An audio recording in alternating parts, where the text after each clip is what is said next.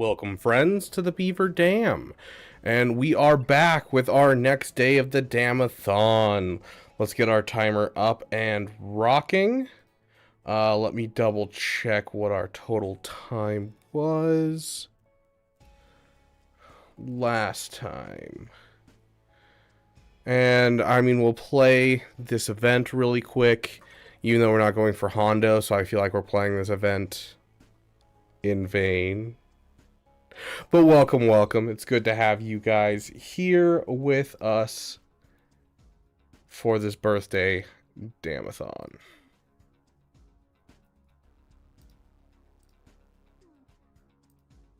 We have two things planned for today. So we had the obviously the Denny's that we had earlier. I trust you guys. You guys got this.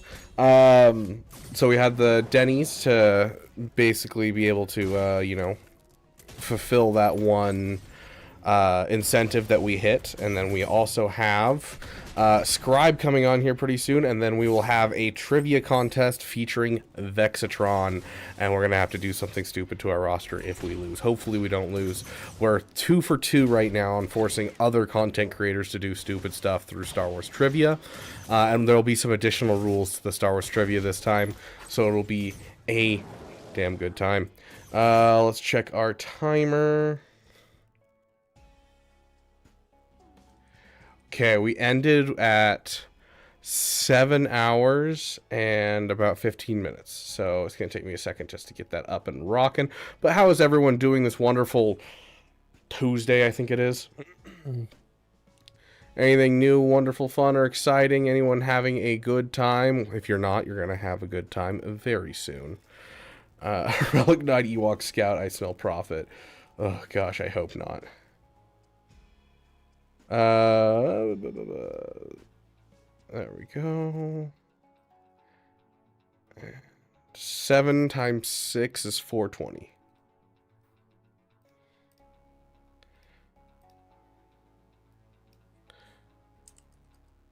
So that'd be 435.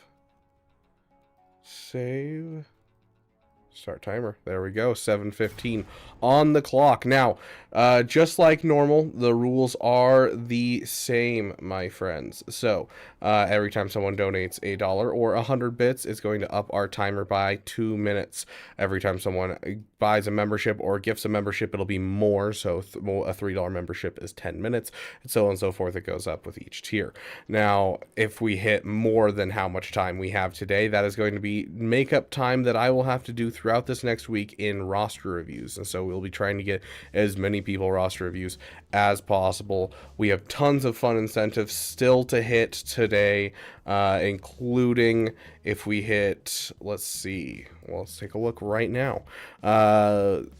Our next incentive at $400 is to choose my green screen background for a week. Last time you guys chose Emperor Palpatine's throne room, and so we had that as our background for a week. At $450, we reveal our new song. We may actually have 2 here to reveal for you guys, because I just got another one in my, I've got another rogue transmission, if you will. And then at $500, you guys will be able to apply an Omicron of your choice to my roster, and $550 is going to be choosing a new song to add to our artist commission list. We have plenty of other stuff, including Relic 9 of Chat's Choice. Mara gets her own stream, choosing my facial hair, streaming with Mama Beaver with Breakfast with the Beavers, Lightspeed bundle giveaway, all kinds of cool stuff. So how much money will it cost to get Hondo day one? If I was playing like for Hondo originally, it would cost me roughly $100 per character, so that's going to be $600 to get Hondo day one. But because I wasn't working on Hondo at the time, it's still going to probably cost me the same, except for the fact that I would have to add a little bit more to basically catch up. So it's usually $100 per new character nowadays.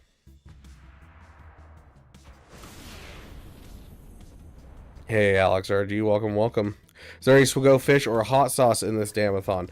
No hot sauce because our person that recently did hot sauce is kind of tapped out. We will be doing a SWGOH fish with 4 content creators. We did hit that that incentive, and so we will be doing SWGOH fish in a future stream soon with 4 content creators total, all hitting hot sauce. It's going to be a fantastic time. None today, though, unfortunately.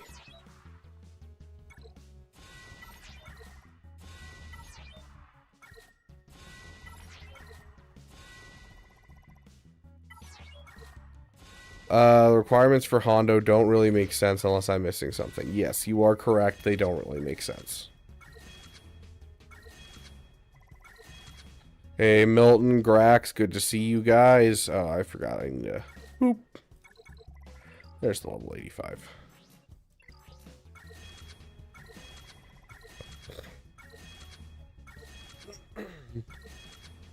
Yeah, Caracol's not doing too hot from the hot sauce, that's for sure. He's still struggling quite a bit. So I'm going to have to coax him back into it to get him to come do it with me for the SWGOH fish. But he'll be one of the 4 people we have for SWGOH fish.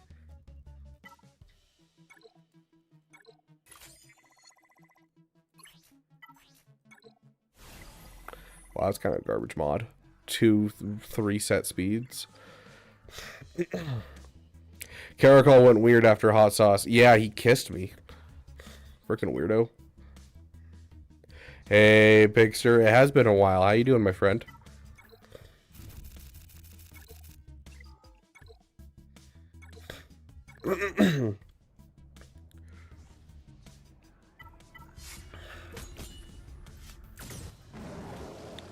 Yeah, we got Scribe coming on soon, and so for those of you who are here, we do have a section in the Discord with, well, Scribe is coming on as well as Vex.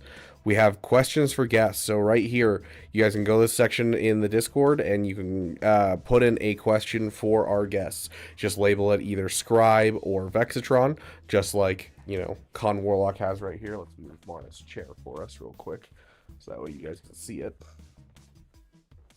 Come on. There we go. So yeah, right here we got for Scribe, and then he asks a question. You guys can do the same thing. So if you have any questions, life questions, Galaxy of Heroes questions, Star Wars questions, random questions, you want life advice from, you know, a Welshman that drinks and a YouTuber who does hot sauce in their free time. I wouldn't promise you good advice, but hey, you can ask for advice. So am I wrong that if you special 3 Brutus and special 3 Vane, it weakens Brutus? You're asking me to read kits? Gross.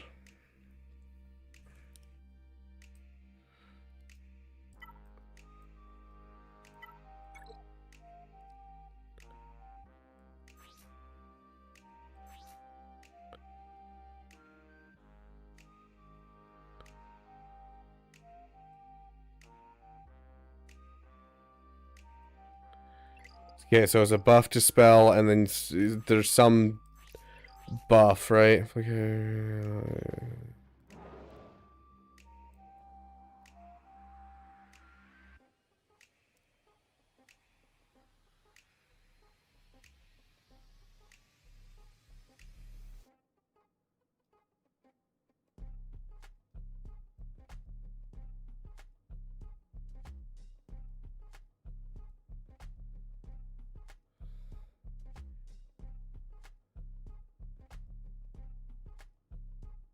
I don't understand. Vane will take ferocity.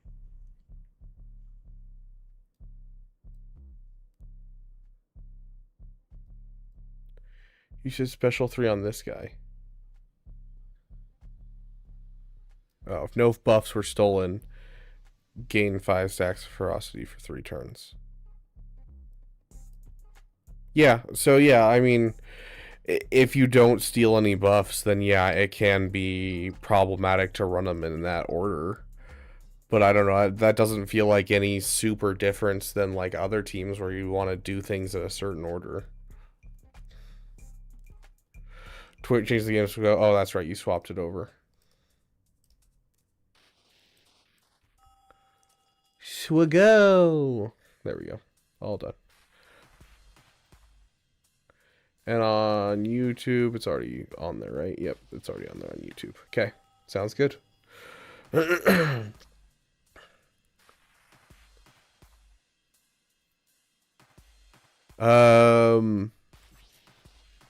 an attacker. Vane is a tank, right?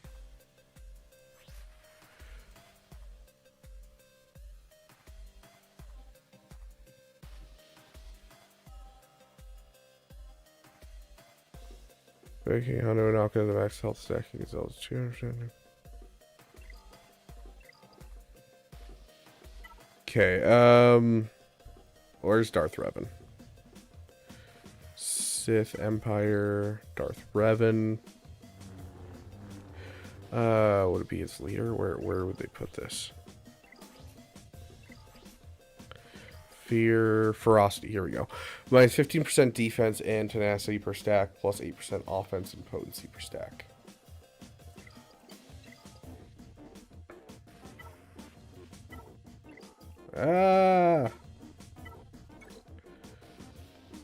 Vane. What does this do?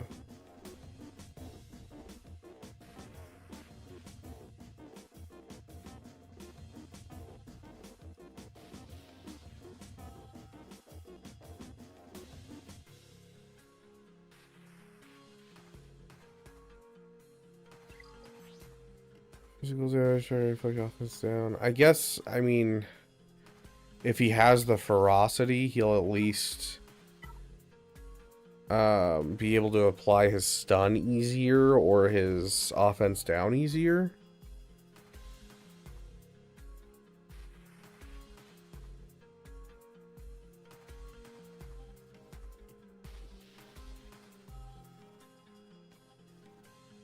It'll increase his critical avoidance.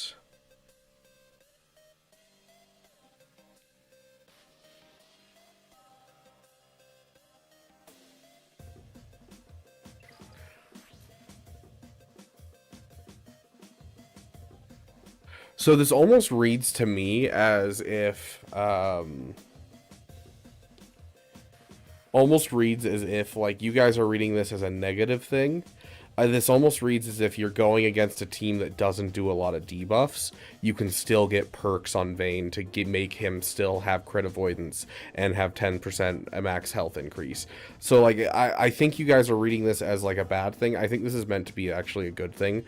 Like, it can be bad if you're not paying attention in some battles, but in other battles, it's going to be, like, the only way. Like, you think of, like, going up against a gas team, where gas really doesn't deal almost any debuffs, you're not really going to get these bonuses on Vane, and so I think that's kind of the idea that they're going for. Can we get some Galactic War pirate testing? Oh gosh, I don't know if I think I finished my Galactic War already today. Unfortunately, I can't. We'll do some later tonight.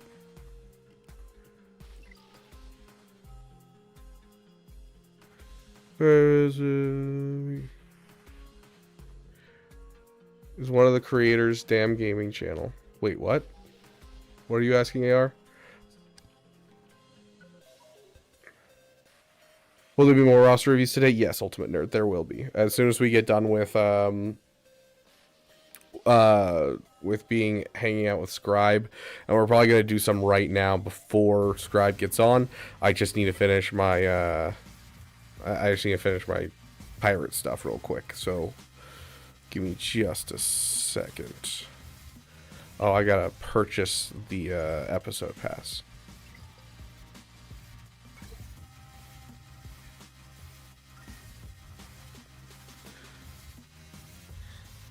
Any Among Us today? Probably not any Among Us, no. That is just for member game nights.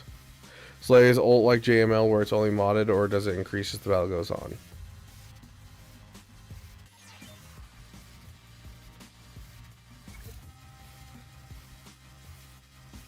I'd have to go read Leia's ult. Hey, Boogie, welcome, welcome. Got Pepto on standby after Denny's. See, I don't actually get affected much by things like, I don't know, Denny's or, I don't know, Taco Bell. Things like that, just, they don't really affect me. So.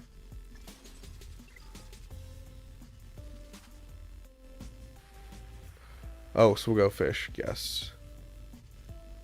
No, one of the guests is not the damn gaming channel. SWGOH fish, we are looking at 4-player SWGOH fish with Fat Phil, Alley Gal, and Caracol.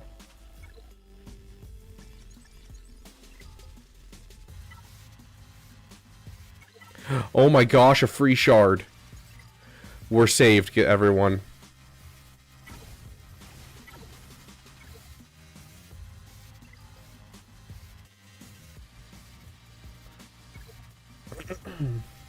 Literally the biggest thing CG's ever done for us is that one free shard. It's wild.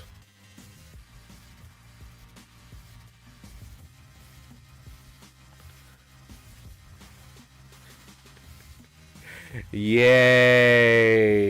I have so many people to use this on.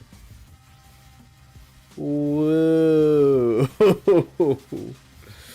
I'm feeling a little wee, guys, and not a lot of woo. Or no, I'm feeling a lot of woo and not a lot of wee. Yes, I remember that, Roid Rat. I missed that.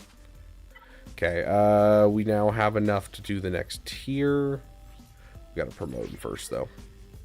We should probably also bring Brutus up to... There we go. Gear 7.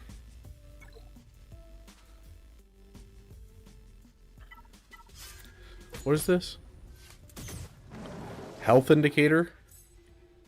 Less health percentage than Vane. Got it. Okay, I actually really appreciate that. Because, like, I am so sick of the whole, like, oh, this, you know, this character is the weakest on, like, the Phoenix team. And, like, you can't actually tell because it, like, shows up for a half second. Drives me nuts.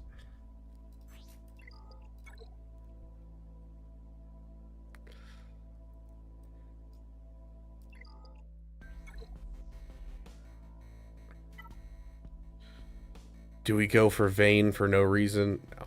We're not going to spend for Vane. There's no reason to spend for Vane. Have you reported it to them? Because that happens constantly, Boogie. That's not like a you thing. That like happens all the time. And if you just submit a thing to EA, they get it to you regardless. Or at least that's what they did back when I last heard about it. I don't know if they've changed their policy, but...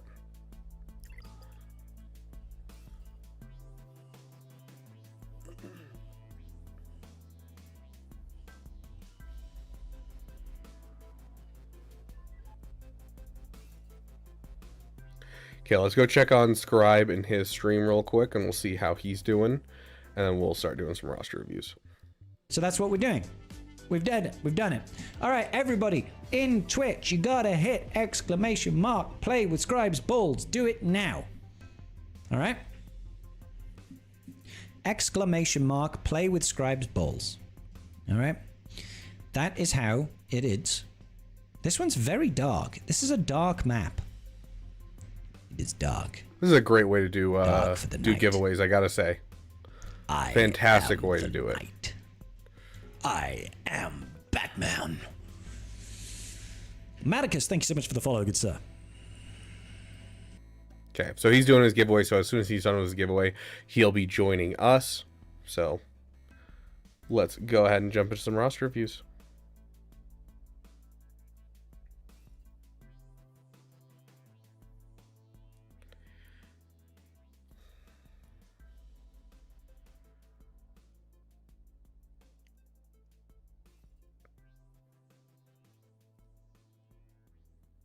Okay, here's the deal.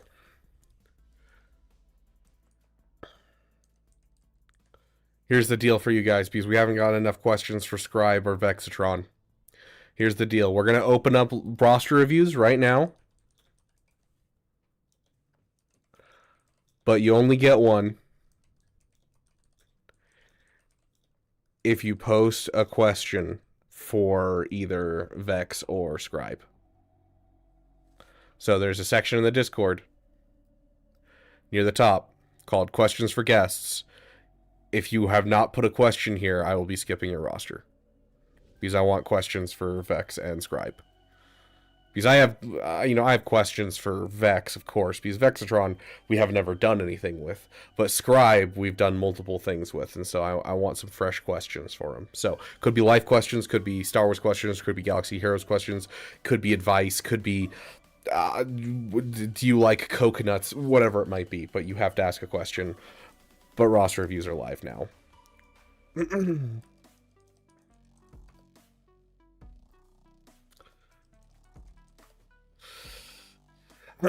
And I am going to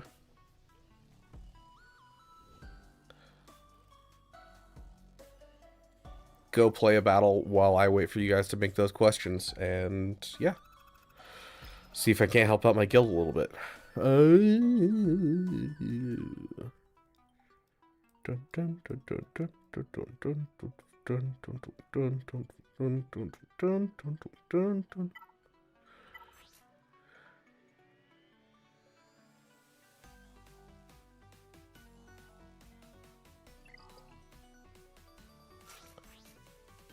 What Datacron sets are currently around? That's right, that Datacron set's gone. Which honestly probably isn't a bad thing.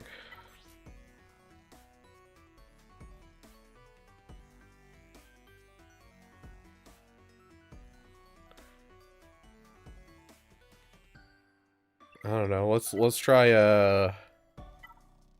I feel like this could work. Not you. Get out. No, not you either. You, and you.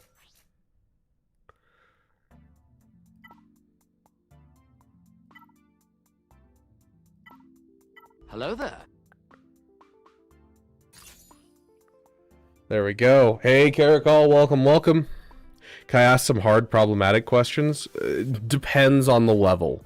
Like, obviously, don't, like, make it political, but, like, if you have, like, a deep question for us, sure.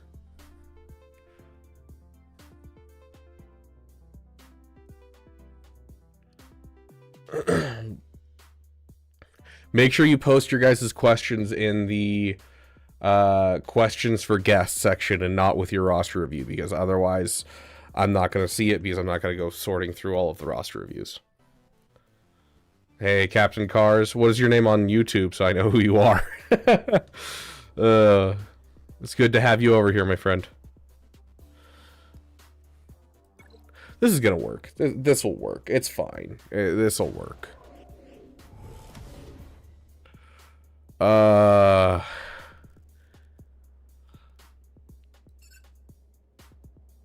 Okay, we need to get through her.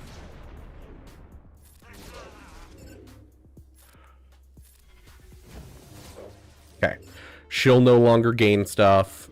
We now need to get through her for the sake of she's going to gain turn meter, and so she's going to take turns.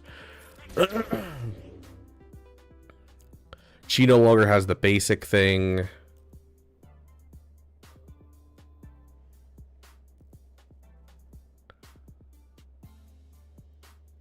Let's go ahead and use this one.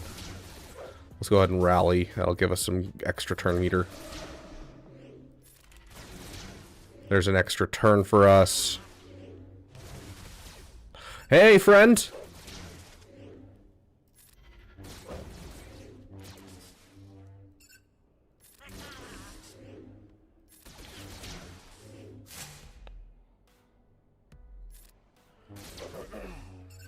Bye, friend. Okay, she's now hit damage immunity. Let's go ahead and get her into damage immunity. Let's go ahead and get him into damage immunity. He's actually closer on turn meter. We need to get through him.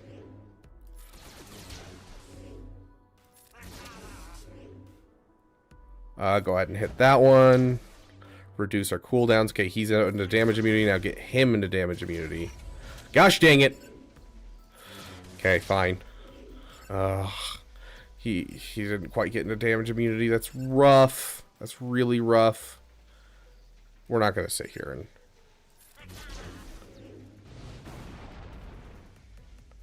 Just basic for now. Basic. Go ahead and get the extra turn. We're trying to take turns, but not too many turns because we want... I didn't mean to click that one, I'll be honest. That was my bad. We want turn meter for when she hits her thing, but we don't want, like, too much turn meter where we're just going to forever take turns.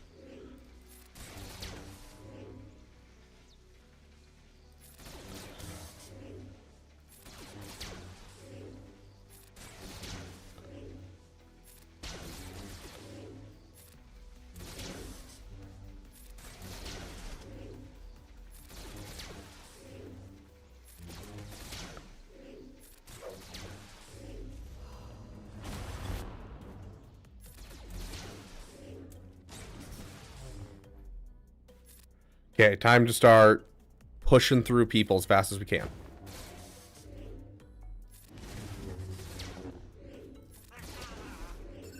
We gotta get you into damage immunity. Rude. Okay, you're in damage immunity. Let's get rid of you. Basic. Okay, you're gone. Okay, you're gone. This would be fine if we had gotten him into damage immunity, but I didn't. I feel dumb for it.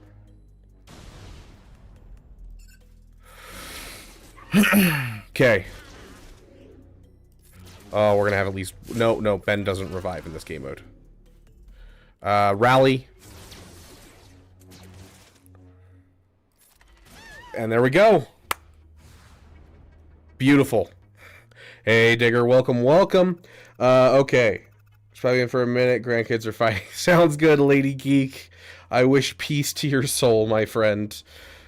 Big Texas. Okay, very, very cool. Hey, True Ones people. Welcome, welcome. Is Mon Mothma stronger turn meter than CLS? Got CLS recently. Yes, Mon Mothma has a stronger turn meter train than CLS does.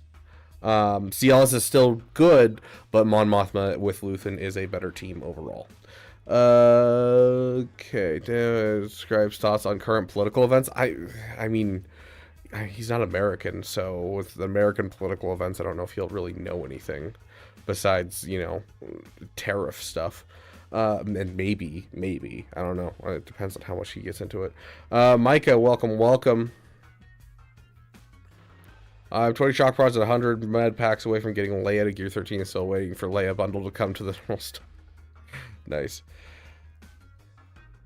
Hey, Lord Zenith.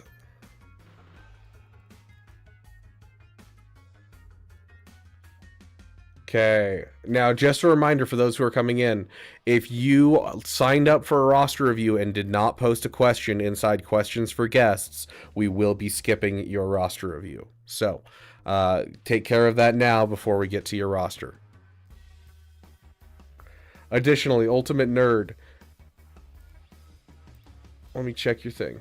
Okay, you're a GAC tournament champion. Got it. I was thinking you're something else. Yeah, I don't see anyone in here that's that. Okay, sweet.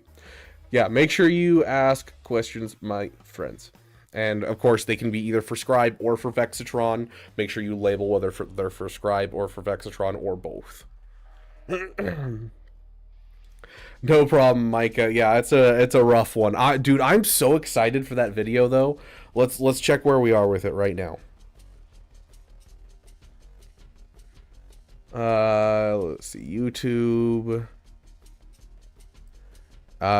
GI event, and would you look at that on top of the list? Love it. Play on my... Okay, yeah, we are at 95,000 views on this video. We only have 5,000 more, which I checked, and I think daily or every 2 days. Every 2 days I'm getting 400 views on this video.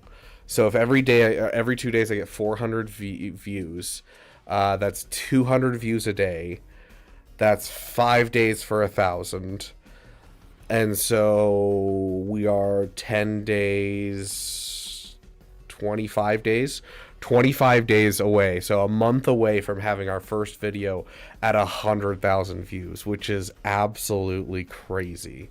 Such a cool thing. I'm so glad this video helped so many people, and it's so cool that we almost have 100,000 views on one of our videos.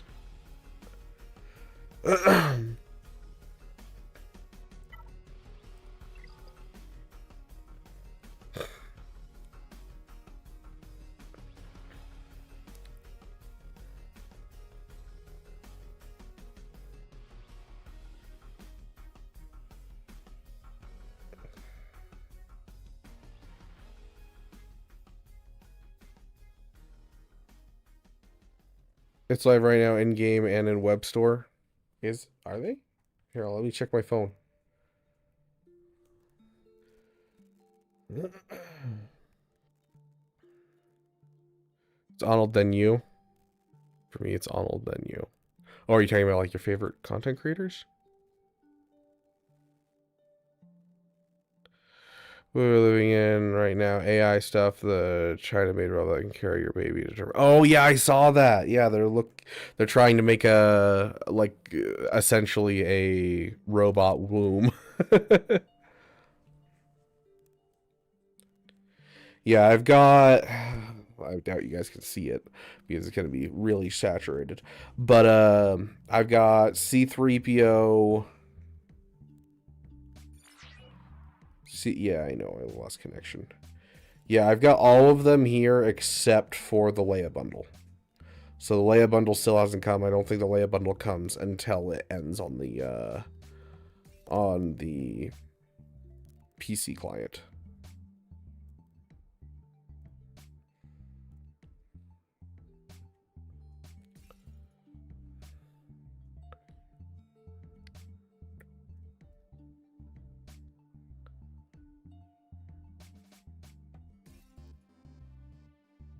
Oh, for the GI event? Yeah, it'll be different for each person just because of what they tend to watch. And because it's my channel, it probably puts mine first on that one.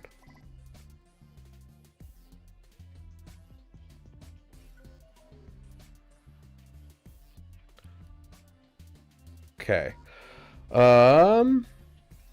Let's get into these roster reviews. First things first, we have Estefano. Let's see if Estefano gave us a question. Yes, he did. Okay. Estefano, you are first, my friend.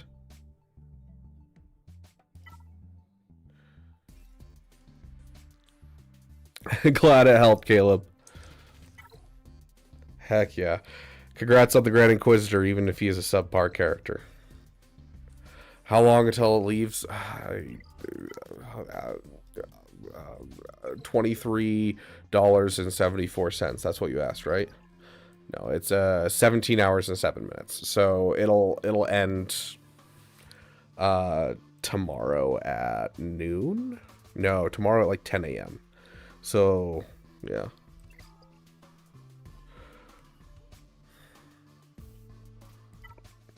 Okay, Estefano, you ready? There he is. Got it. Now that I'm close to Leia, I want to plan long term. I have Profundity, Clones, and Lord Vader, Profundity, and Starkiller on my mind. I'm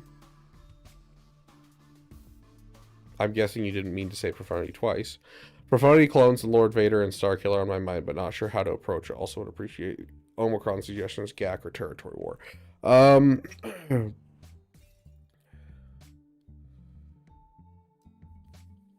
You have Kane's Legacy, right? Yep, you have Kane's Legacy. I would honestly put Daring Advance on as well. The locked on healing immunity is super nice and causing problems for enemy teams.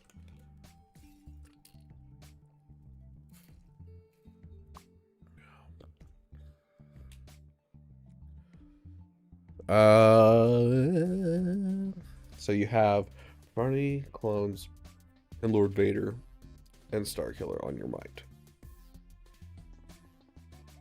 How are you doing on Zetas?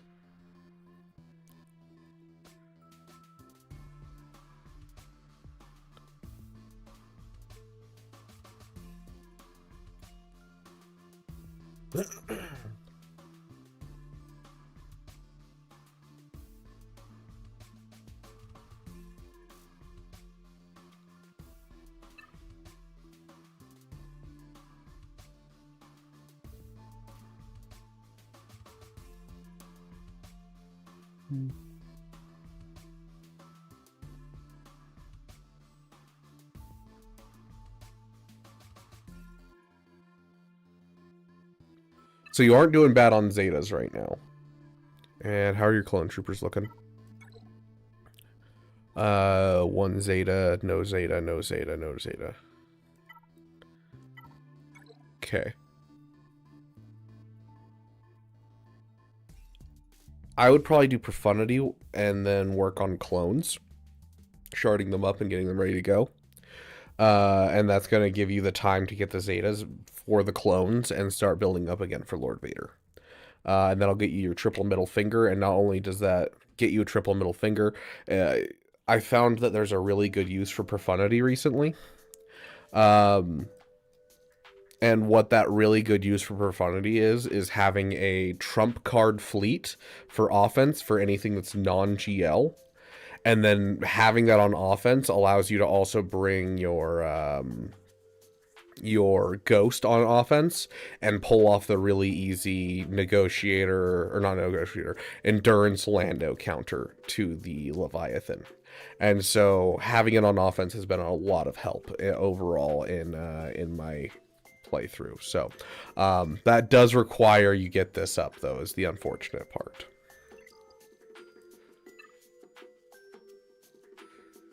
What move Zeta is more important? DCT, massive damage, or Scorch unique if I don't have Lord Vader yet? I would say for the raid, DCT still is the one to go with.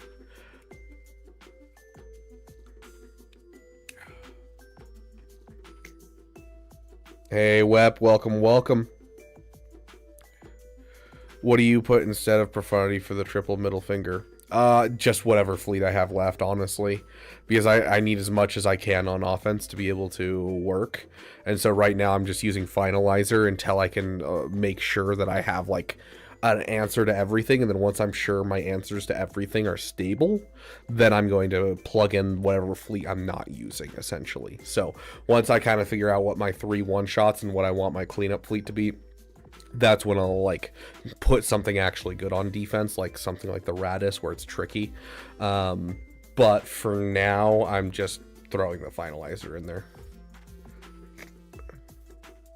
Your YouTube crashed or my side? No, your YouTube crashed. Okay. But yeah, so I would probably do Profundity and then followed by Lord Vader afterwards, and you're like farming the clones along the way and getting the clones up and doing that type of stuff. You're getting the Leia Lightspeed bundle, which is nice, but like if you're prioritizing clones, that usually means that you're trying to get a good score in the raid, and you want to get a good score now, so that way you can maximize what you get in the raid for the entirety of the raid. So yeah, you could push back Leia, and so I'd probably do Profundity, clones, Lord Vader, Leia, Starkiller, or if you want to move Starkiller up and give yourself some more space to get some more Zetas, you can do Leia after that. That's kind of the only problem I have with what your list is you have 2 very high Zeta investment farms in there, and so you're going to want to try and split them up as much as possible. So that Starkiller might be slapped in between. The Profundity is going to be beforehand, so that way you can build the Zetas, and so you don't have like some garbage stuff. Finalizer does suck so much on defense. On offense, it has some uses, but on defense, it's kind of just the worst.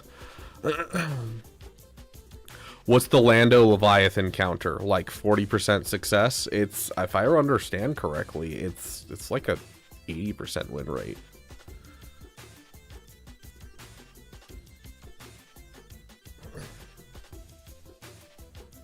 We can check SWGOH.gg and see what people are doing.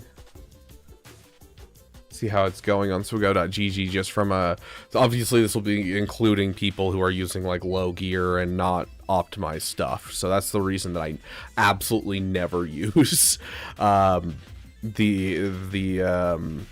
ship counters here. I don't use this at all because these numbers are so inflated by people being like, ah, I see it works, therefore I'm going to use it at like gear 8. And it's like, okay. Let's see, where's Leviathan? Leviathan counters with the Tidorito in there. Or no, sorry, that was the wrong side. With the Tidorito in there. And then add unit, attacking lead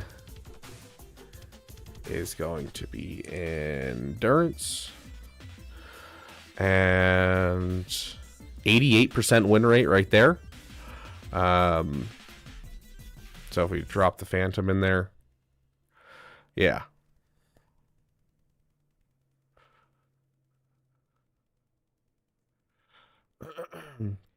$70 to 80% win rate. Like it is a good counter. Sort by scene. Oop.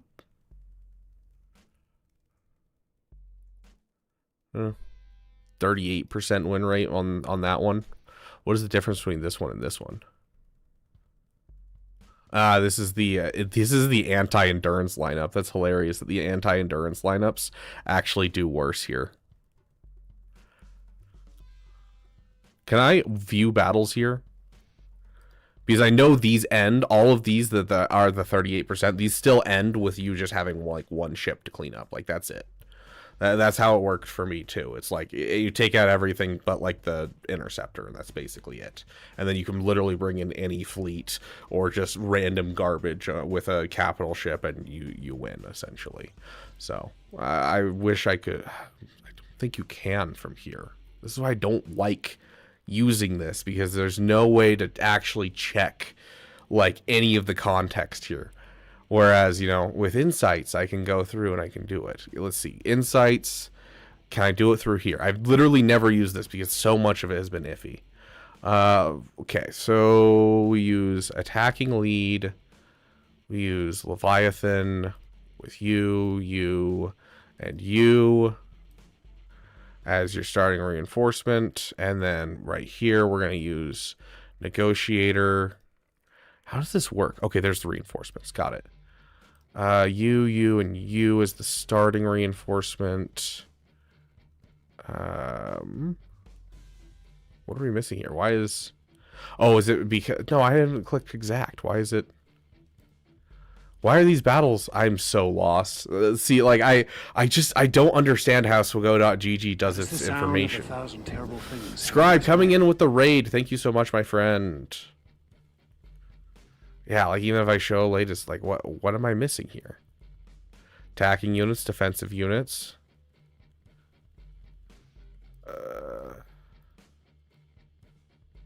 Like I'm only seeing 12 battles, and so I honestly don't understand how this works and how to get the information that I want. But yeah.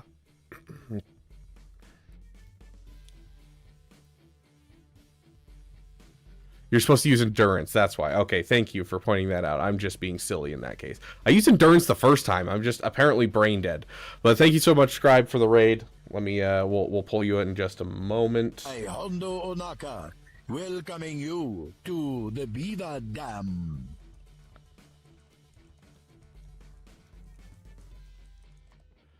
Okay, let's try that again. Let's not be dumb. Okay, so Leviathan. No. Leviathan. With U3. And then we use endurance because we're not silly. There we go, 3,000. And then we're going to use you and you as our guinea pigs. And so like we look at this. Can we actually... Yeah, there we go. Yeah. And so you get rid of everyone but like literally one reinforcement. Regardless of whether you like win or lose with this counter. Ascending. Oh dang, a lot of people are failing somehow. I've literally, the times that I tested this, like I literally tested this last night like 4 times in my fleet arena, and I've never lost this. Why are so many people losing with this? Like, this is honestly the best counter I've ever used against the Leviathan since the changes. gosh, I wish I could check people's stuff. I just want all the information, guys. I want to know 6.mods. I want to know what love is. I want you to show me.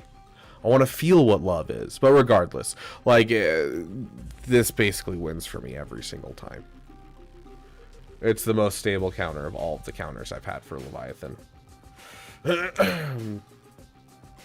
Why is Endurance so OP? We don't know. Did you look at my DM yet? We still do. There we go. Okay. We'll see. We've had to like push things back a little bit, Caracol. I am unsure at the moment. We have a lot going on. Okay. I'm going to pull in Scribe in just a moment. I just have to grab something really quick, and then I'll be good.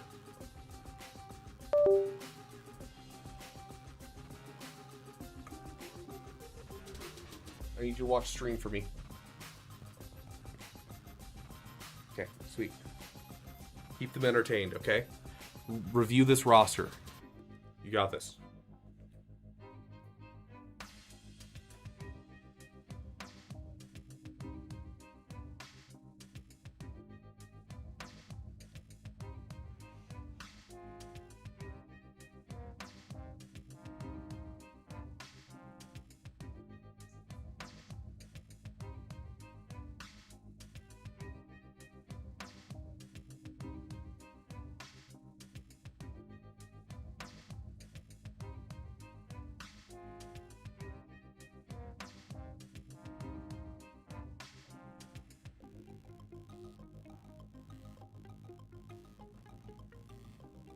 Good poopers. Good girl. Hip.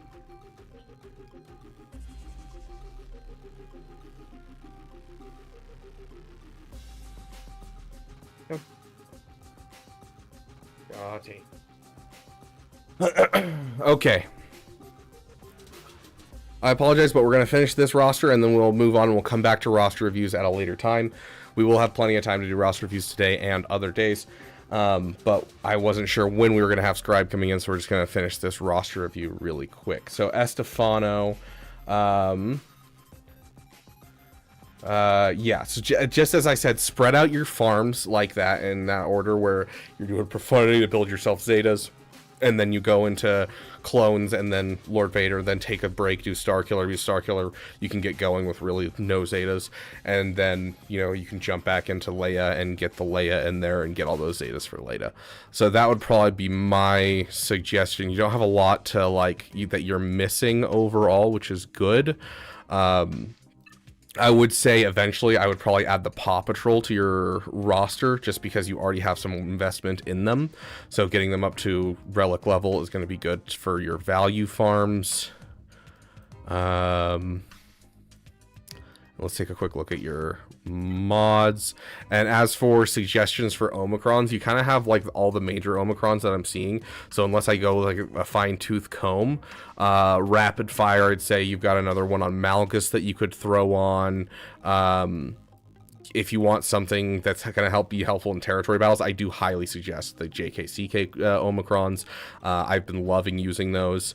As I said, the second special on Ezra Bridger Exile, if you want something more territory war focused and you want to help out your guild more, I'd probably go for like the Ahsoka Tano Fulcrum and the Cal Kestis Omicrons, that type of thing. Let me get this ready to go. I wonder if this works on here. We're gonna try this. Okay, it's not gonna work on here. Okay, we're gonna have to do it a little weird today, and hopefully that's okay. Let's go ahead and bring in Scribe while I look at your mods.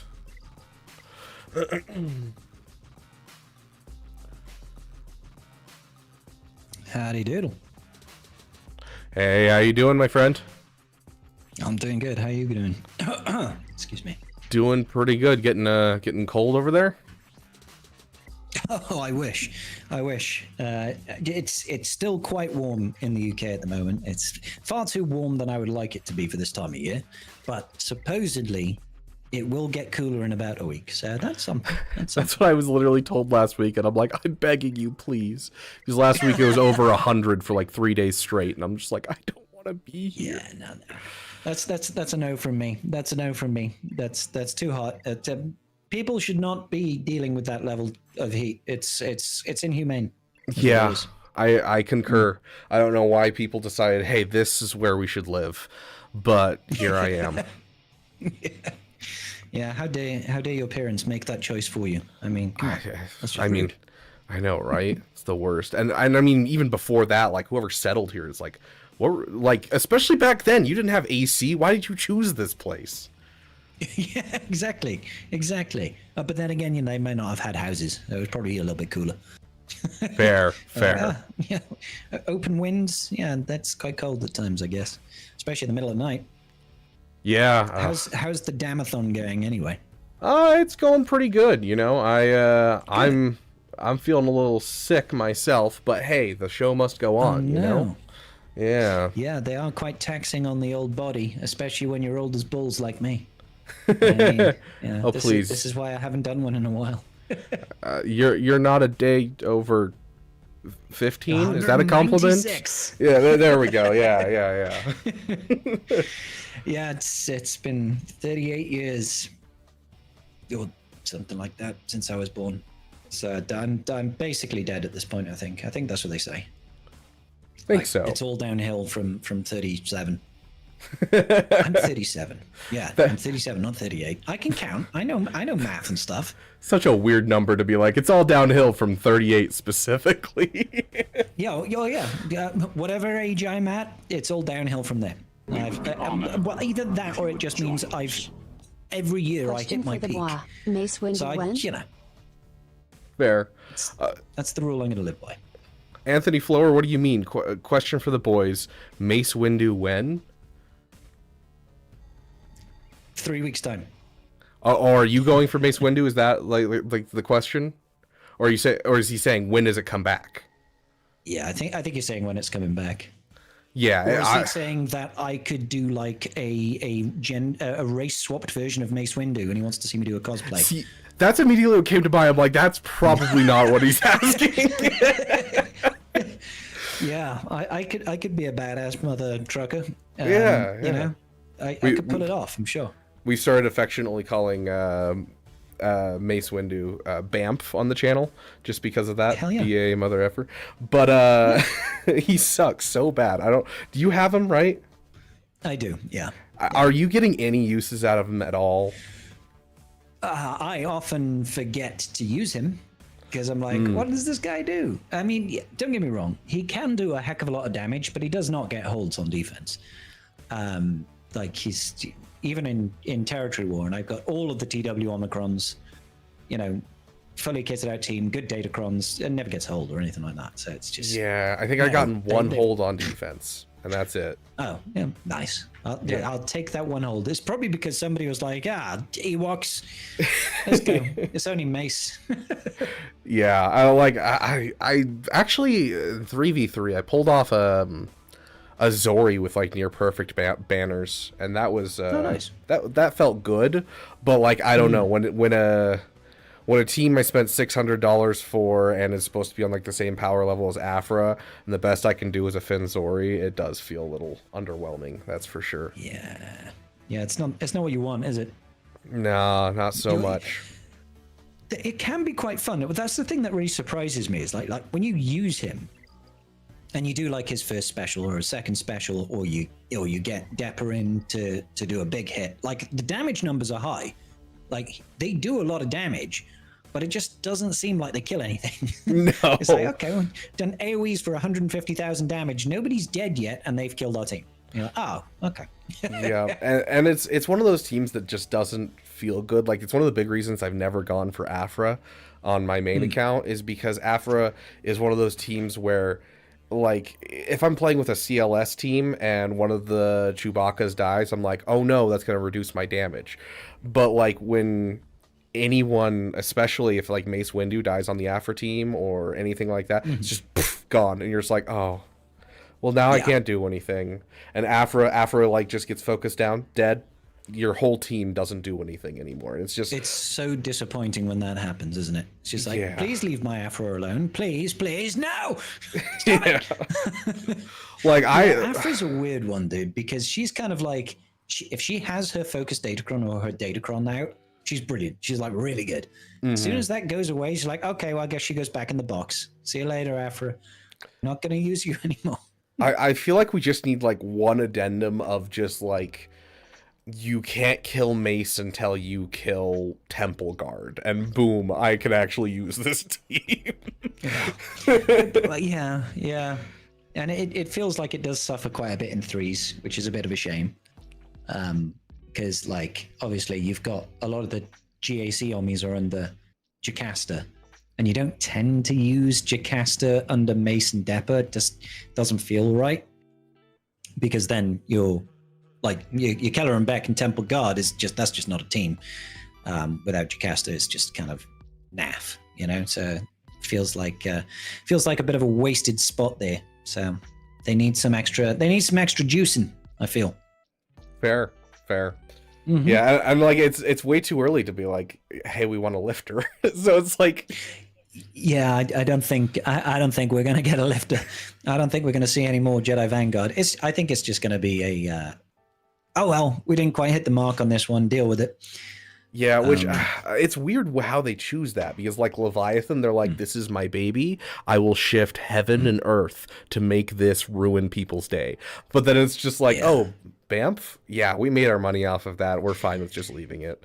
I think it's because of the difference in setups, right? It's like Mace coming out. It's like, oh yeah, it's like our 17th legendary character. And he's a drop in the ocean when it comes to legendaries. But when it's like the meta ship, it's like, it's one of three.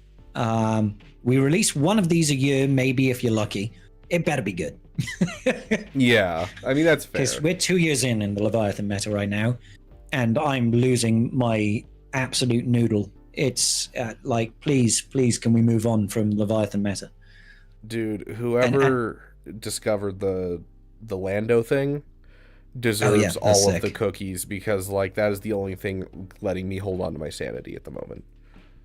Yeah, and that's a fun counter, but that could also be a little bit torturous in ways. It's like some things can just not go wrong. You get a dodge, and you're like, oh, for God's sake! And then but it's nice to have. You know, it's a good counter to have in your back pocket. Certainly, it does give some latitude. But I'm desperately waiting for a new fleet. 100% waiting for a new fleet. If the next fleet comes out, just completely shuts down the punishing one, I will be happy. Like just makes the punishing one a piece of turd, I'll be a happy man. Dude, just give me, I mean, at this point even, just give me Luthen's ship for the profundity, and sure. I like lift up the profundity and at least give us 3 meta fleets, because right now it feels like we only have 2. Yeah, we've got the Executor, the Leviathan, and then whatever Galactic Republic fleet you're using. Yeah. And then, there's Profundity if you want to take out a Malevolence. Okay, great. And the Profundity is just, it's like, it's so beholden to assist RNG as well. It's like, if it doesn't get the assists, it can go from being a really good, really high banner counter to a couple of crappy fleets to being, I just lost versus Holdo. It's like, oh my God, I hate this fleet. There's a couple of those that just bug the crap out of me. Like, I love Mommy Mandalore with all of my heart, but she's great. When Bam is the one that gets the assist like 7 times in a row, I'm like, I'm gonna lose my mind. It still annoys me to this day that Bam's basic is he whips out a little vibro dagger and slashes someone. Like, use your damn pistol. Like, you have a gun, use it. So he's like, no, I'm going to run over here and slap him. I don't use any guns anymore. Just got my whistling birds. Oh, God. Okay. Anthony Flower coming in with the $2. Thank you, my friend. I will add that to our timer in just a moment. Kit Fisto deserved the rework instead of Ayla. Yeah, I think you're definitely right there. I was surprised that of all people it was Ayla. But I mean, I would rather be looking at Ayla's model than Kit Fisto's, but I mean, fair. I think that was my first introduction to like people being a little weird with aliens was like I was a kid and I had one buddy who was like, you know, we were talking about people that were hot in media and we're talking about like actresses and stuff. I was probably like 11 and my buddy goes, oh my gosh, Ayla Sakura though? Oh, and I'm like, whoa. Yeah, that was out of left field. We were like talking about like, you know, actresses and real people. Yeah, and like the average person would be like, you know, Angelina Jolie or Kate Beckinsale or something like that. I'm thinking that back in that era, that was probably like highlight, right? Yeah. But no, this guy's like bluebies though, bluebies all day. And then I played Mass Effect, and I was like, okay, I see the blue skin. I get it. Yep. Mm-hmm. I get it now. I get it. Now. New kink unlocked. Okay, here we go. Oh gosh. Maze team feels like a meta team from about 2 years ago. It's kind of weird. Yeah, it kind of does. Like, what team was I fighting yesterday? I fought some team with it, and it was like, oh yeah, this beats it. And I was like, okay, cool. And oh, it was DTMG. And I'm like, dude, I had to hit the shatter point on DTMG like 10 times before they actually dealt damage. Like, it didn't feel good at all. Yeah, it's probably because you have your damage decreased whenever you gain turn meter, don't you? And I know that Depper is always gaining turn meter when she attacks out of turn. So all that just reduces the damage output, reduces the damage output, and usually there's quite high defense in general on that team. So I kind of get it, but as well, it's kind of like, oh, come on. Come on, I just want to have some fun with my legendary team, brand new legendary team that cost me 6 marquees. Yeah, it's kind of wild. Oh, okay. Kind of wild. So I have an offer for you. I Okay. could just sit here. I could play some territory wars in the background, and we have some questions from the viewers. But if you're down to do something a little bit more, we also could play some Marvel Rivals like we did last time, and play a little bit of Marvel Rivals and ask those same questions. Which would you prefer? I don't mind, but I would need to see if it's updated. I don't know if it's been auto-updating for me. Let me check that for you. Okay.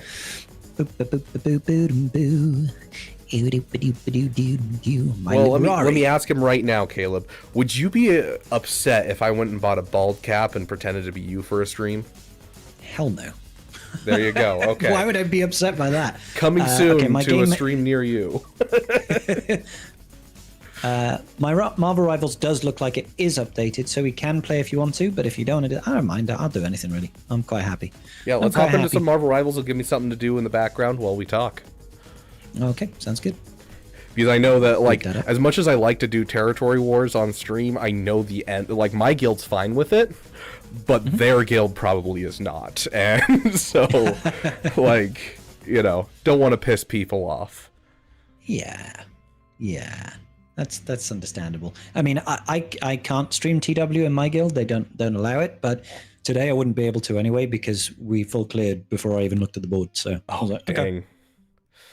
Yeah, my guild's definitely not that competitive at all. Oh, normally our TWs take longer than this, but I think they just didn't set a defense. So, or if they did, they set just a joke of a defense. Yeah, I don't know. The current Datacron sets have been making for some defenses that just make me not want to play the game anymore. How are you feeling with the current meta of, you know, the Hodacron and the Darkside Raycron? Man, I'm over it. I don't mind the Hodacron at all. Hold up. Sorry, my game coming in way too loud. Way too loud. Let's do that. It's also on the wrong monitor for some reason. I don't know why that is. Dude, it does it to me every single time. It drives me nuts. Yeah, so I am so over the Raycron. Like, massively over the Raycron. It's just frustrating. I don't know why CG thought it was a good idea to give not only a GL, but a GL with a brand new powerful lifter unit, a massively overpowered focused Datacron. The Hoda one is annoying, but I don't mind it so much. At least the Hodacron has got multiple solutions to it, whereas the Slackercron feels like you've got 2 chances, and if those don't work, you've fudged. It's just like, okay, all right, that's fine. So yeah, I can't wait for that one to go. Apart from that, I don't really mind the rest. Yeah, the rest of them aren't bad. Like the Jawa cron is essentially what I want out of focus cron. So like the Wampa cron, those are the types of crons I want. The Wampa cron's great. Yeah, but like the how it's working with just I don't know. The Hodacron has a new team that we have to figure out how to do every couple of days. Hurts my soul. Yeah, I mean it's a fair shout. The thing I like about the Hodacron, and the thing I also find a little bit ironic about the Hodacron, is that it is not often actually used with JML, at least where I swim. You know, like Hodacron is normally seen with like JMK, or it might get thrown in some other random ass team, but it won't. It will very rarely be on a JML team. True. Which is just kind of like, oh, okay. And even when it's on a JML team, Hoda's usually not on the team.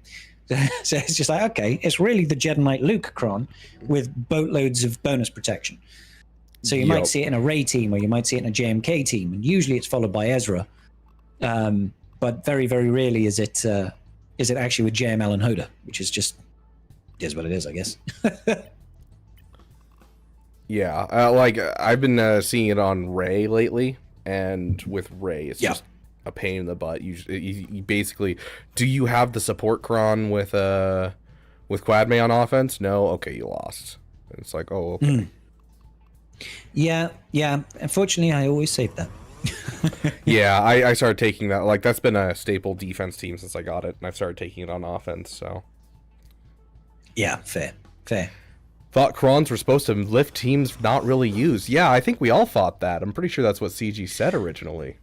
Yeah, well, I mean, they've always had a mixture, right? There's always been like lift older funny teams. That's why like we used to have an Ayla cron way back when. That thing was huge. That was so much fun. That was a Jedi cron that whenever you use a special ability, you will stun an enemy. And Ayla had a level 9 ability that whenever she stuns an enemy, she gains a bonus turn. Oh. So you throw her in a JML team, and with Inherited Teachings, everybody gets stunned, so she takes a bonus turn. So it was just like Ayla takes 25 turns at the start. It was hilarious. And she could just like stun the entire enemy team. Yeah. So that was great fun. I remember that around that same time, I think it was the one right before that, they did the Aura Singh one that they did the same thing. And so, you know, on special, she has a special that gives her a bonus turn, which will stun someone. Yeah. And then you use her other special and she stuns someone. And then on her basic, she has a chance to stun someone. And so she just basically just takes turn after turn after turn, stunning everyone on the enemy team.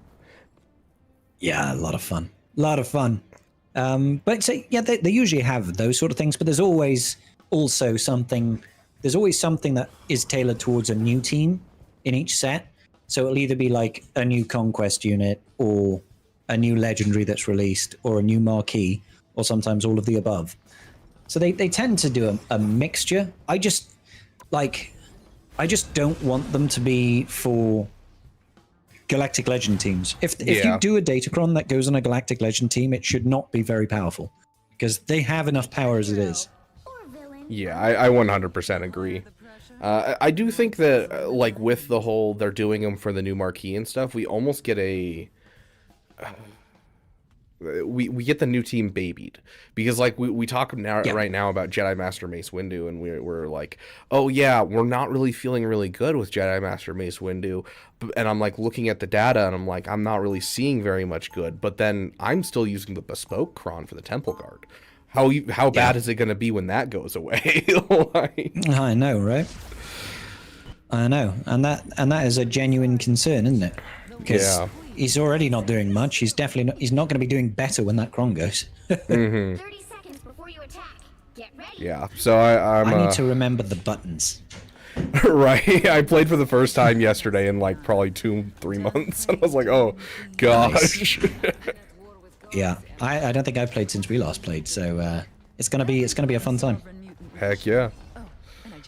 Temple Guard Omi is fire. I do actually like the Temple Guard Omi. I think it does a lot of the heavy lifting in that team, and allows for a lot of the counters that it does do.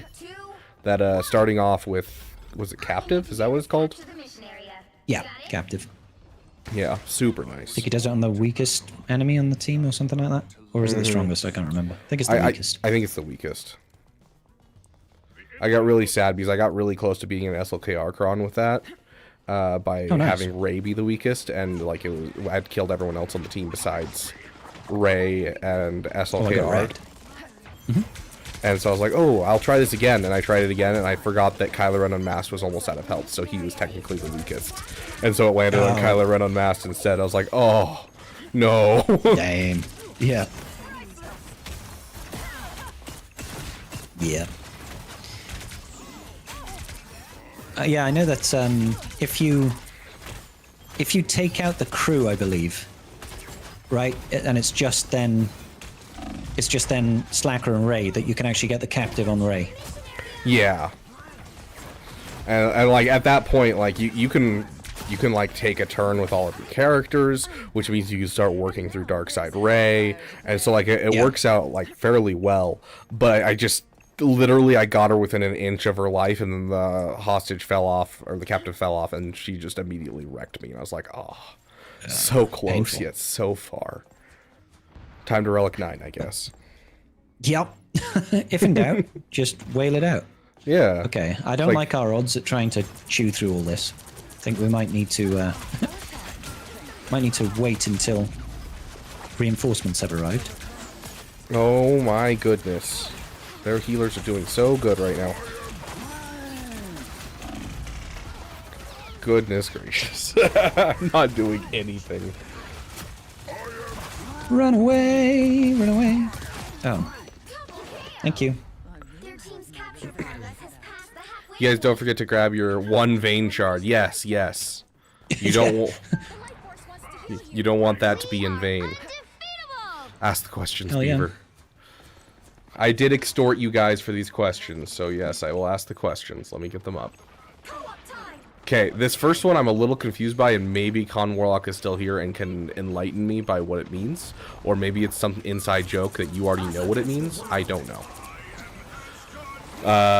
Scribe, is outside colder than at night? What? Yeah, What's see, that mean? I don't know.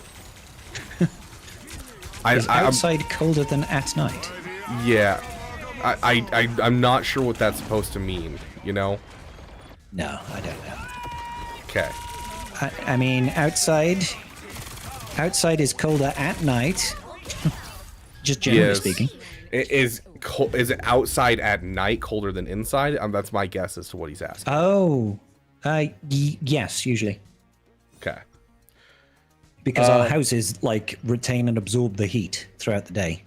Oh So yeah, they don't tend to cool down as much. you guys in Europe actually make your houses out of good materials. That's right. Yeah. See, It's a neat trick. If I headbutt a wall, I can just go through it. It's pretty great. I can't say I've tried, but I don't think that I can headbutt through pure brick for the most part. Get ready. For the most part. Yeah, I mean, maybe my head is stronger than I believe, but I'm not willing to test that theory. Oh, come on. If we hit, I don't know, like 100 subs during this stream, would you be willing to try? No. Dang CTE is not worth it. Okay, We have next a up. Jeff. Jeff has got a Venom skin? Yeah, so this most recent battle pass, like every character got a Venom skin. So like we got a Captain America that has a Venom skin as well. Everybody got 10% cooler. Yeah. I like it. I like it a lot. Out of all the eras so far, which one have you enjoyed the most? I mean, That is a good question. like, the clones era is always a good time. Because it's clones, and how can you not enjoy clones? True. I wasn't that enthralled by the Vanguard era. It was very short. How can we really, like too much about it? And what else have we had? We've had the Pirates era. The Pirates era is kind of meh. Oh, yeah, I mean, pirates in really cares general about is just pirates. not really something a lot of us care about. Yeah, exactly. Oh, that's what killed me. There was a Punisher ulting behind me. That's very weird. Oh, love that. Yeah. So yeah, probably the Revenge of the Sith era. Yeah, I'd probably have to agree with you there. I don't think there's been an era that's really vibed with everyone nearly as much as how that era vibed with everyone. Enemy ahead of us.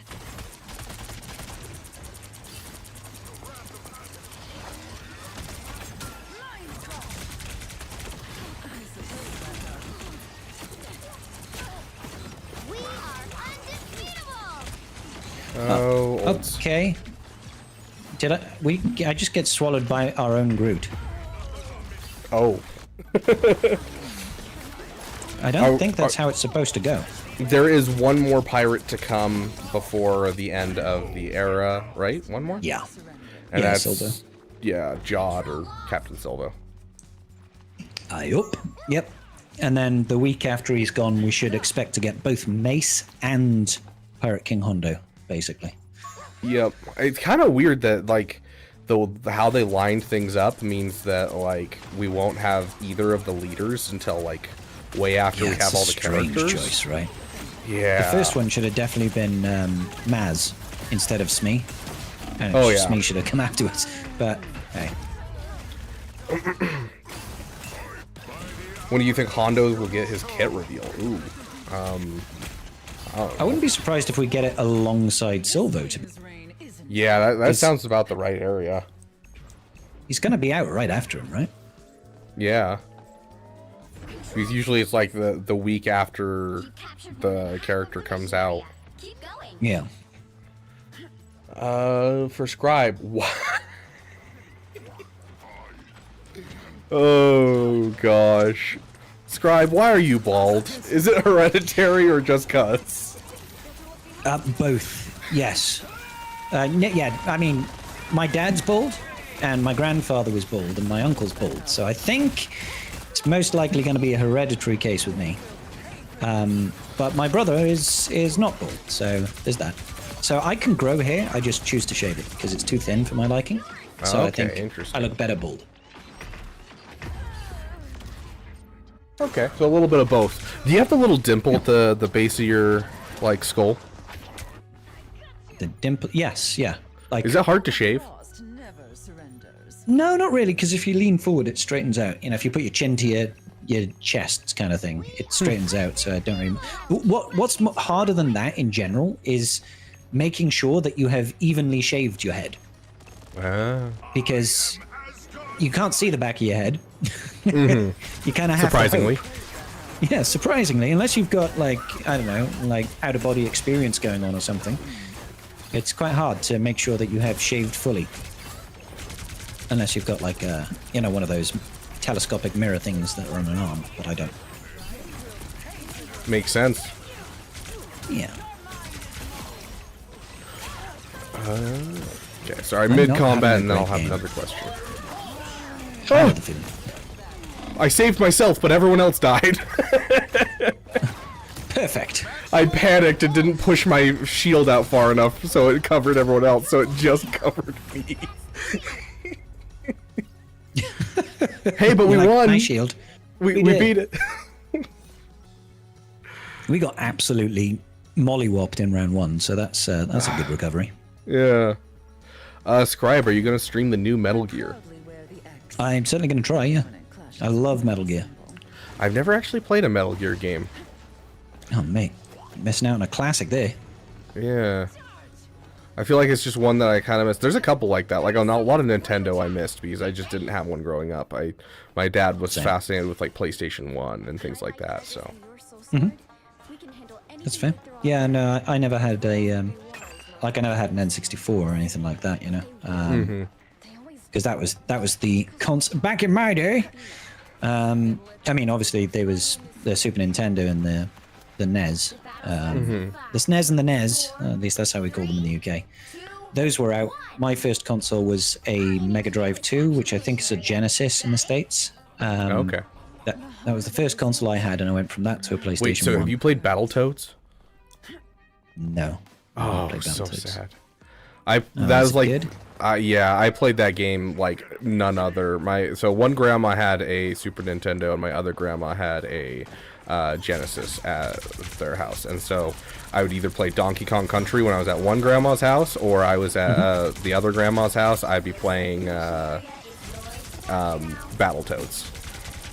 And it was just the go-to. And it's like notoriously like an impossible game to play. It is so incredibly hard. Right. But then again, back then, like, everything was hard, so... Yeah, in those days, games were always pretty damn hard. Like, I remember playing on the Mega Drive, the Shinobi games. Those games are rock solid, bro. Like, they are so difficult. But I think it's because a lot of the time back then, games were ports from arcade cabinets, right? And arcade cabinets were designed to be really tough because they would steal your money, basically. Yeah, they want your money, so... Yeah. Oh, you love that game. Yeah, exactly. Contra. Contra sounds familiar, but I don't think I've ever... Like, I don't know what it is. Yeah, that was I think it's a side-scrolling shooter, Contra. Metal Gear has always felt like... Because I've heard the story is needlessly complex. It's always been kind of like that hill to climb, like starting One Piece or playing the Final Fantasy games, where I'm just like, I don't know if I'm willing to do this yet. Well, the thing is if you, like, it is needlessly complex. It's very complex. But if you start off and just do something like, oh, I'm just going to play Metal Gear Solid 1, it's really not bad. Okay. Oh, shit. Is that a... gets me so excited every time that happens. Their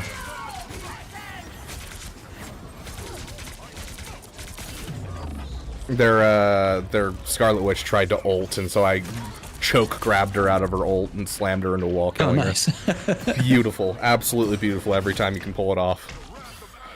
And now there's hellfire to pay. Okay, so that one's for Vexatron. What brought you to SWGOH and what made you stay? My best friend brought me to SWGOH. So I've always been a Star Wars fan. I've always been a gaming nerd, all that sort of business. But I never really used to play mobile games. So what I always used to do is I used to have LAN sessions with my best mate. And I'd take over my PC to his house, and we'd sit down and we'd play games all day, like Baldur's Gate 2 and shoot 'em ups and that sort of thing, and just have as much fun as we possibly could for like 12 hours a day, getting pissed and eating crap and playing games until like 6 in the morning. Oh yeah. And I was doing that with him at one point. We were having a good time, and the game that we were playing, which was Dungeons and Dragons Online, an MMO, it went into like a maintenance. So the game was down for like 3 hours or something like that in the middle of our LAN session. We're like, God damn it, so typical. You know, you go to your friend's house to have a LAN session, and the game you were going to be playing all day has gone into maintenance and you can't play it. So he was, whilst we were installing some other stuff to play some other games, he was playing Galaxy of Heroes because he'd been like a day one player.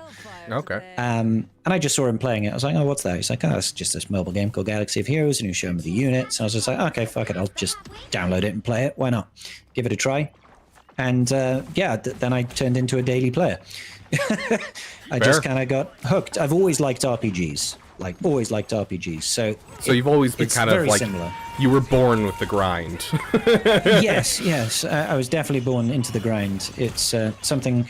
I have an aptitude for doing mindlessly dull tasks over and over again. So playing RPGs is kind of fun. So yeah, it struck with me, and I don't know, I just really enjoyed it so much. I kept on playing it, and eventually I guess I started making content during COVID. Yeah, fair. Never looked back, really. Yeah. For me, it was a coworker. Coworker was just like, "Yo, I gotta. I play this Star Wars game. You like Star Wars, right?" And I was like, "Yeah, I love Star Wars." It's like I play this game, and so does everyone at this store and this other store that we go to as part of the job. And I was like, "Okay." And so, really, what kept me going through all of the terrible free to play at the time is I started right as like the nerf of 2021 happened. Oh, right, okay. And so, like, you know, gear hadn't changed, raid hadn't changed, and so it was like the worst time for free to play. Yeah. And I got through it because I just had friends that I could talk to about the game and be like, dude, it was so cool getting Geonosian Brood Alpha. So. Yeah. Yeah, for sure. Yeah, no. Those were some fun times. I started in 2018, in June 2018. And I remember, funny enough, I remember going through that whole phase of like watching all the content creators. When I was playing at that time, the big ones around were like Mobile Gamer and Cubs and Arnold and Warrior and people like that. And McMole, actually. McMole, when he was full on in content creation mode, then was pretty big back then for raids and stuff like that. Dude, I talk to people like you and like the Scoundrels, and you guys mention these names. And I'm like, I know Arnold, I know Mobile Gamer, and I vaguely know Cubs fan Han, and that's it. Yeah. Well, yeah, they've all moved on, haven't they? All moved on. But also, why would he? So, is your buddy still playing? yes, yeah, he still plays. He's still in the guild that he was in when he got me playing, which was my first proper guild. So he's been in that same guild for like 8 years, 9 years, something like that. That's crazy. Yeah. And he was free to play for the longest time as well. And he's not a whale or anything like that. I think he bought the Hyperdrive bundle when it dropped to like a tenner. And that's kind of like the only thing he's bought. He might have bought an episode pass occasionally or something like that. But that's kind of it, you know. And I think he's, I don't know, he must be about 11 mil GP or something like that, 11 to 12. Okay. So he's like not like super efficient or like playing every single day. No, he's not a sweat lord. He's not a sweat lord at all. He enjoys it, but far more casually now than when he first started, you know. Whoa. Thank you for the heals. I think there might be a thunderstorm happening outside. Oh my gosh, that is so loud.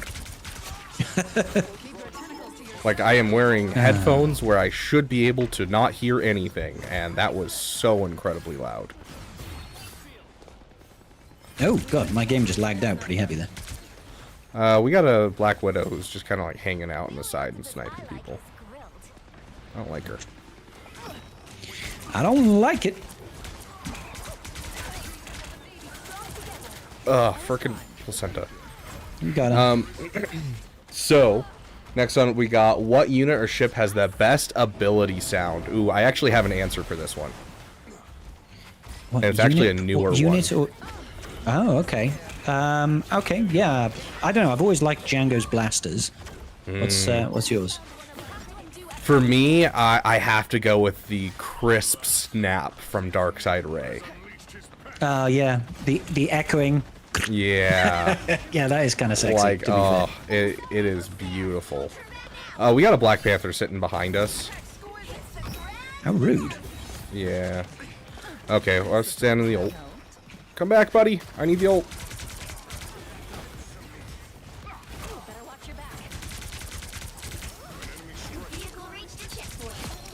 Yeah. Oh, hey, Jeff. Come here, buddy. My name is Jeff. Oh crap.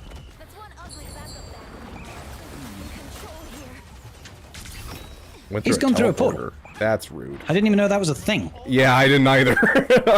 Like, my brain didn't put together that was a portal. Sounds good. If anyone wants to join us, feel free. We're open to having a stack of people, so. Speak for yourself. I will brook no strangers. Well, good for us. Oh, None of the people in my chat are strangers. I know them all specifically, you know. They're just strange. Yeah. Dang, Arnold raid coming in. Welcome, welcome, everyone from the Kyber Club. Let's get our little Hondo notification out there. Definitely when I got Jim Cummings, the actor for Hondo Onaka, to say welcome friends to the Beaver Dam, I was thinking that Hondo was going to be the next GL. Yep, 100%. That's awesome. It was not a coincidence at all. Type thing? Yeah, so he was just at a convention that was nearby where I live, And Okay. I went into like his signing booth and I was like, yo, so here's my channel, this is what I do. We try to keep it mostly family friendly. We play this Star Wars game. Hondo's in it, and I thought it'd be fun to get you saying welcome to the Beaver Dam. And so he and his wife took a look at my channel and were like, yeah, I think this would be a lot of fun. And so he recorded it for me. That's awesome. Yeah. That's really awesome. Yotter did this. Oh, I'm sure Yotter's the reason that we haven't Arnold raided. He's usually the one that pushes Arnold to raid. Are you going for God, Hondo? that's a lot of people. Yeah, we all kind of yes. died. I am not going for Hondo. Scribe definitely is. Yes, I'm a filthy, filthy whale. I've got nothing else to farm, so I might as well. Dang, going for the pirates who literally are probably hunting the whales? Dang. I know, right? Get out of here.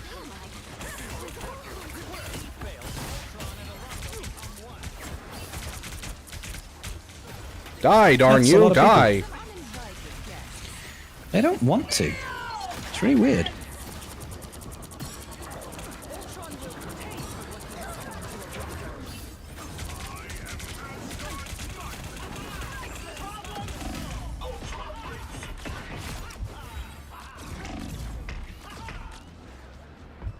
How do I say I need healing? Please, I'm begging you.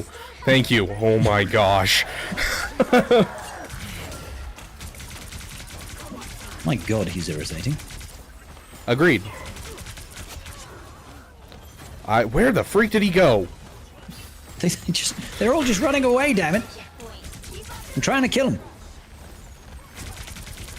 Okay, we got the venom. Life is good again. Okay, I got the panther. Okay. The downpour and thunder I'm getting is crazy. Yeah, dude, that was loud thunder. We don't get a lot of thunder here, but that was loud here. There's the freaking little guy. We got him. We stopped him from going off the cliff. I hate that guy can just, like, zip all the way halfway across the map and then heal up. Stupid Right? Iron Fist, stupid piece of crap. Iron Fist and Black Panther piss me off so bad with how fast they move like that. 100%. Scribe is a native whale. He whales in games buying pirates that hunt whales. Yep. Don't let anything stand. It sounds counterproductive, but it is what it is. Who came from Arnold's Live? Why was he talking about Cubs fan Han at the end? I was talking about maybe trying to get all the old content creators to come hang out and see if they still play and stuff. But I don't know why he was talking about Cubs fan Han.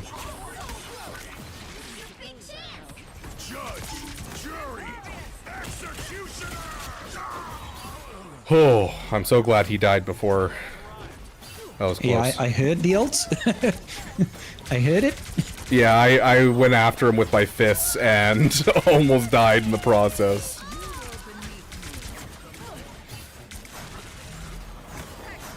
I'm so dead. I killed him in his own back area. Oh, that was great. I kicked him back into his healing zone and he hit the wall and died. Okay, our next question for you. Let's see. Do you believe that the implementation of the Lightspeed token was done correctly? I mean, it's an interesting question. It feels like a bit of a loaded question. Was it done correctly? I mean, could they have made it a little bit easier for people? Sure, they could have made it more general, but I don't necessarily think it was a terrible way to invest in it. Definitely could have, come on, die, sorry. Right next to this nearly dead squirrel girl. She was running away from me. I don't think they did a terrible job with it. Now, I know a lot of people will be like, if you're completely free to play, the only real access to it is by getting to level 50 in the episode track, and then all you get is a 4-star gear 12 character, right? And I understand that frustration. I wish there were some more options available for free-to-play access, I guess is what I would say. I also wish that, like, you know, it was at least somewhat more helpful. You know, like the first one where it was like a gear 10 and a gear 12 one for unpaid and paid for the air pass. I thought that was garbage, and so like this one that we have this era feels like how it should have been originally. So I feel like they kind of biffed the opening on that, but it feels like they're kind of like, you know, getting back into it, and now it feels a little bit more worth it to me. Right. Yeah, I mean, that's fair. But even so, I don't like them as much as Lightspeed bundles. I don't think I'll ever purchase them. I think just getting the ones from the Air Pass is going to be nice, but that's about it. That's all I'm looking at. Oh, Jesus. Yeah. This is not going well. We're so close. I quit SWGOH like 2 months before Cubs fan Han. I came back like 2 months ago. It'd be something if he came back. I loved Rogue Actions with Heinze. Yeah. Yeah, Heinze. Yeah, Rogue Actions was a staple, dude. I've heard Cubs fan Han is active on Discord, so I'll reach out to him and see if I can't get him on the channel just for fun. See how he's doing. It'll be cool to kind of talk to all the older content creators. I know I swear he was on an Earth stream not crazy long ago. Yeah, I think he had him on the phone or something. Okay. Ask Scribe if he feels like Fat Phil ripped off his GAC reaction idea. He is scrounging for content. It took me a second to figure out what that was about. Fat Phil, god damn it. I'm gonna do a reaction video talking about how Fat Phil steals content. That's what I'm gonna do. He's gonna learn. He's gonna learn.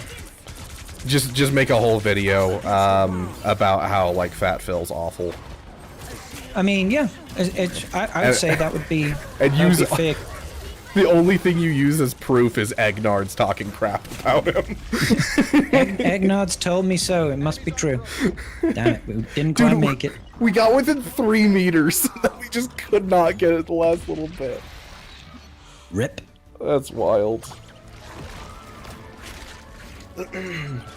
What amount of time... Oh, I don't know if I want to admit this. What amount of time do you both actively play the game per day? Too much amount of time. Yeah. I mean, I'm pretty sure if I go into my EA app... Now, this is not indicative of how much time I actually play in the game, because I work from home, and I always have the game open, basically, even when I'm not playing. So my time played in the EA app shows me at 6,959 hours and 43 minutes. Dang, you do keep it open constantly. Because I mean, literally always open. I stream with it, I play on it and all that, and I'm at 1,700, like 1,700. So like, dang, dude, you keep it open constantly. Yeah, it's literally open all the time. So but I do play a lot. I play it a lot less now than I used to. I think that it's gotten a lot harder for me to play over the last couple months. Just because I haven't been enjoying the Datacron meta and the ship meta I already wasn't enjoying. And so now like both sides have kind of gotten rough. And so I definitely have kind of fallen off. And so instead of playing like 2 to 5 hours a day, it's usually like 1 to 2 hours a day lately. But... Okay. Well, hell, I mean, if TB is on, I'll be spending more than... Just because TB takes so goddamn long to do. Yeah. Like every once in a while I'll be like, oh, I just need to do my territory battles before I go to bed, and then it's like an hour and a half later, it's like, gosh, I forgot how long this takes. Yeah, like phases like 2 and 3, when I've got to do like the CMs to open Zepho and all the SMs and CMs on every planet, basically. It just feels like it drags on and on and on. It's just like, and the battles seem to like. It's not even that you've got the volume of battles is high, because the volume of battles is high, but it's also the number of battles you have to do and how much time each battle takes. Even if you're on full auto, even if you're just full autoing it and winning and stuff, it's still like, my God, why does each battle take 15 minutes? Like, I don't want to be here that long. Arnold mentioned a while ago that he was on a Relic 9 combat mission with Lord Vader, and he had accidentally put it on auto basic instead of auto, left for 45 minutes and came back and it was still going, and he's like, gosh dang it. Yeah, that sounds about right. I could switch to a DPS for these people. Let's see. Hawkeye. I'm gonna grab a drink. I'll be 2 secs. Sounds good. I'm at 900-ish hours. Dang. Staring at my characters, making several farming plans I know I'll never do. Contemplating life. Y'all relate? Yeah, no, like, there are times where I'm, like, sitting there in game just, like, looking at, like, oh, I'm so excited to have this character done. And when that happens, this will be open to be farmed. And, like, when that happens, and, like, I kind of, like, sit there, like, kicking my feet, being like, look at all the stuff I'm close to. I left Jabba on auto basic for 4 hours on Fallujah. Dude, I cannot tell you how many times I've seen people do the combat mission on Fallujah with Hondo on it, and they use Ray and they try out Ray, and Ray just can never ramp up enough damage to actually kill him, and so you just sit there on auto for like an hour, and then you finally give up. And you're like, fine, I'll take the one wave. Oh man, yeah. Some of the combat missions as well have just got insane stat scaling on them. It's just yeah, and like, why do you the fleet missions on Darkside? What's that about? It's ridiculous. Yeah, I despise the fleet missions on Darkside, and I was expecting, like, you know, like everyone else, we were expecting that when you get Leviathan, it's just like, oh yeah, we now have a way to do this. No, you don't. No, we don't. I mean, you do, but your success rates are like 25. So it's like, okay, no, that's, I don't even bother doing them, I'll be honest. I'm like, nope, not gonna bother. It's not worth my time and frustration. Fair. Why did that guy stay still?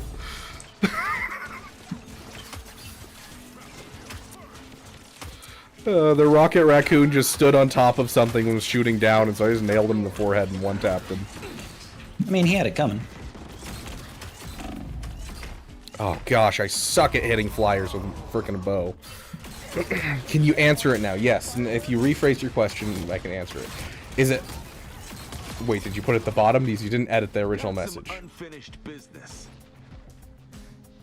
Is it outside, colder? No, it looks like it's the same question. Are you crazy or am I crazy? I don't know, Con Warlock. Yes. Fair enough. Oh, it's in the above comment. The above comment. Oh, Right. here we go. I threw my hammer and killed him. Does yellow smell better than loud? Only on a Friday. Okay, that's fair. That reminds me of the have you ever seen those posts of like, what's the highest you've ever been? And it's like, I had to turn my TV down because I couldn't taste my mac and cheese.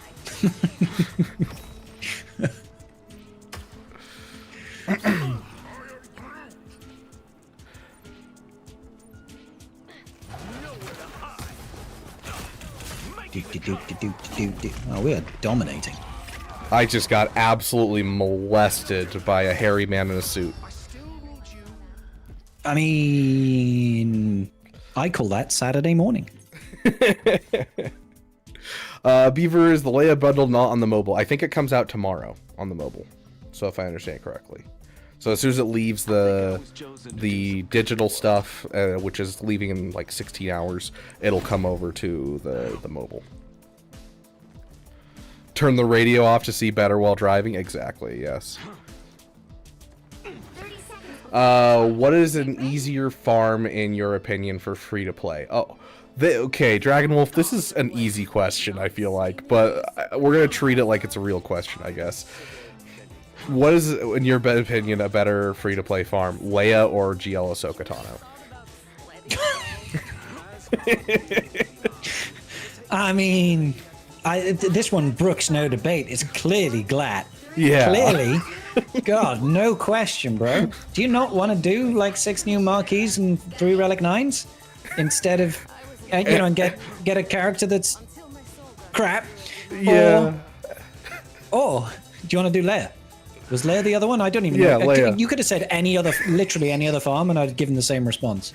Like, you could have said, I'm going for Hondo day 1 free to play. I'd be like, yeah, better than Glad. Oh my lord. The moment that I lost all hope, because I was smoking the copium for so long. Oh, that is a thing. I thought I was fighting a venom. That's a thing. It's a real thing. Yeah. I was smoking the copium. I was snorting it in lines any way that I could get it into my body until I found the Finn Zori counter for Ahsoka, and then I was like, I am so sad because this means that Sith Eternal, the worst GL, beats her in 3v3, and in 5v5, Finn Zori, which is a Lightspeed bundle team, beats her. Yeah, I mean it's just kind of painful. She's got a lot of counters, and her best lifter unit is just objectively better in any team but hers. So it's like, what are you doing, CG? Yeah. What are you doing? She's just makes me depressed.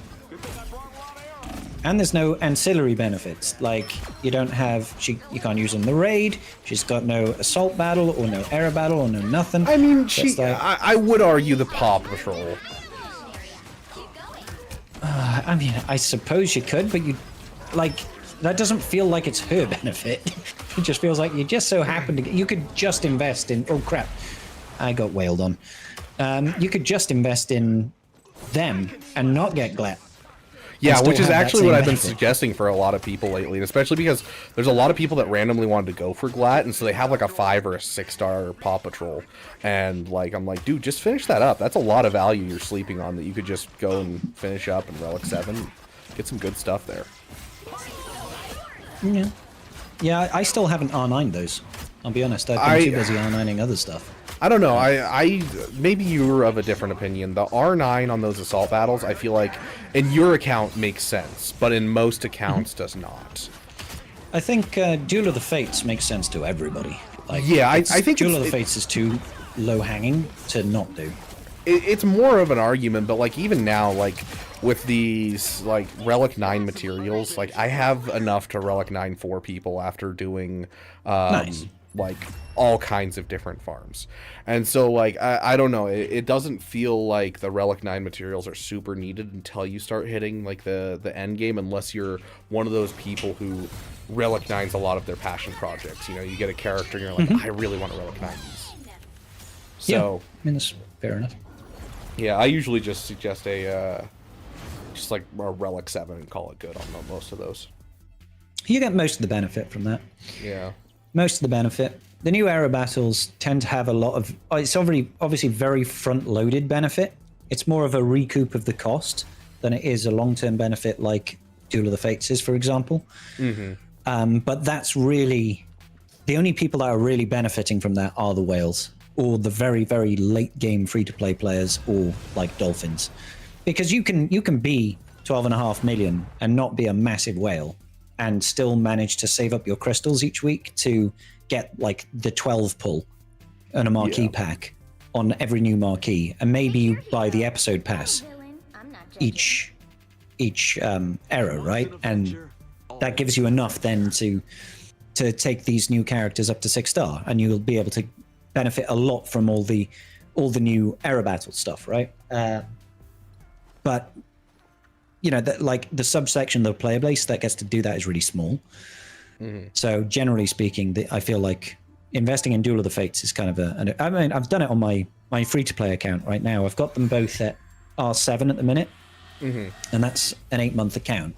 So I've got Executor, Top of Fleet Arena, got R7 Duel of the Fates guys. I'm going to take those guys to R9 straight away, just so I can get better access to good keypads over the long run, really, and focus on raid teams. So I think it's doable. Whether or not it's the best thing to do is completely different, though. Yeah. That is a good question, Red Destroyer. Do you use shampoo, or do you just use body wash on your head? I mean, I did use body wash on my head for the longest time. I find it actually irritates my scalp. Oh, So I have to. So I still use shampoo and a conditioner, actually, and I find it makes my head less itchy. Okay, so it's mostly yeah. just like the you know, kind of, you know, scalps tend to get dry, and so shampoos usually have moisturizer for that kind of thing. Okay. Exactly that. Because, like, I mean, you know what it's like. You shave your face, you get a bit of shaving rash. Shave your head, you get shaving rash on your head. Yeah, makes sense. I have accidentally gotten 2 kills. I did find if I I'm just not complaining. use shampoo on, sorry, if I just use body wash on my head, it like irritates the skin. So it's just could be because I shave it. I don't know. But, yeah. Yeah, I only use Wow, we body wash dominated. on my hair, and I use shampoo everywhere else. You know. Yeah, 'cause you're a rebel, right? You're just Exactly. Like, I don't. I won't do what you tell me. Yeah. That makes sense. Yeah.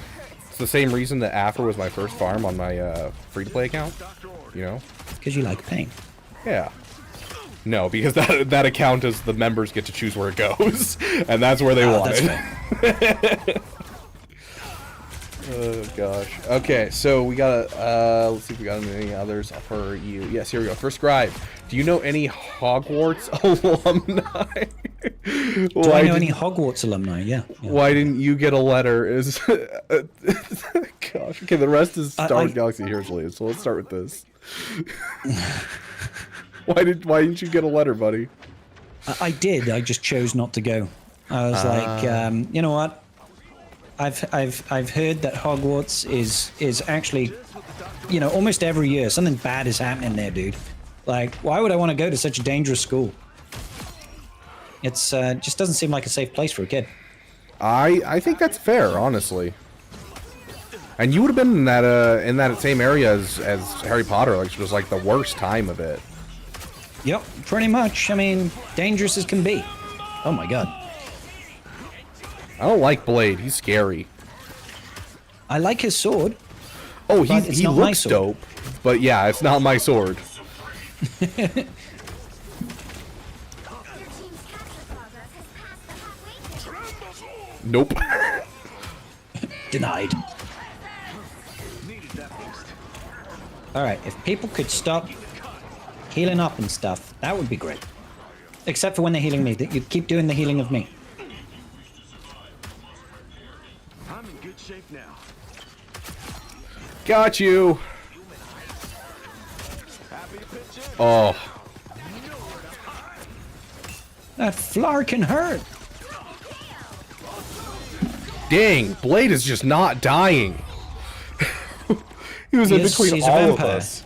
Yeah. He's still just sort of chilling here in the middle.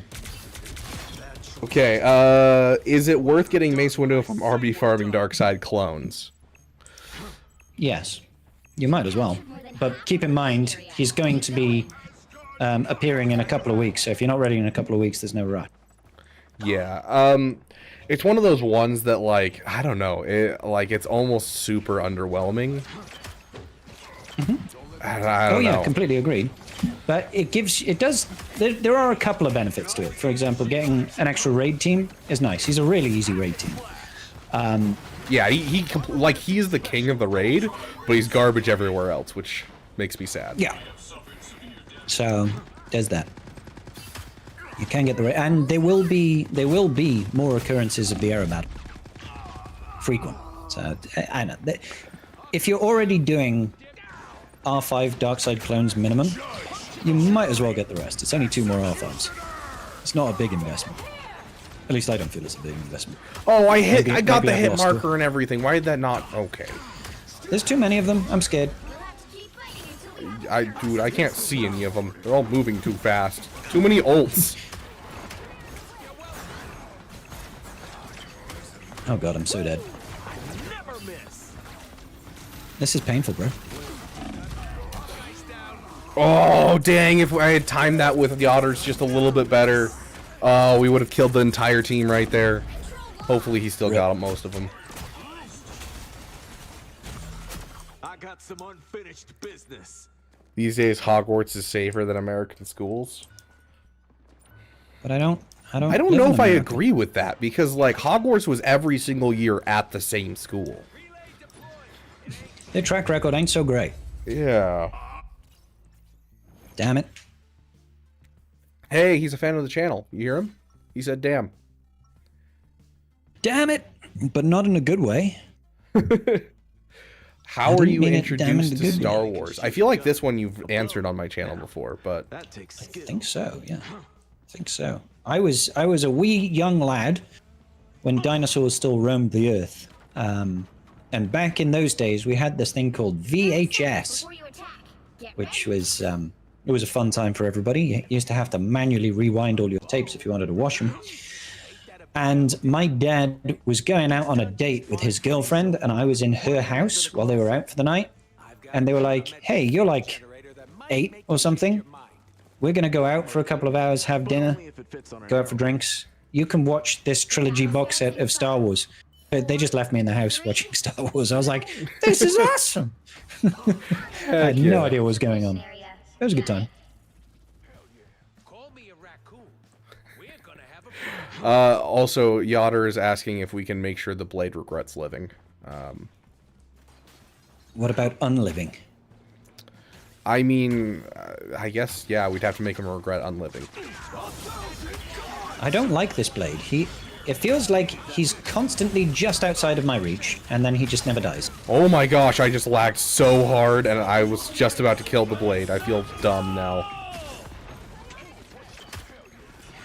I feel like a woman. Do you feel pretty? I feel pretty. Oh, Dude, so I pretty. after what Vex told us, I feel so unpretty, dude. I mean, come on, man. Just because he's sexy Vexy doesn't mean we're not. You know what I'm saying?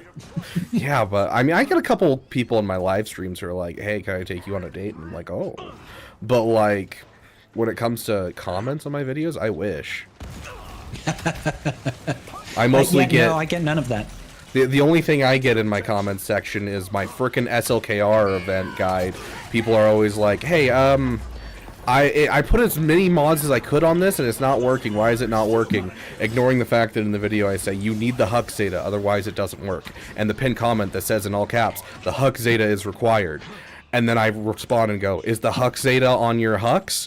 And then I never get a response. Because they're too ashamed. Yup, every single time, dude. You gotta love it. You gotta love it.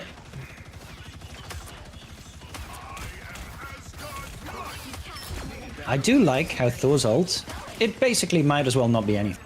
Because it doesn't do anything. It's really true. It literally does nothing. He's just like, "I am the most obvious target!" And then you die. Yeah. It could finish off someone. So can I.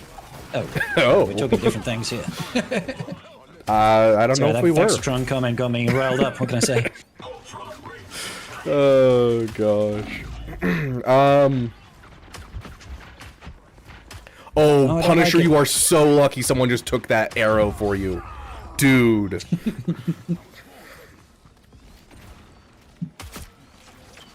Punisher's in turret mode. You should not be allowed to just hide behind a shield. You coward. Uh-oh. That sounds a lot like Punisher getting angry with us. Oh, I got him. Punisher's gone. Nice. Sick. But then I got bladed. absolutely obliterated by Blade. That Blade's skin looks sick. It's me again. So regarding the Hogwarts versus... okay, I'm not sure I'm going to read that one, Con Warlock, but I appreciate you looking up the statistics. To be fair, I think there have definitely been fewer mortalities or fatalities at any given year. It's just lots of big occasions. Yes. Well, except for maybe the Battle of Hogwarts. That one Yeah, I was going to say that probably final had a battle couple. probably has That something last pretty one was high. a doozy. You look like you could use a hand. I never miss.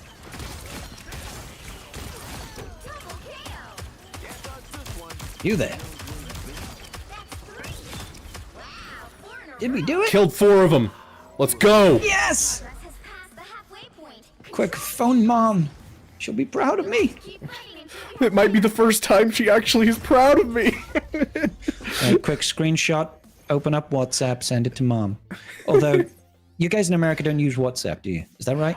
Yeah, it's not super common. I've got a lot of friends that use it, but that's because they have friends outside of the US, and that's usually why they use it. Gotcha.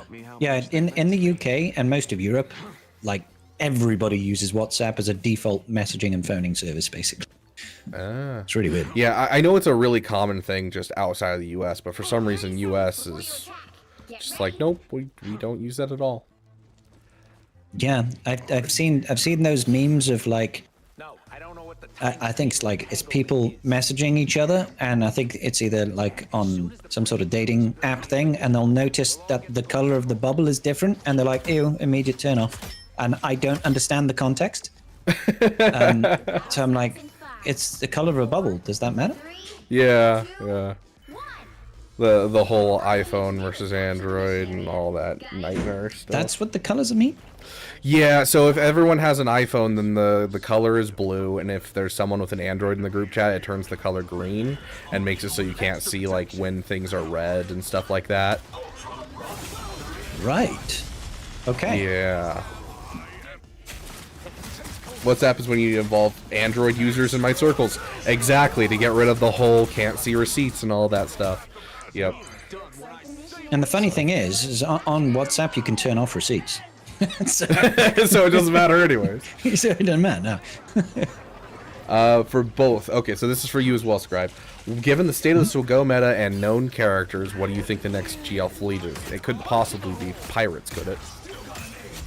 No chance. Absolutely. Why on earth? Why on earth would pirates get? They didn't have any ships. They had their flying saucers. They stole them. True. Yeah. Okay, to be I fair, think like it how would many be of the this ships one. that are in Star Wars are like not stolen to some degree? Like Han Solo cheated his out of someone. Slave One was stolen from the person who enslaved Jango Fett. Han Solo like, stole his from Lando, didn't he? Yeah, he cheated it out of him in a card game, in a game of Sabacc. yeah. So like, it doesn't matter what ship you want to talk about. They're all stolen in some degree. I like to call them liberated. Yeah, liberated. Yeah, that's a better way of putting it. Why are they? Oh my gosh, they're all chasing me. They don't like your face, buddy. That's all it is. Yeah. I'm in so much danger right now. Oh gosh. So do you think there's a chance it'll be anything besides pirates? Because I There's feel always like a chance. pirates, like people are saying pirates, but you'd need an entire era to essentially whip those out, and like I don't think they're willing to do another pirate era, especially because no one's excited about this one. So why would they be excited about another? Yeah, that's absolutely true. And the thing is until we see any sort of like indicator that we're going to get any sort of fleet, because we haven't had a chase, nothing. I know they didn't do a chase for the last ship, but we're getting absolutely nothing. And if we need to have a new fleet, it needs to be a whole fleet, basically. Oh crap! Nearly got knocked right off the side of the map. So I almost feel like we're still not going to see a full new fleet for a long time, which is really irritating. All right, let's see what these guys are doing over here. Goodness gracious. That Blade made me ult on just him. I freaking Worth it. hate Blade. Hey man, if I wanted to decrease my DPS, I would also. Oh, I missed. Oh, we won. I'll take it. It was deliberate. Ask Scribbles what he thinks the next major update will contain. Force Awakens era. I I reckon think we'll he means get the big update that they were like alluding Oh, to. update, not next era. Sorry. Yeah. I hope it's changes to Fleet and TW, but I don't have a whole lot of hope. Yeah. I You think know? TW is a big one that a lot of people want. I'm kind of assuming we're gonna get a progression change for right after like level 85, that like really bad feeling early GAC area. And then something for the end players, because there's too many end players leaving just because they're getting bored of just going through the new thing over and over again. I definitely think we're getting progression. 100% think we're getting progression. You know, how long have we been saying Relic 10 is around the corner? people have been talking about level cap increases. I wouldn't be surprised if we get to see something like that. Yeah. Yeah, and for capital ship, I don't know. I like of all the things that I could see them doing, I could still see them doing like a trench capital ship or something separatist wise, just out of the stuff we still have. I think it's the easiest one to go to, isn't it? In terms of requires the fewest number of additional ships to make it happen. Yeah. I think there's also a chance that we could see something like a scoundrel fleet instead of like a pirate fleet, and, you know, bring something to the scoundrels that we have in game. But Okay. I think those are the only two that, like, existing right now without, like, starting a whole new thing would make sense. So. Yeah. Can we ask anything or just GAC related things? Oh no, anything, literally anything, Talium. Let's see, what do we have next? Have you ever led or been an officer in a guild? If so, what was your experience? Did you enjoy it? If not, had an interest in it or not? I've never done it for SWGOH. I don't have the time for it as a content creator. And I did it in Marvel Strike Force for a while, and I am very much a person who I like helping people. There's a reason I do content. And so, I don't know, being a guild leader was very gratifying in that sense, but very time consuming. So I enjoyed it, but it's something that's a lot of responsibility, and I don't want to be only partially there, so I can't do it as a content creator. Fish out. What about you? Yeah, I've been both. I've been a guild leader and an officer in this game. And the reason I quit is because I was a content creator, and it's just too much to keep on top of everything. It's just like so hard to try and manage a guild and put out content and work a full-time job, and, you know, and stream. It's just like, God, it's just too overwhelming. Even if you have a really strong guild full of good officers behind you, there's just too much time demands, unfortunately. Yeah. It's not a bad gig per se. It is, like you said, it's quite gratifying, but you need to be a special kind of person with a special level of patience to be good at that. Did someone kill the Iron Man? He's just absolutely trying to destroy me. Yeah, I'm not so good at that, unfortunately. My hammer doesn't reach so far. We got a Wolverine chasing our Jeff. Of course we do. Oh, I'm so dead here. Gorian Shard in the game, they could have used his Corsair. That's true. They could have made a fleet out of that guy, but I don't think, like, people would say his name in chat and I'd be like, who? And I feel like that's true of the entire pirate faction, where people are like, Captain Silva, I'm like, who? And then I look it up, like, oh, you mean Jod. Like, there's not really any of these characters where I was like, oh yeah, heck yeah. I liked Skeleton Crew, but it's not exactly, when you think Star Wars, you don't think, I mean, you know, Skeleton Crew and all of those characters. It's not going to have that same global appeal.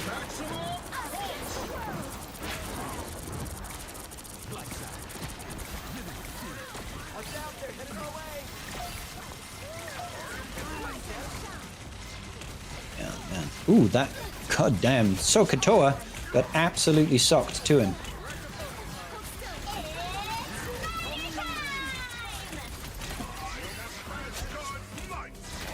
I've got you, Yotter. Okay. Yeah, somebody really needs to deal with that goddamn. If you guys want to ask questions, the best way to do it is through the myself. Discord, because we're going through those first. So the ones in chat, I'll look at if I have time. But we only have so much time with this beautiful bald man, and so we're going to take advantage of it. Do you think that guilds as they exist now are good in the sense that they are fun and don't need updating, or would you like some changes in the way they work? That's an interesting question. Yeah, I do think, like, a lot of the hot utils things that we have should be integrated into the game, just for the sake of the sanity of our wonderful guild leaders. Yeah, I mean, I think we deserve to have additional tooling at our. Sorry, concentrating on this Wolverine that's about to kick my ass. I ulted in the we point, so definitely- you can heal there if you need to. Oh god. No, so I think the biggest benefits for guilds should be around TB and TW. Being able to have a little bit more control and easing the burden on guild leaders when it comes to managing those things, like having the ability to set teams for your guild without having them log in, remove teams if they've been incorrectly placed and that sort of thing. Even operations to a certain extent, if they're managed correctly, is going to make things like TB a lot easier and a lot quicker. Because as it stands now, oftentimes you're frequently waiting for someone to log in to go and platoon a unit before mission, stuff like that, right?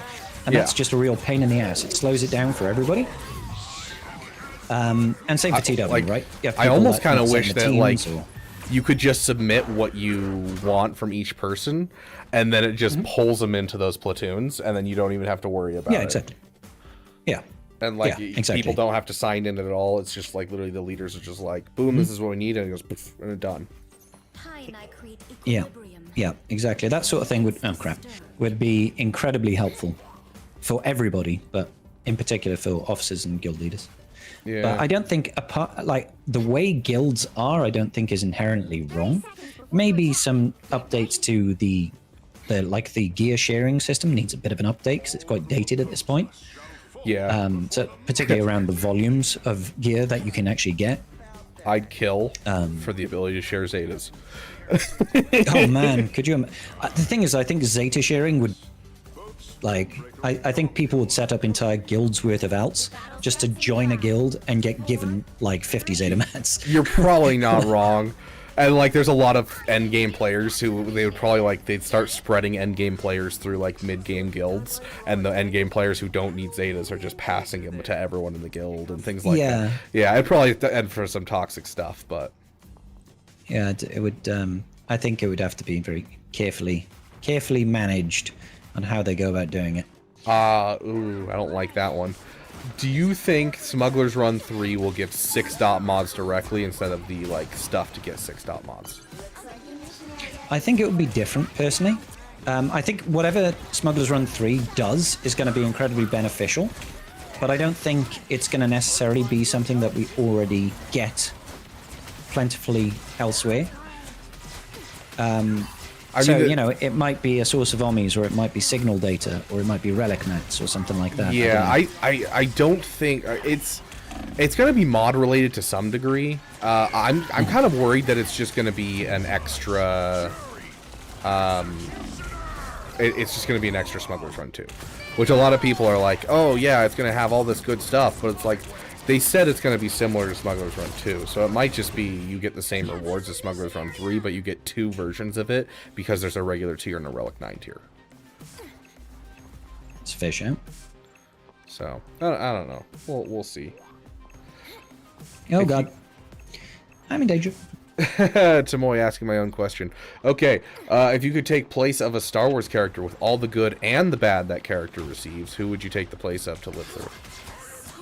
Oh, God. Oh. All the good and the bad of a particular Star Wars character.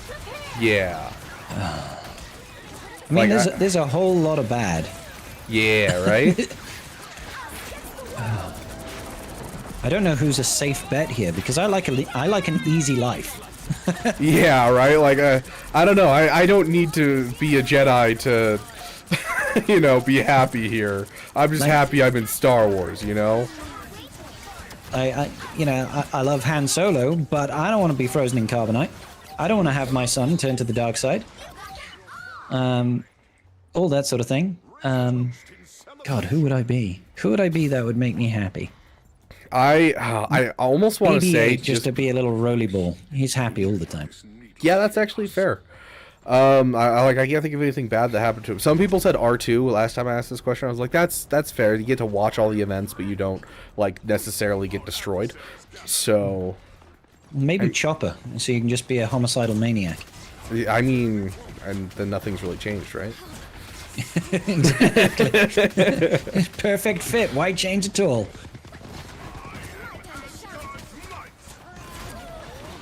Nice. Absolutely no kills on the ult there. Even though I was focusing on players the entire time. Stay in that bubble. Standard ult. Oh god. Damn it. You're pushing too hard, Yotter.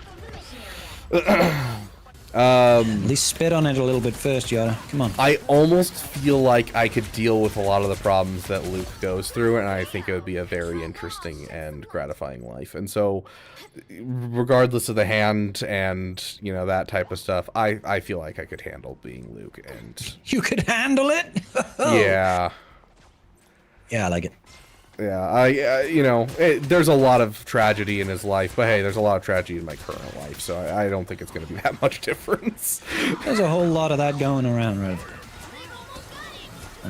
Oh god. Stay in that bubble, Yotter, I swear!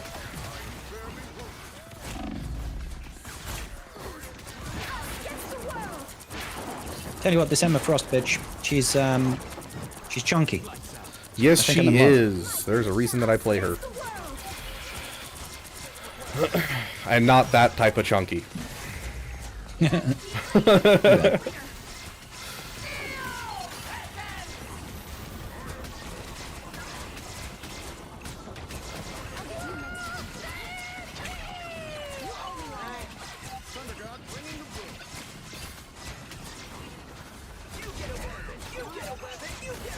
Judge, jury, executioner! Gosh dang it!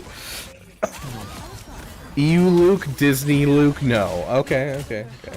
Let's see, what do we got? Rip. A lot of people asking about the new capital ship, it looks like. What do we think it is? Favorite SWGOH character. Not the best, Ooh, but your that's easy. favorite. Yeah, favorite, well, is in terms of like just playing as, I think it has to be Malicos. I love Malicos. I probably have gotten the most joy out of a specific team, but if we're talking specific character, probably just Bane. Yeah, Bane's a lot of fun. Yeah, there's something absolutely magical about watching people and being like, oh, I'm going to hit this ability, and then, you know, they're going to deal with it, and I just need to survive until then, and you hit the ability, and then everyone's dead, and you're like, oh, I don't have to survive. Yeah, it is a lot of fun when, I think I used my Bane against, like, GL Ahsoka at one point, and it was stupid stuff. It was like, basic for 750,000 damage. Okay. Bane's pretty strong. Yeah, that's a lot of fun. Yeah, it used to be Starkiller for sure before Bane came out, but nowadays... Yeah, Starkiller's badass. Like, I've always loved the kit of Starkiller, and I'm like, I wish more of those, like, Jedi Master Mace Windu, and, like, Afra, and those ones that are supposed to be, like, somewhat on the same level as Starkiller. I wish they were given a cool animation. Yeah. Because, like, the animation for Starkiller is half the fun of that character. That he kind of, like, is a mini GL. Definitely. And yeah, it's a lot of spectacle as well. Just being able to pull down the Star Destroyer. It's kind of a iconic moment from the game. Oh, yeah. A Galen Merrick GL. I feel like if we'd gotten a third game, we could have gotten a Galen Merrick GL. But, like, at current moment, I don't think there's a GL version of him. I mean, he was too powerful in general, to be honest. I mean, when he came out, you're like, what? Yeah, to, and like, I mean, the Star Wars we had back then. That's kind of like how people even saw him, like, as he was being made, though, was like, this is kind of like a fun story to tell, but it's not really in canon. Like, even in, like, the development of the game, the people who are working on the game kind of felt that same way. Yeah. Holy crap, I just got absolutely blitzed. Yeah, that being said, if there was one character I could add to the game, it would be Proxy. I would love to have Proxy. Proxy and Rom Coda, I need... Like, dude, imagine this, though, for a second. because Proxy is a droid who can turn into any character, give him the ability to fulfill the spot of any of the characters in the Starkiller lineup. So the unaligned Force user, dark side or light side, or the Jedi, and then you can have Rom Coda as the Jedi, and then bang, you have Starkiller back in the meta. He's like, Starkiller's starting to suffer right now. I mean, like a standard team, yeah, but in threes, Seer Malico Starkiller still does a lot of good stuff. Oh god. Oh yeah. Oh, stop throwing me, you thick woman.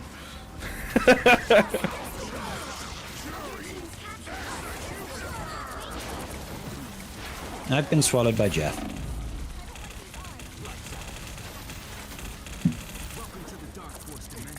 Unlucky Jeff. No kill for you, sir. I got that Punisher to waste his entire ult trying to kill me out of my ult. Nice. Then killed him. Yeah, like Cassie in interrogatory battles, exactly, yeah. So give Proxy the ability to kind of fulfill that role. I honestly wouldn't mind having Proxy be able to fulfill that role in any team and giving him a really, like, free-flowing kit where he can fit in any team. Like, he gets the Sith Empire tag if he's with Sith Empire and that type of thing. Have, like, a true, instead of Wat Tambor where it's accidental, be, like, true plug-and-play character. Yeah. We don't get many of those anymore. No. And I understand why. It's a pretty dangerous game to run.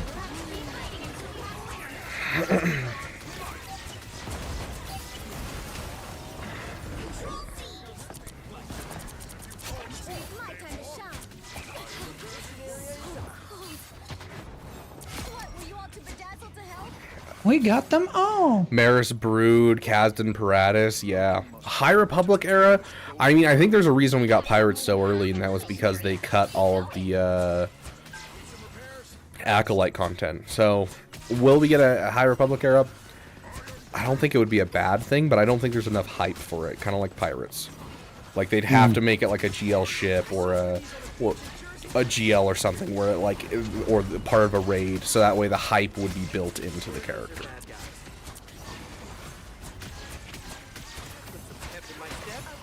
I tried. Yeah, You got so much damage so fast. Yeah, it's just like instant full health, boom, dead. Yeah. I'm coming back.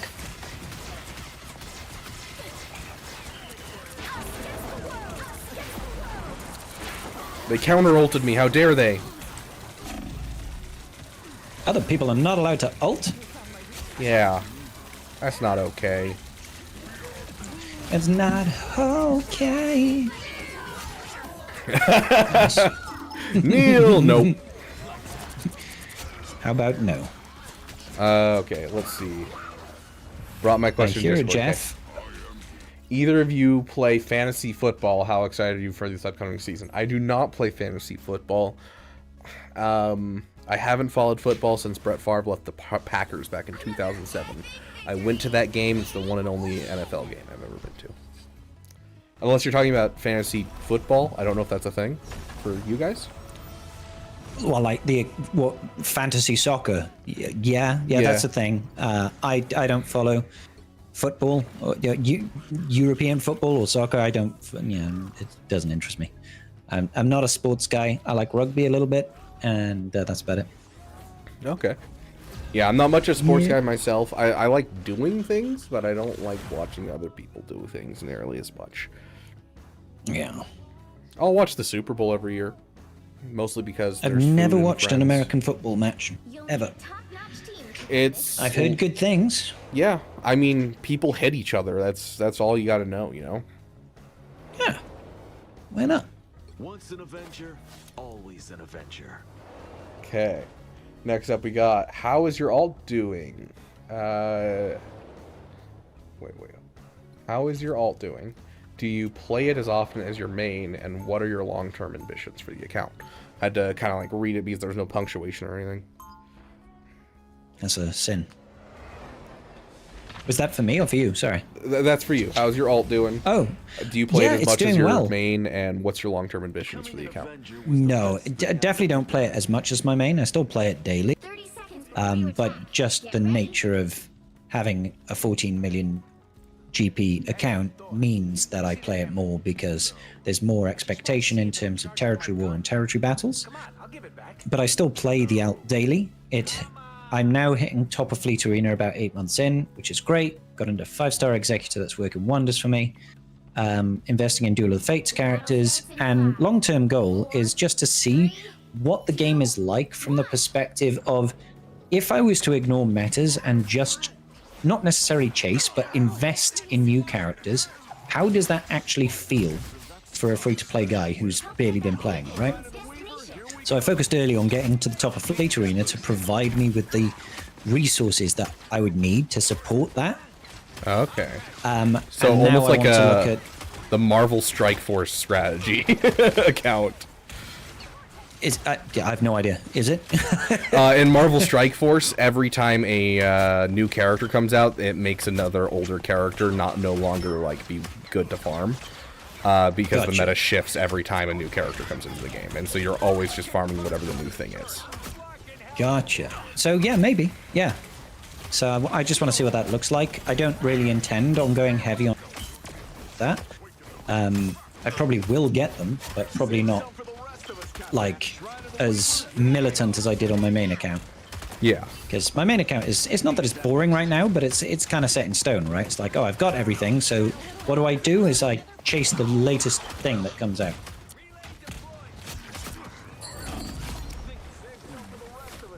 You jerk, I just used my jump. Bro just emoted on me. How dare he? What a jerk. Also, I'm getting GL Grievous from 2003 animated series. Oh, I would love it. Yeah, that'd be awesome. The only Separatist GL I'd want more than that is Dooku in its pajamas. Pajama Dooku. Alrighty.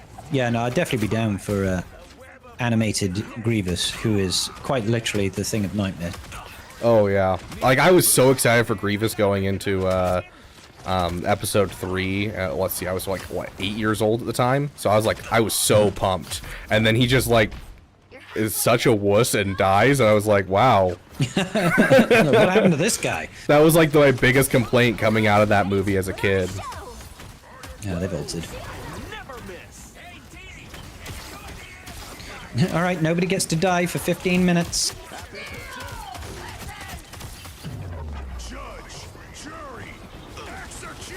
Oh crap. Oh, I got locked in by our own ult. Our own wall. I got the Locked me Punisher. into a Punisher. Oh, that's rough.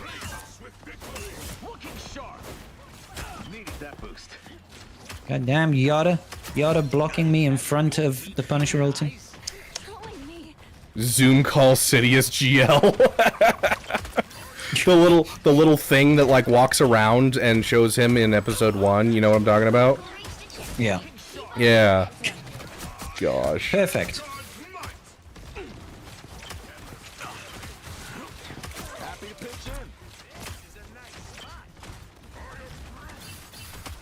I can't tell if it's our Groot or their Groot, but someone's stopping me from hitting their healers. Somebody's getting in the way, damn it. Well, right now it's the goddamn the spider is getting in the way. Emma hurt me. I have been swallowed.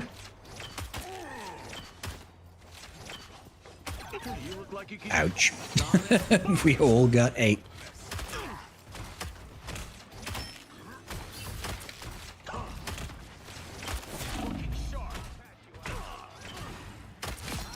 Oh, whoever was keeping me alive, you are amazing. Oh my gosh. I definitely shouldn't have been able to take down a group by myself like that. Come out again, I dare you. I double dare you. Okay, that's not a place for me to be. Nope. How dare you try to come for me? I'm not a tank. Oh god. Frozen, locked, and spat away. Wow, how rude. You never spit. I know, right? Didn't even buy me a drink first. Puppet Yoda GL also accepted yes. Only if he has a walking stick. And he shouts about seagulls. Yes. Since they're already, hold on. Yes, here we go. Since you're there are already a bunch of fleet questions, what character would you want to see get a rework? So I already There have are my already a answer bunch for of what, this. sorry? There's already a bunch of people asking about what's coming next in Fleet, so instead, let's ask what is the rework that you want to see in the game. Oh, the rework that I would like to see in the game. Ooh, probably. It's a good question. There's a few things I would like. I mean, this is less of a rework and more of a team reimagining, and that would be Padme. I think it's criminal that she has no team anymore, and she's such an important part of Star Wars mythos. Dude, have you been? Yes, you probably don't see it in Kyber 1. I get giddy every time I see an Enoch team because I'm like, oh, Padme, I have a reason. I very rarely see Enoch. Sometimes he's there, but I got a kill with my ultimate. I'm so proud of you. I'm proud of me too. Dang, he got like all of us. Yeah, that Jeff, literally killing everybody. He takes no risks. He doesn't spit them out. He's just like, yep. I'll take one For for the the greater team. good. I gotta say Darth Maul. Give him some uses with Savage. Give some Tide synergy with Savage. Some Night Brother action. Even if we were to get those two work together, so then you could do Traya and Maul becomes the replacement for Scion essentially. Oh right, yeah, okay. But because the Scion just sucks in that team, you usually swap him out for someone anyways. Yes, Scion never gets any use in my account. Yeah. I'd happily just say that Savage is the real Scion. But yeah. you know. So give us a what it Darth is. Maul rework and give us the ability to wait, did we win or did we lose? I think we lost. No, we won. No, we won. It was an epic victory. We'll take it. Yeah, I got time for one more before my next guest is gonna be here. Okay, sounds good. So I appreciate you coming on, but we're gonna speed run some questions, get all of the answers out of you. Because we have a couple more. Mm-hmm. Okay. Favorite Star Wars game and why? Favorite Star Wars game and why? Probably Jedi Knight Outcast. Just probably because of the nostalgia more than anything. The saber combat in that game was good. The customization that you could have in that game was good. Looking back at it, the game was probably super janky, and the multiplayer was just so much fun back then. Man, the multiplayer was great fun. So yeah, the old Jedi Knight games were really, really good fun. And Kyle Katarn is just kind of cool. Yeah, honestly, Outcast is the only one that I really haven't played. And so I'm I need to go and play that one. Yeah. I remember as a kid, literally this was my complaint because I played Jedi Knight, Jedi Academy, and I loved it, and then I went and played the Jedi Outcast, and I was so upset that you don't get a lightsaber at the beginning. Yeah. That was the good thing about Academy, is it just throws you right in. It's like, you're a Jedi, pick your style, here's your color, go, straight away, right? Yep. But because I obviously played, hell, before even Jedi Knight Outcast came, I played Jedi Knight, the game before it, which was the Dark Forces game. And in that game, you still play as Kyle Katarn. So going from a Kyle Katarn game and playing the expansion packs, Mysteries of the Sith, and then playing Jedi Knight Outcast, where you play as Kyle Katarn, and it's a really cool story. And then I went to Academy, and you're like, what do you mean I'm not Kyle Katarn? Come on. So that was a little bit disappointing, even though the game was really good. Academy is really good. I just missed playing as Kyle Katarn, I guess. Yeah, I definitely need to go back and give it a shot. I've been playing games on my side channel and trying to catch up on different games that I've been playing. And on my list of things to do is I want to try and play all of the old Star Wars games that I haven't beaten because I own all of them at this point. And the start of that was Force Unleashed until I tried to play Force Unleashed 2, and the port is just literal garbage. Oh, it should actually be a lawsuit. Right? Because the game literally doesn't work. Yep. So I know I only paid $2 for this, but the game doesn't actually work. but I did pay $2 to look at some text and see, oh, I own this. Yeah, like you play it and like the first cutscene comes and it's black and you hear some text and then the game crashes and you're like, okay, this is a good experience for everybody. Yeah. Yeah, And I was like get trying, very like I frustrated. tested it right before my stream where I tried to do it and it was working, and then like it crashed right before I stopped testing. And I was like, well, it worked for an hour before it crashed, so that should be enough to stream. And then I open up day of stream, and just every time I open it and load game, just immediate crash. I was like, are you freaking kidding me? Yeah, just not a fun experience. Like it would just be so unreliable when I was playing it. Like just random crashes, no cutscenes would ever work, which really takes you out of the experience. It's Game like, Pass I don't is know going to what's be going on. Game Pass is Xbox. On PC, the Steam port is absolutely atrocious. But when it comes to like console, you can still play it on console just fine. The Steam port is what's just absolutely awful. Yeah. But also side note for me, Star Wars favorite game, also based out of nostalgia, Age of Empires clone, Galactic Battlegrounds. Oh, chef's kiss. Nice. Did you ever play that one? Can't say I've played it. No. Yeah, it's essentially Age of Empires, but Star Wars. You could play as like the Gungans, you could play as the Empire. Oh, sick. And yeah, it was. I played so much of that as a kid. My dad used to own a computer repair store, and I would sit there and take apart PCs. And then when when I get bored, and he'd be like, "Okay, you can go do whatever you want," I would go and I'd play Galactic Battlegrounds with my 2 siblings in the LAN party in the back of the store. And so that's how I spent my that's how I spent my summers when I was in middle school. Let's see what's the next one. Oh, it's me. Almost there.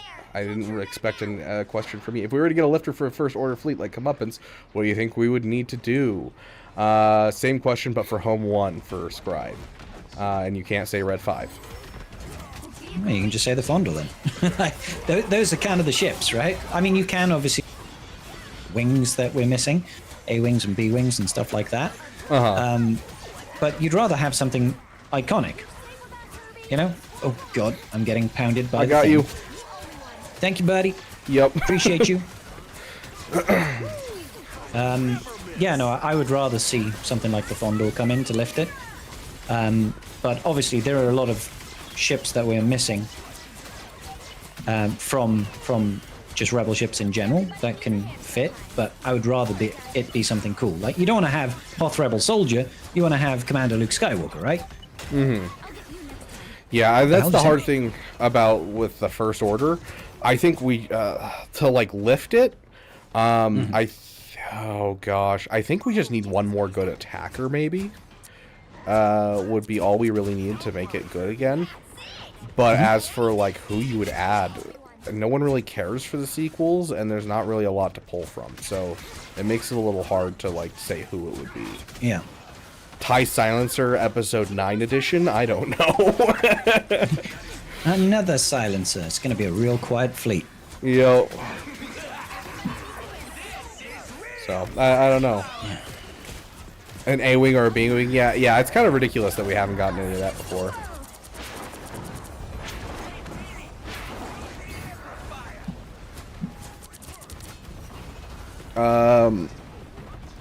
A cleanse. Yes, First Order does need a cleanse. That's one of their biggest downsides.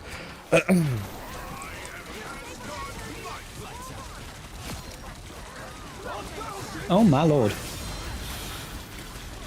I don't know what that ult does.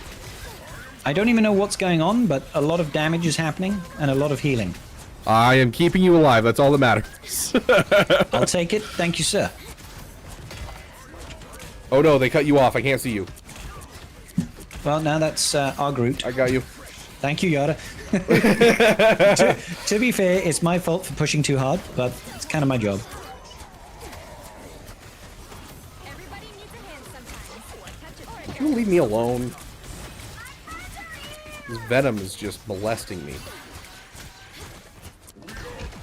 Okay, I got you. That was close. Thank you, buddy. Let's see. Nailed it. Good job. Yeah, I do think the Echelon, even if they were to buff the health or protection on it just a hair, it could help a lot because it already has like really good healing, and that's really what keeps it alive for like the couple counters it used to do. But yeah, I do think it does suffer from the paper tank like the Radis does. Sure. Scribe, when you wash your face, how high do you go? I go to the to my forehead, right, which is basically the back of my neck. So that's how I do it. That's how I do it. Do you call it a forever head or do you call it a 5 head? Yeah, it's just it just keeps on going. It just keeps on going. There's no real 4. It's just head, really. It's just all head. Fair. Yeah. Okay, and then we got one last question. We managed to get through all of them except for this one. Hi there. I asked this in chat already, but I don't have too long to be around this time, so I might as well ask it here. Beaver, can you ask for your friend here? I forgot his name. His name is Scribe. Scribbles, all those kinds of things. If he has or still does play War Thunder either on streams or during his own time. Something I just need to know. Never in my life have I ever played War Thunder. What is it? It is a game that is like realistic tank combat, and like you can collect tanks and like airplanes and stuff, and it's super realistic in it. It's free to play. Not my favorite game by any means, but like many times because of like people arguing online of being like, this isn't how this tank should act, and it's like, yes it is. Someone will leak classified documents of the blueprints of that tank and be like, yeah, look, see, this is how it would work. The developers got it right. Like it'd be like, Tanky McCannon Face can actually only go 42 kilometers an hour. Yeah. And it's actually like, no, it's 43. Like there is so much internet debate and so many classified documents have been leaked because of that game. It's really interesting. That's actually quite funny. Yeah. Quick question before leaving. How do you guys grow your beards? Well, I can't. I have a very patchy beard. I don't shave. Would be the answer.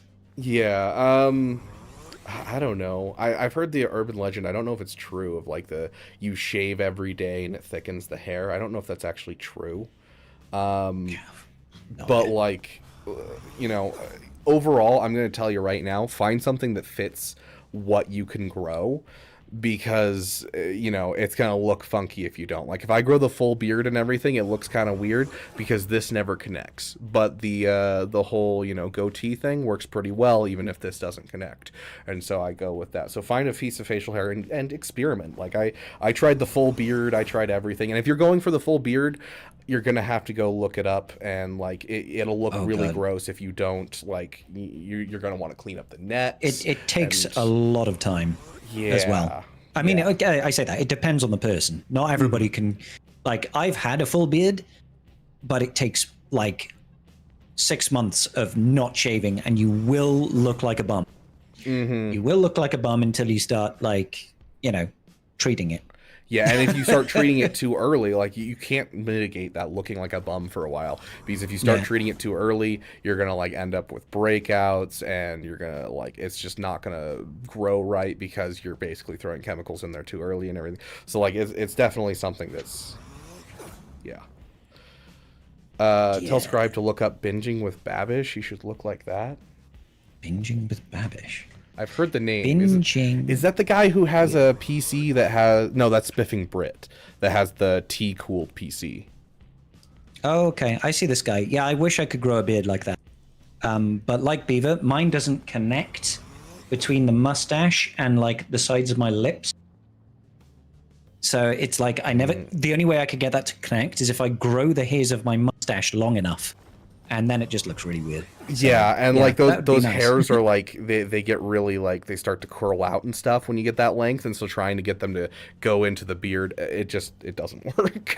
Yeah, and it's really irritating when your mustache is growing over your lip, and you're just like, I need it off my lip just a little bit because it's irritating me. It's a whole thing. It's a whole thing. Okay, let me check if there's any final questions before we bring Vexatron in here. Because he's our next person here. I don't like that message, but thank you, Dreorin. He said hairy beaver is preferred over bald beaver.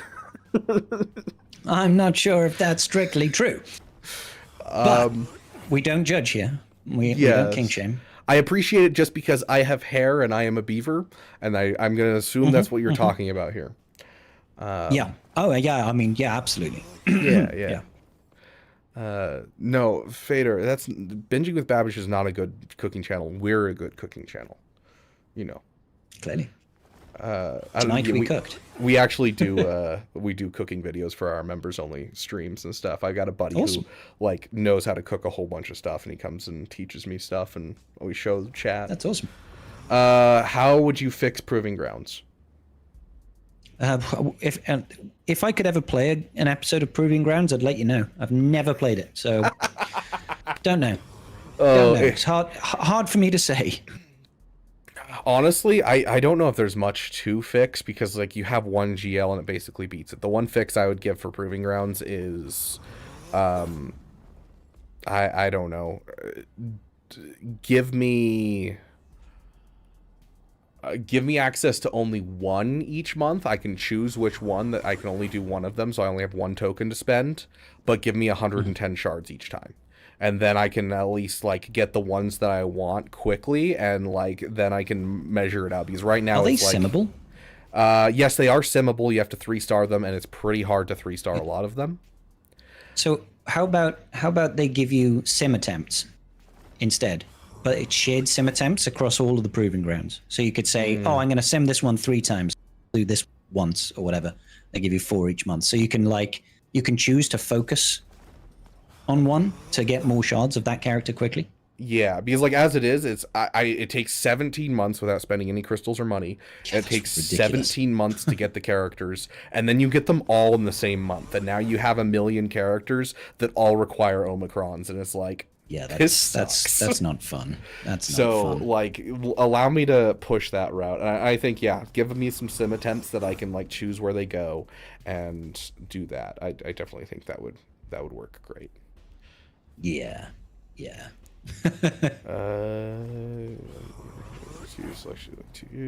Okay.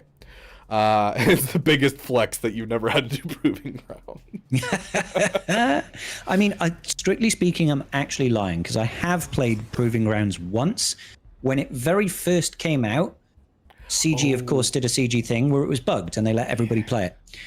But it was like the first one that ever came out, and I think there might have been two.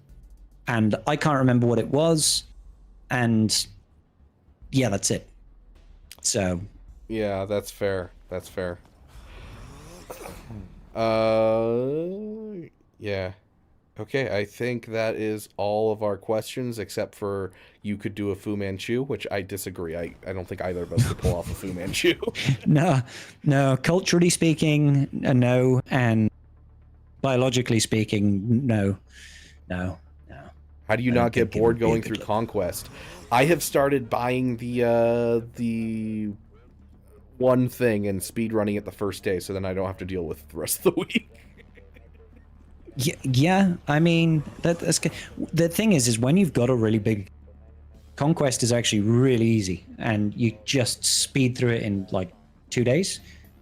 You can do it in a day, but it's not fun because stamina becomes an issue. Mm-hmm. But at my point, it's like, I can finish Conquest in 2 days, 3 days if I'm being lazy, and then it's just simming. So it's like, I don't have enough time to get bored with it. Yeah. If you are getting bored with it, what I usually do, and I'm like not speed running it as I've done recently, I just watch a TV show or something that I'm interested while I play it, because it's not like it needs a ton of your attention, especially if you build your data disks correctly. So I will subscribe to Scribe if he tries War Thunder someday. I need to get people in. I'll give it a try some point. There you go. So now you have to subscribe to me. I didn't say when. So on my deathbed, whatever day that might be. No, I'm joking. I'll try it at some point. That'd be wild. Just be like, oh, you're on your deathbed. Just be like, hold on, before I die, I gotta play War Thunder one time. I've had this game installed for 18 years, but now's the time. Oh, the servers are down. Good Okay. times. Any last things? Thank you so much for coming on, Scribe. I appreciate it. It's always fun having you here in the Okay. Beaver Dam. Yeah, it's been a blast, man. Thank you for having me. Any final thoughts? Any final mean comments? Mocking statements? Screw Fat Phil, mostly. The guy sucks. He's a thief. He's got no original content, and I've also heard he's terrible in bed. So you know, you should steer clear of that guy. But apart from that, no, not really. Just go forth and prosper and have a good time. Be good to each other, and phone your mom. She probably misses you. Sounds good. Yeah, that's a good point. Yeah. Everyone I'm right not now, go projecting fund your here. mother. Yeah. Good stuff. All right, Beaver. Have a great rest of your stream, buddy. Enjoy chatting with Sexytron over there, and be good, chat. Peace. See you. Okay. Let's get in our next person. Are you guys ready? Hello there. Hello there, Draw Yorin. Welcome, welcome, my friend.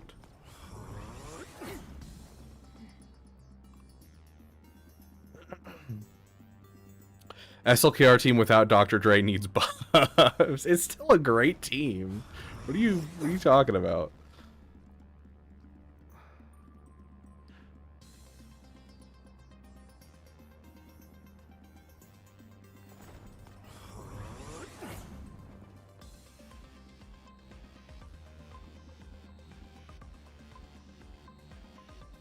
There he is. How are you doing, my friend? Yo, what is going on, dude? Happy birthday. I had no freaking idea. I mean, it's not like technically my birthday, but it is like it's in 2 weeks. And so I was like, this is the open time I have to do a big stream for it. So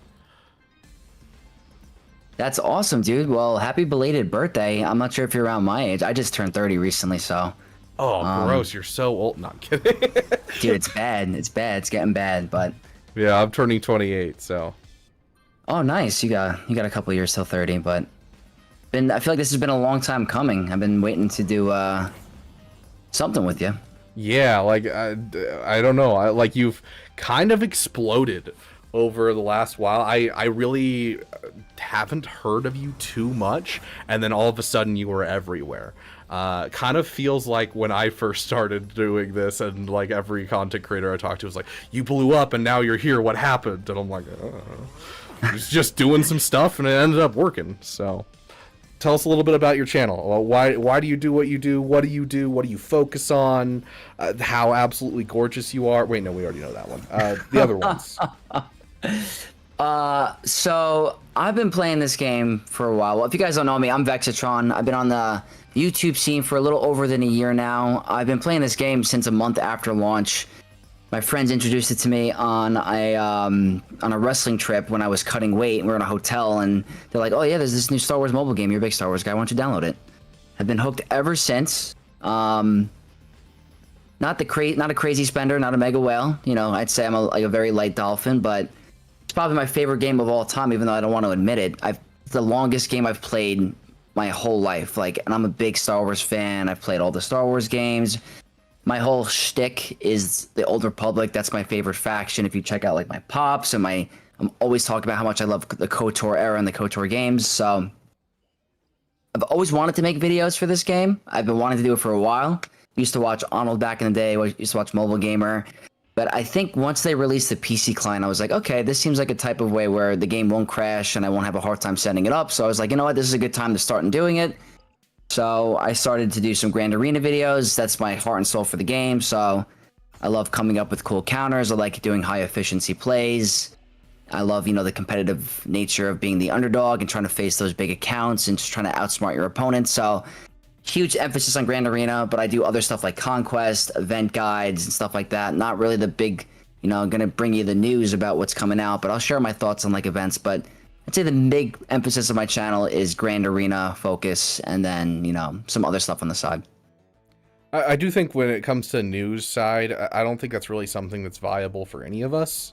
Arnold kind of cornered the market just because he's been around for so long that he just kind of ends up being everyone goes to see him. So like if he's not around, I know he's on vacation, I'll post like a news video because I know people are, aren't going to see Arnold for a while, and so it's like it'll do good. But like literally I watch my analytics and it's just like, oh, I post a news video and then Arnold posts his and my views go to 0 for the next 6 hours. So it doesn't really seem he's got that covered. He's goated there. Goated with the sauce, that's for sure. Yeah, I mean, 100%. Yeah. Cubs fan Han, yeah, I mean, if he was still around, I think he would, like, there's a certain level of, like, if you've been around for a while in a certain niche, you start to kind of gain a level of trustfulness and a level of just, like, inherent they're going to go to you as a source just over time. And so if Cubs fan Han was still around, I think he'd definitely still be in, like, that same slot as, like, Arnold, where it's just, people just kind of flock to his videos for sure. Oh yeah, I used to watch him all the time. It was crazy. Like a couple months ago, I thought he stopped playing the game, and I got a random like notification on my phone that like some high popular channel commented on one of my videos, and it was Cubs fan Han commented on one of my Conquest videos saying that very helpful guide, like appreciate the help me get red crate or something like that. It was like, thank you for the helpful video. I was like, oh my god, you still play this game? I was like, it was just crazy. So I don't know if he's still lurking around and playing, but it was cool to get a comment from him. Yeah, that's always like a great feeling, having like your first content creator commenting on one of your videos. Yeah, like I used to watch all of them when I was younger.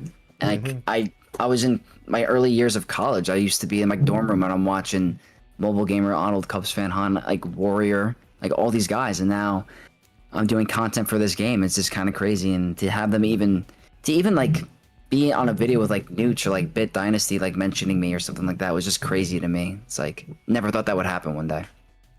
Oh yeah, I remember my first collab that I ever did with Arnold. I was like shaking in my boots. I was so freaking nervous. And I'm like, dude, I've watched this guy. This is the only streamer like I'd ever watched until like he was the first person that introduced me to like live streams, because I never really understood watching live streams before I started watching his streams. And then like I'm like, oh gosh, he's like, I've got an hour of time for you, and I'm like, oh, now there's a time constraint, and like. Yeah, I'd be nervous too. He's huge. Like he's the biggest. He's awesome. Creator and entertainer. What he does is very, very good.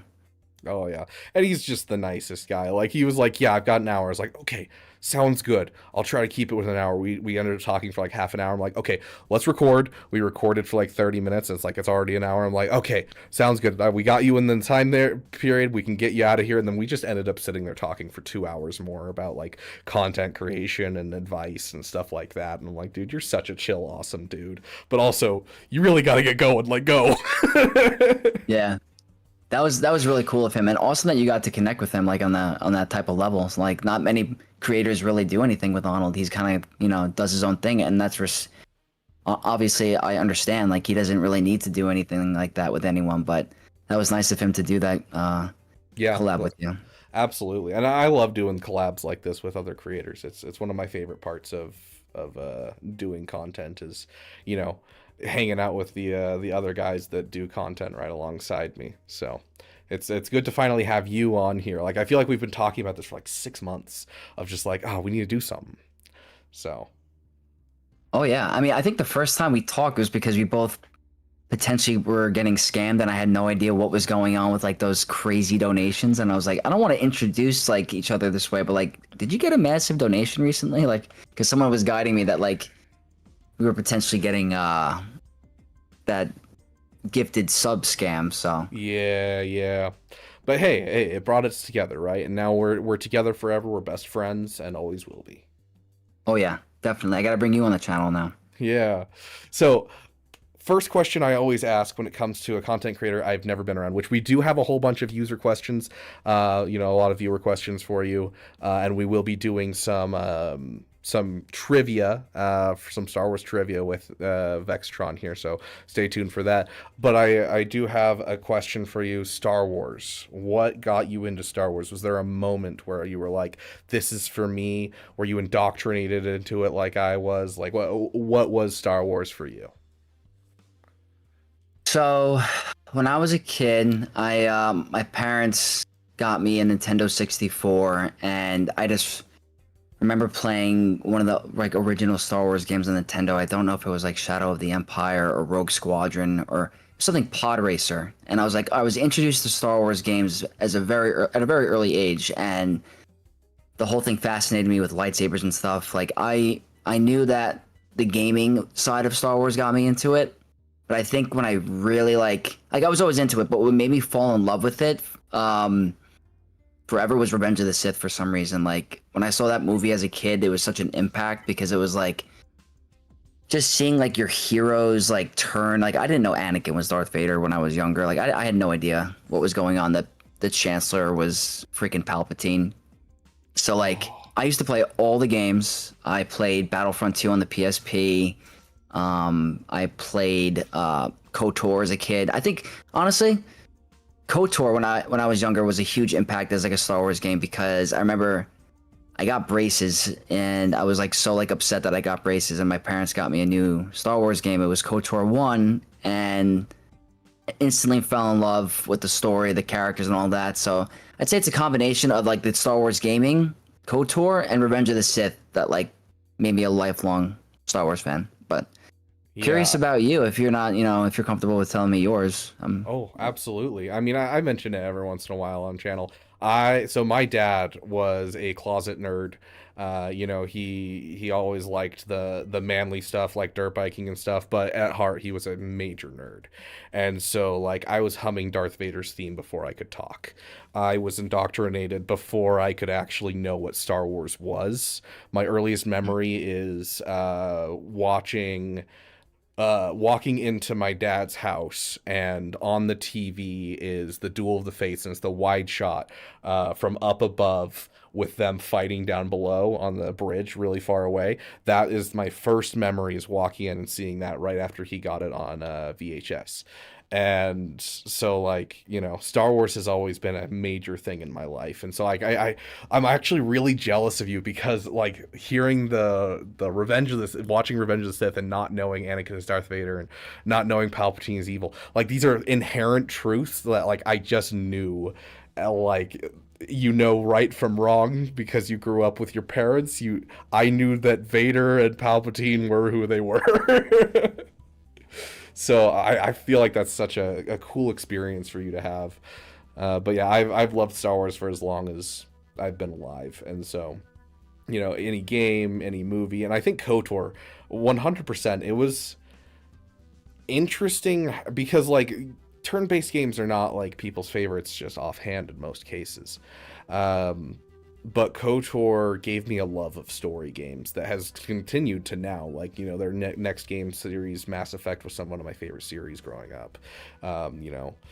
I love those types of story games. And so KOTOR definitely was a big piece of me loving story games. But as a whole, Star Wars, it's just been part of my identity since before I could talk. So it makes me always curious about people's like first interaction with Star Wars, because like I didn't really have that. So I get to live vicariously through you and hear how cool it is to see Revenge of the Sith.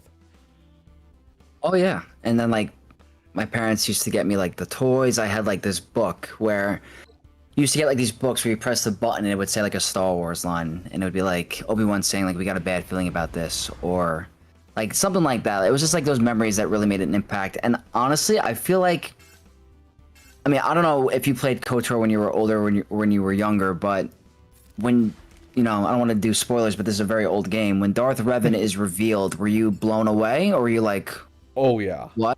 Yeah. Yeah, I like that whole scene. Like I was young enough that because nowadays like I try to theorize what's happening. Like I just finished Expedition 33, had a blast. If you like games with like that have good storytelling, go play Expedition 33. But I just finished that. I'm like sitting there, I'm like theorizing this, that, and I'm trying to figure out what's happening, and I guessed a couple of things coming. Back then, it was just like it happened, and it shook me to my core, and I was like, "Oh my gosh!" Yeah. It made me fall in love with like movies that had plot twists, like where you didn't see it coming, like you had no idea. Like I love movies that where it goes a certain direction and it changes because you just didn't see it coming. And like I think it stems from like KOTOR, because I had no idea that you were gonna be the Lord of the Sith the whole freaking time. Like this is sick. Yeah, and like they do a good job of having like these moments as they do like the flashback and everything of like, oh, here's this here's this moment that something was said and it just didn't quite make sense at the time, but with this information it does. And I love that type of storytelling where like in hindsight you're like, oh my gosh, that was totally telling me that this was the case. And yeah, I love that type of storytelling. All thanks to KOTOR. All thanks to Star Wars, Oh yeah. Did you have a favorite Star Wars game? So there's been a lot that I've really, really enjoyed, but the one that like because of nostalgia has been my apex has been Galactic Battlegrounds. Do you ever play it, the RTS? I've actually never played that, but I think it's on Steam, right? Yeah, it's on Steam, and I'll be honest, it does not hold up.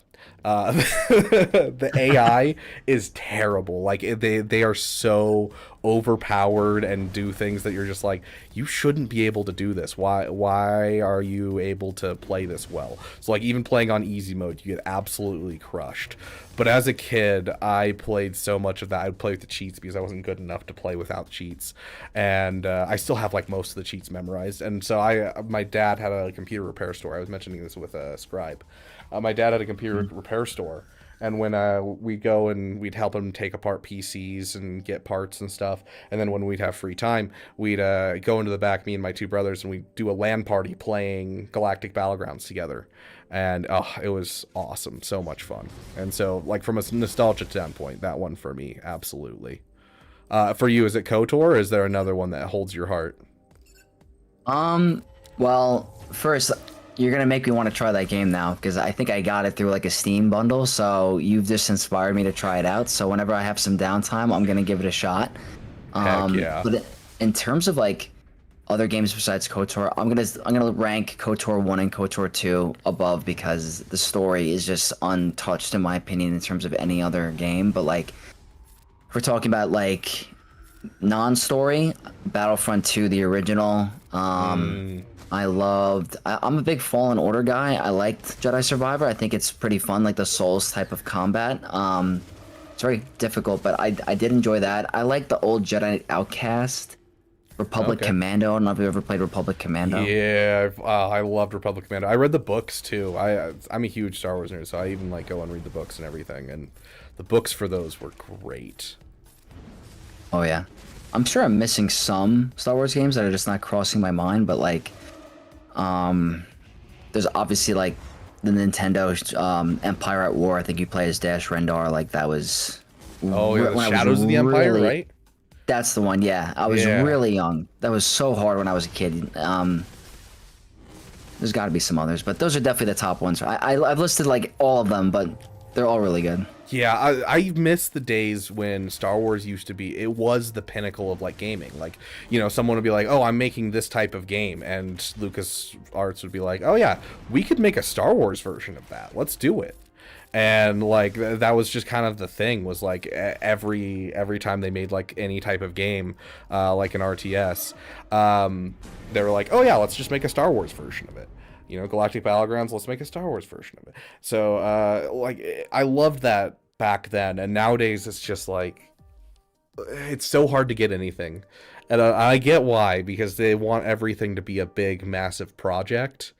But like, if you were to give Star Wars to like just a whole bunch of random people, like indie studios, and like different people to like just experiment with Star Wars, I'm sure you'd get tons of really cool games out of it.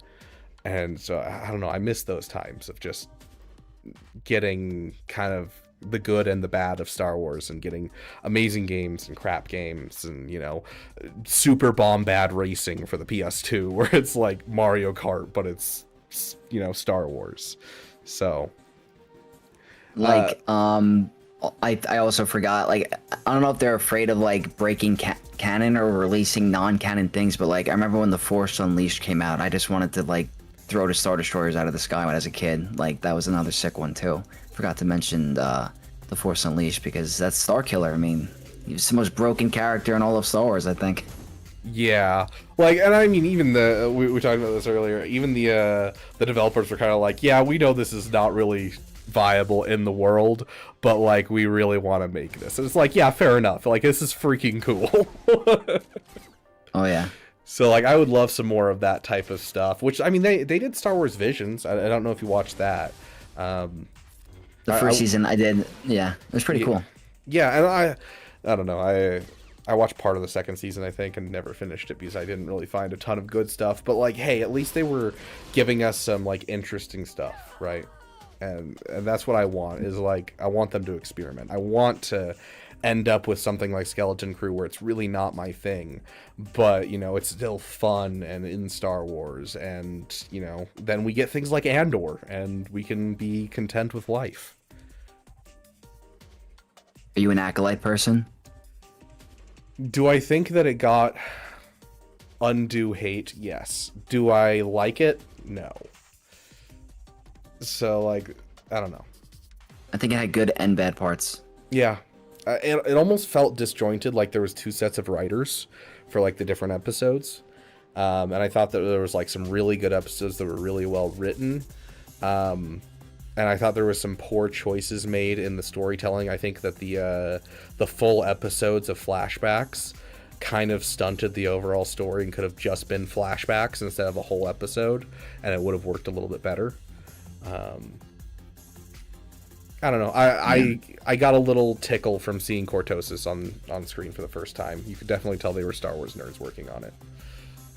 Oh yeah, I mean that was a cool episode when he's using that to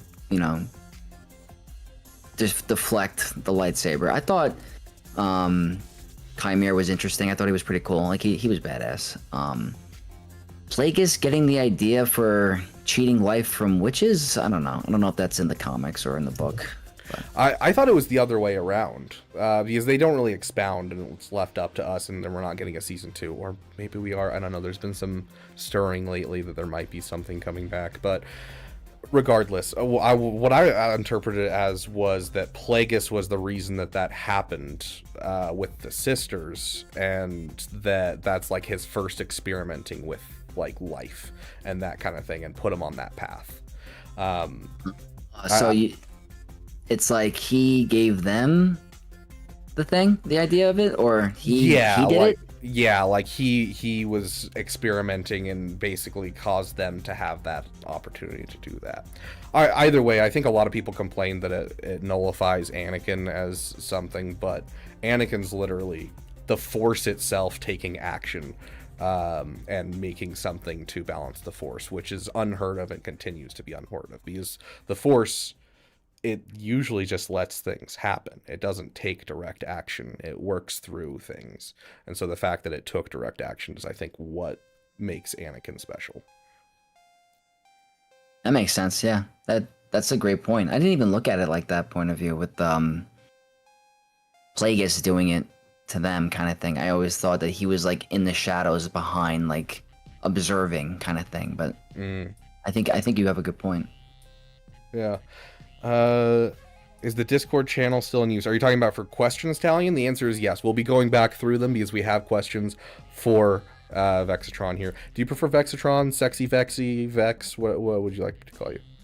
Call me whatever. A lot of people call me Vex. It just seems easier, so you can call me Vex. It's all good. But if you want to call me Sexy Vexy, I gotta come up with a sexy Beaver name or something. I mean, people have pointed out already. Beaver's kind of an innuendo already. Yeah, like porn star vibe or something. I don't know. Call him Daddy. No, Red Destroyer bad. I gotta open your YouTube chat. I gotta see what's going on. Yeah, that timeout was rough. We time me out to get that. I mean, I was talking and we were going back and forth, so I was distracted during the battle. So we wouldn't have timed out if I was paying attention. But My bad. I mean, it's all on me. I'm the one with ADHD sitting here talking to someone I invited on the channel. So, okay, so let's jump right into some viewer questions, and then we'll get into some wonderful trivia with you. And so with the trivia, just really quick, usually how we do trivia is we do trivia and then let the whoever wins choose one stupid thing that the other person has to level up in their account. Are you willing to do that? Yes, I would do that. Okay, sweet. Sounds good to me. Okay. And we'll have a little bit of an interesting one, because usually I have these because I've been playing with, people like Arnold, people like Egnards. These are people that are not like reading the books. I don't know if you read the books. I don't know if you do anything past the movies. And so I use these questions that are from it's not Seen It. It's a similar game to Seen It, but it's like the trivia questions for a board game. And so it only goes through episode 1 through 6, so that way it's like fair. But I will open it up to anyone who donates can ask a question to one of us to add it into it. So if you guys have a good question that you think will stump one of us, you can throw it in there. So. Sounds good. For now, let's do these viewer questions. For Vex, what is your favorite color? My favorite color?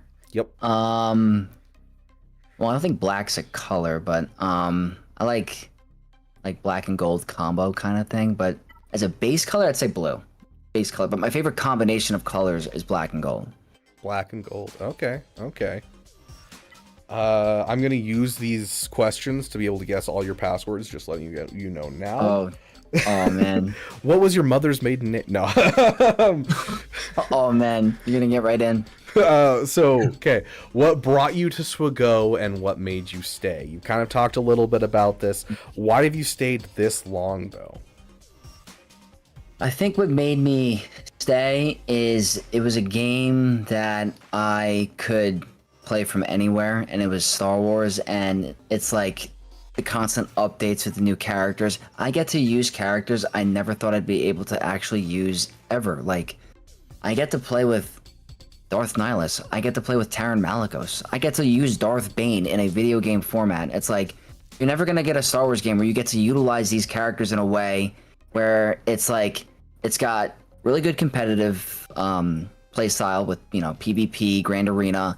It's a good collector game. It's something I can do on my commute to work. It's something I could do laying down on the couch and stuff like that. A little bit different as a creator, but back in the day, like, I could, in between classes, I can go on my phone, and it would help us, spread the time a little bit for me. But Star Wars has always been a part of my life in like the biggest way. It's going to bed. I remember going to bed and watching like theories about The Force Awakens or just like random stuff like that. It's always on my mind. It's how much I love Star Wars. Like, I'm a big Star Wars nerd. I just am. So the reason why I've played this game so long is that I get to play with characters I never got to play with ever. The PvP style is competitive, and I really like it, and it's strategy. So, obviously there has, pay-to-win elements, but I still find it a very fun game. Fair. Yeah, I definitely think the whole being able to use these different characters from different stuff, like, I didn't think I'd ever see a game where I got to play as Mara Jade or as Thrawn, these characters that I've absolutely like adored in Extended Universe, and getting to see them in this game. Yeah, I think it really is one of the big things that's kept me here for as long as I've been.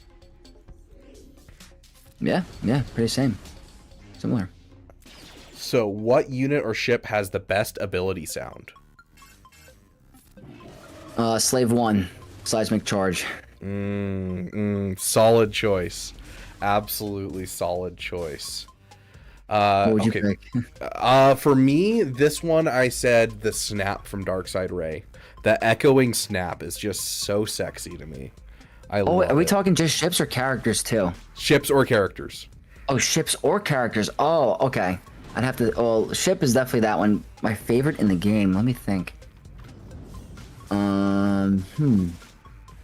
I can quickly just like go through the characters. Yeah, quick. go for it. All you, boo. Let me see. Which one do I... There's gotta be like one that just sounds dope. See, this is why I hate Territory Wars, guys, because I'm like, oh, this counter works, and then I forget that the death mark is based off of an Omicron and GAC. And then I'm like, oh, I'm basically stuck here. Alright, I mean, I didn't go through it fully, but definitely in my top 3, I'm gonna go with Nihilus's Drain Life. Ooh, good choice. Okay, okay, I see you. It's definitely different than, like, you know, just the blaster. Yeah. Starkiller's basic. Solid one as well. I haven't actually listened closely to Starkiller's basic in a while. Does it have the dash sound from Force Unleashed? Does it? Because I know he does the dash to get to the enemy that's from Force Unleashed, but I don't know if it has the sound effect. Because like the sound effect's in here, and I don't know if I just like add it subconsciously because I like that sound. Oh, the dash in the Force Unleashed game is so satisfying. Oh yeah. Let's see, we got this. Yeah, so this one sounds like it's someone who may know you from like your channel or something. Maybe not. Maybe it's just a random question. Do you like tomato or barbecue sauce with your sausage sandwiches? I don't think that's anyone that I might know, but barbecue sauce and what else? Tomato? Tomato sauce or barbecue sauce with your sausage sandwiches? Probably barbecue. I would go with barbecue. I'm gonna keep the tomato sauce with the pasta. Okay, okay. See, I don't mind like a meatball sub. I don't know about sausage, but like between meatball and barbecue, like on a meatball sub, but between like, you know, having a meatball sub with barbecue sauce or tomato sauce, I'm gonna go with tomato sauce. But like sausage, I don't know. I feel like barbecue Alright, that's sauce fair. fits. Alright, that's fair. That's fair. Yeah. Let's see. We got another one for you specifically. How are you enjoying the current GAC meta in Kyber? Do you think that focused datacrons make it more or less interesting? And do you enjoy them? Very solid question. It's a mix because the old way it was forcing you to get the episode pass, and now with this set, I think you can get all of them without it now. So I think as long as there's a way for players that don't spend to be able to obtain them all, might not be able to get them as quick as the spenders, obviously, but as long as they are capable of getting them, then I think they're good for the game. Previously, if you can only afford 2 without getting the bundle, then I don't think that's good for the game. Me, personally, it helped me get into the top 50 for the first time, so that's never happened to me before. So I think they're interesting. I think they're fun. Do I think Darkseid Ray is way overtuned for 3v3? Yeah. I think that she's fine for 5v5. For 3v3 is kind of like a little over the top, I think, because it requires very certain counters, and even there is some degree of RNG to some of it. Like, for some reason, Bane Mallet can work. Sometimes Bane Mallet cannot work. And you use the same datacron over and over. So, overall, I think they are interesting. They add another degree of thinking, but as long as they keep it accessible for everyone and not only spenders, then I think it's good for the game. Okay. Yeah, I think that there is a level of not okay to this that is the dang, that worked. That's like, because like I feel like it's tuned really well for people in your area where you kind of have the toys, you have the tools to do that type of thing, but it kind of makes it boil down to like, if you're in Carbonite, Bronzium, Chromium, where you're always swinging above your weight class, did your opponent go to get that focused datacron? Because if they did, you're basically screwed and you can no longer swing above your weight class. And so I do think there's a toxicity for things on the power level of Darkseid Ray and the Hodocron that can cause some really big problems in the early area of the game. Like where I'm at, like Kyber 3 to Kyber 1, I think that area feels fairly okay with it. It doesn't feel great, but I think it's okay. But I am a little worried that if they continue to add in crons of the power level that we're seeing with these two, we could see a problem with lower players just getting stomped by, you know, players that have all the toys that rarely play, but they decide to get a focused datacron and throw it on defense. So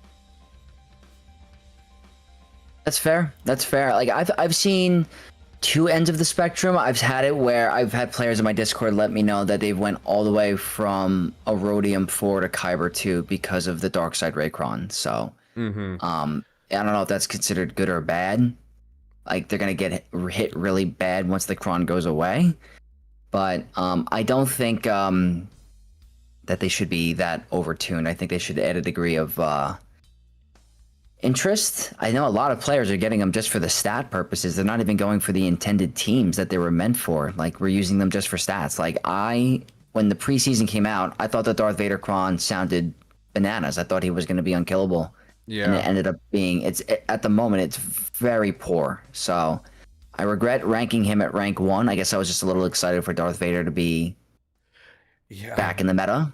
Yeah, so. And after you've been playing for a long time, so I'm sure you were around for the beginning of Datacrons and playing actively, so I'm sure you got to enjoy the let's kill every GL with Darth Vader, with Emperor Palpatine lead and Piet in there. Mm-hmm. Oh, so, yeah.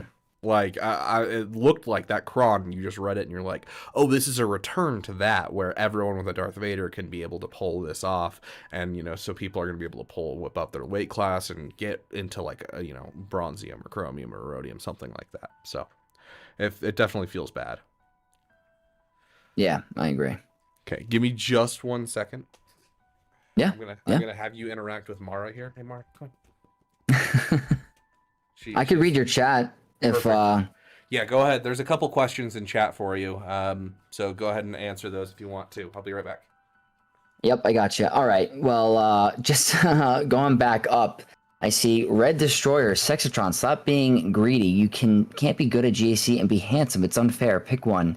You can't have it all. Leave some for the rest of us. I choose to be good at GAC. I take the somewhat whatever looks. Just kidding. I like the balance. Where is Vexatron from? I am from New York. New York. What made me interested in SWGOH? So I did touch upon it a little bit earlier. I participated in wrestling in college. I was a college athlete. I wrestled in high school. I did martial arts as a kid and got a scholarship in college for wrestling. And I had a bunch of friends that we couldn't really go out and party. We had to be good. We had to cut weight. We couldn't go out and drink. So we had nothing much to do. So we'd be on the road on these big buses. And my friend was like, you should download this new Star Wars mobile game called SWGOH. And I was like, okay, sure. Played it in the hotel. Played it on the way back. Been playing it ever since. Been obsessed with it. So that's kind of like the Vexatron origin story for SWGOH. We got SWGOH gameplay. What's going on, dude? Good, long time no see. Yeah, it feels like it's been forever since I've seen you. Come on, dude. Hang out with us more. Your pup is adorable, by the way. Thank you, Pip. Yeah, she's our little guy that we throw things for. We every time we get a $1 or $2 donation, she comes up and gets a treat. Oh man, I would donate. Yep. Half her commands are in Mandalorian, so she's so cute. Yeah, she's a good poopers, and she lets me throw the Jar Jar mask on her. So I like it. Someone asked if I would like to see a GL Grievous from the 2003 series. Did you watch the 2003 2D Clone Wars? That was with that one guy, that one separatist guy that was like Brolic, right? Didn't he fight Anakin once or Obi-Wan? What is his name? He was like a separatist, I think, or some sort of like. He had armor, like an armored mask, maybe. I think he's from that Clone Wars series. Oh, what's his name? Are you talking about Oh gosh, Dirge? That's got to be it. Hold on, let me pull up the picture.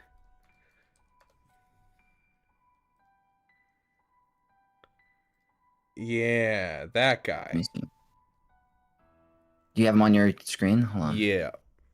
Let me see. So he comes That's in on him. Yep, that's the 2D Clone Is he Wars. separatist? Yeah. So he's a bounty hunter that's working for the Separatists, but yeah. Okay. My little kid brain didn't realize. Yeah. So yeah, did you watch the whole show then? It was only Not you know, not the whole show. I watched parts. I remember watching that scene though. Okay. Yeah, so in that show, they were like, "Hey, George Lucas, we want something we can put in here that's for episode 3. What can we put in here?" And he was like, "General Grievous, here you go." And gave them like what he looks like, and that was basically it.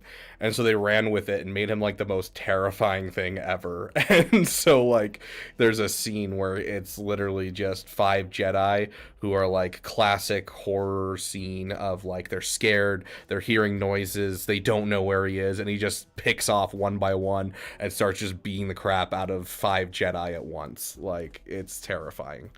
And so then you hit episode 3 and he's a coward who dies really easily. And you're like, oh, okay. Would I want to see that version of Grievous in the game?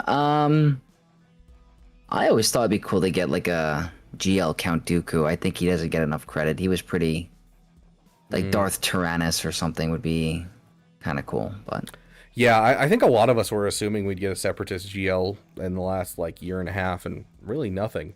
Like Separatist GL fleet or GL in general, and just nothing. So I think we're all kind of surprised about that one. yeah. Ooh, this one's a weird one. Do you believe that the implementation of Lightspeed tokens was done correctly? It's another good question. Do I think it was done correctly? I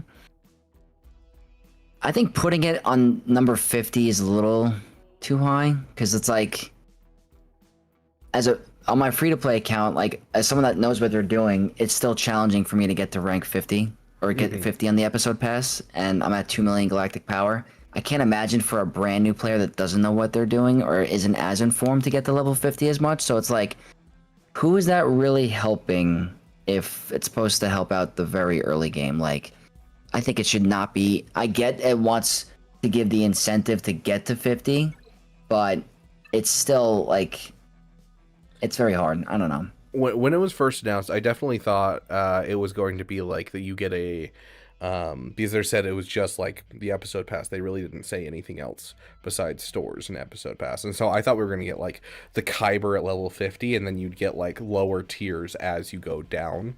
And so like I wouldn't mind that by any means if they were to like throw a Carbonite at like level 15 and then like, you know, kind of give you a leveling up ones as you get through it, and so you can level up that faction a bit.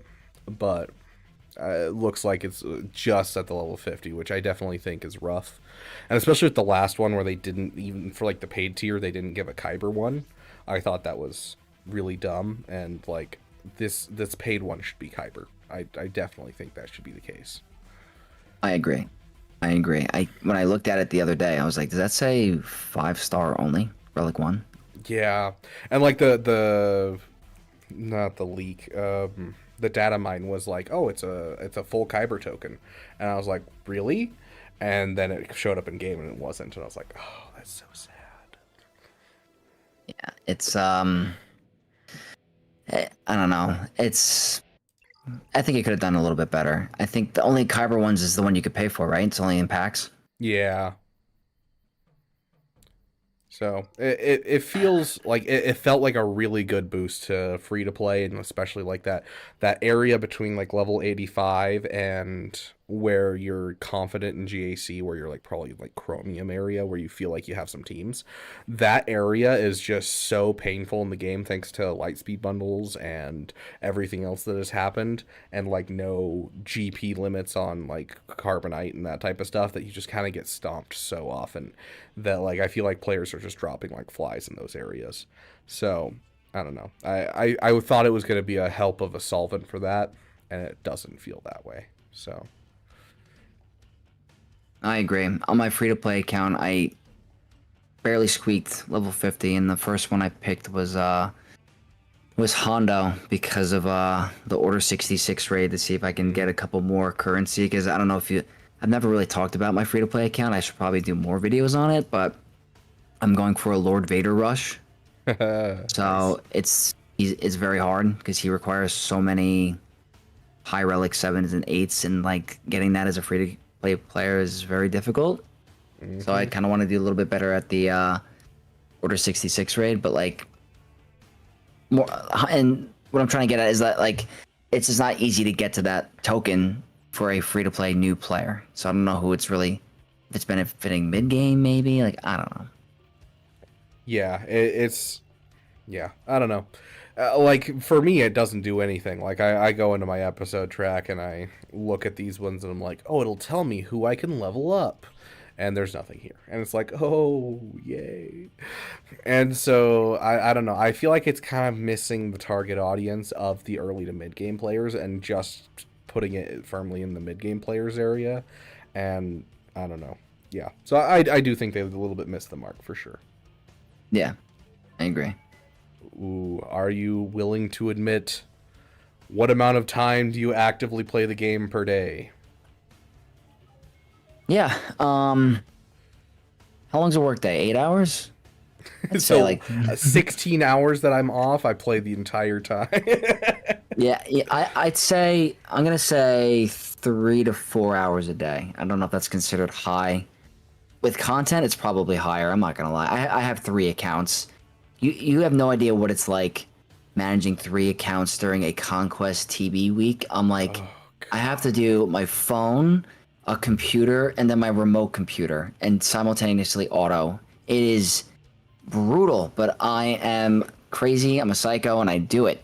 But For a while, I was running 3 accounts, and what I would do is I'd stream. I just ran out of time to stream this long, but I was streaming my Conquest, and I would put 3 things of BlueStacks on my screen and play 3 different Conquests at the exact same time. I hope you have a powerful computer. Yeah, I mean, it's pretty nice. Yeah, but it was rough. Oh yeah, you just contemplate like, is it worth it? Yeah. Oh, like I usually like get to the end of like one set of energy refresh on the other 2 accounts. And I'm like, okay, I'm just going back to finishing my main account. I can't do this. Yeah, it's definitely the hardest thing about I think. Oh, and then you tie that in with the freaking Naboo raid back in the day. Like I was losing my mind. Yeah, the Naboo raid was killing my desire, to be sure. But at least at least I could auto it. That's the one thing I don't like about the Order 66 is like there's not really a way to auto it because it'll automatically like jump phases and stuff, and so it makes for some problematic things there. But That's true. I feel like I could full auto the Gungans only. Like I don't know what type of guild. Are you in a very competitive guild for like overall? I mean, not the most competitive guild, but like it's competitive enough that we are getting. I don't know. We're doing pretty good in the raid. Our next requirement is 5.5 mil in the Order 66 raid, and we're doing pretty good in Rote. So like, people get kicked often enough over not doing what they're supposed to. So I'm not in like a guild where it's like the territory wars are the most important thing in the world. I'd rather jump off a bridge, but That's my guild. oh no, I just can't, dude. I can't.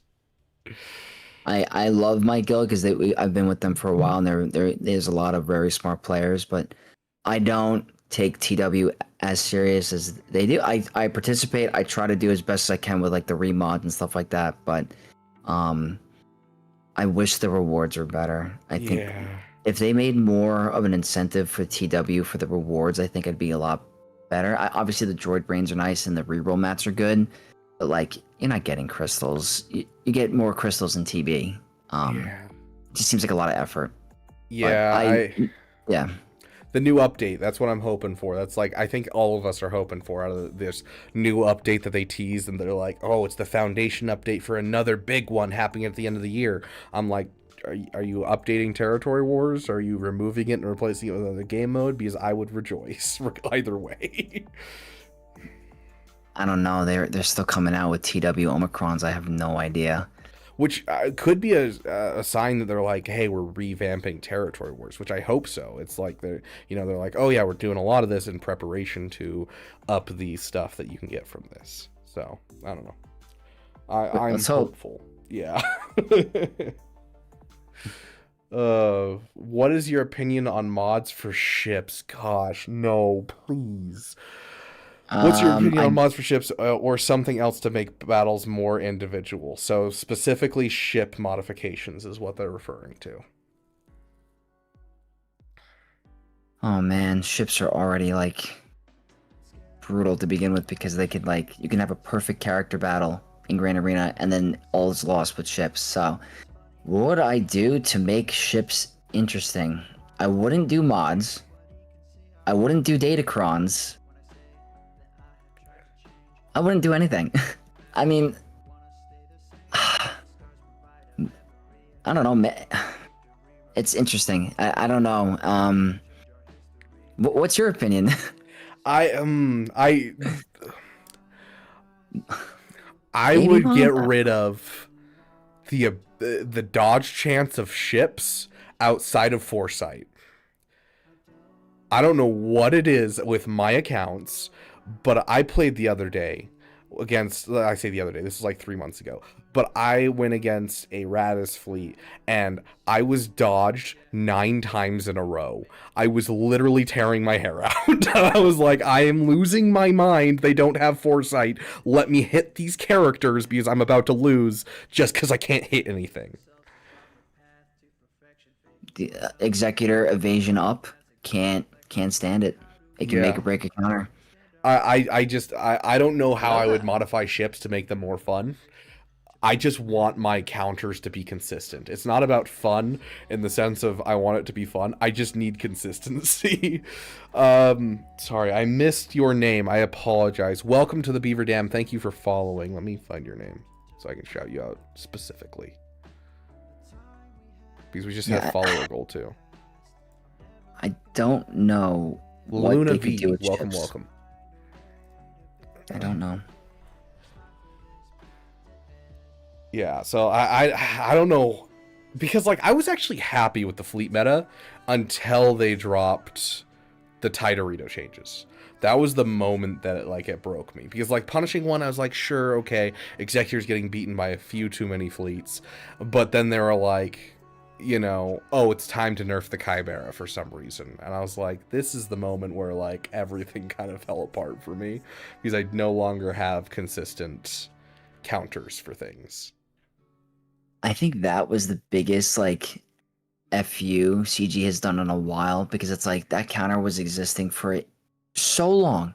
That was if they wanted to tackle that, why didn't they do that in the beginning? Like it took them, what was that, like 2 years or something? Yeah, and like they classified it as, oh, Executor is performing too well with the punishing one against Leviathan.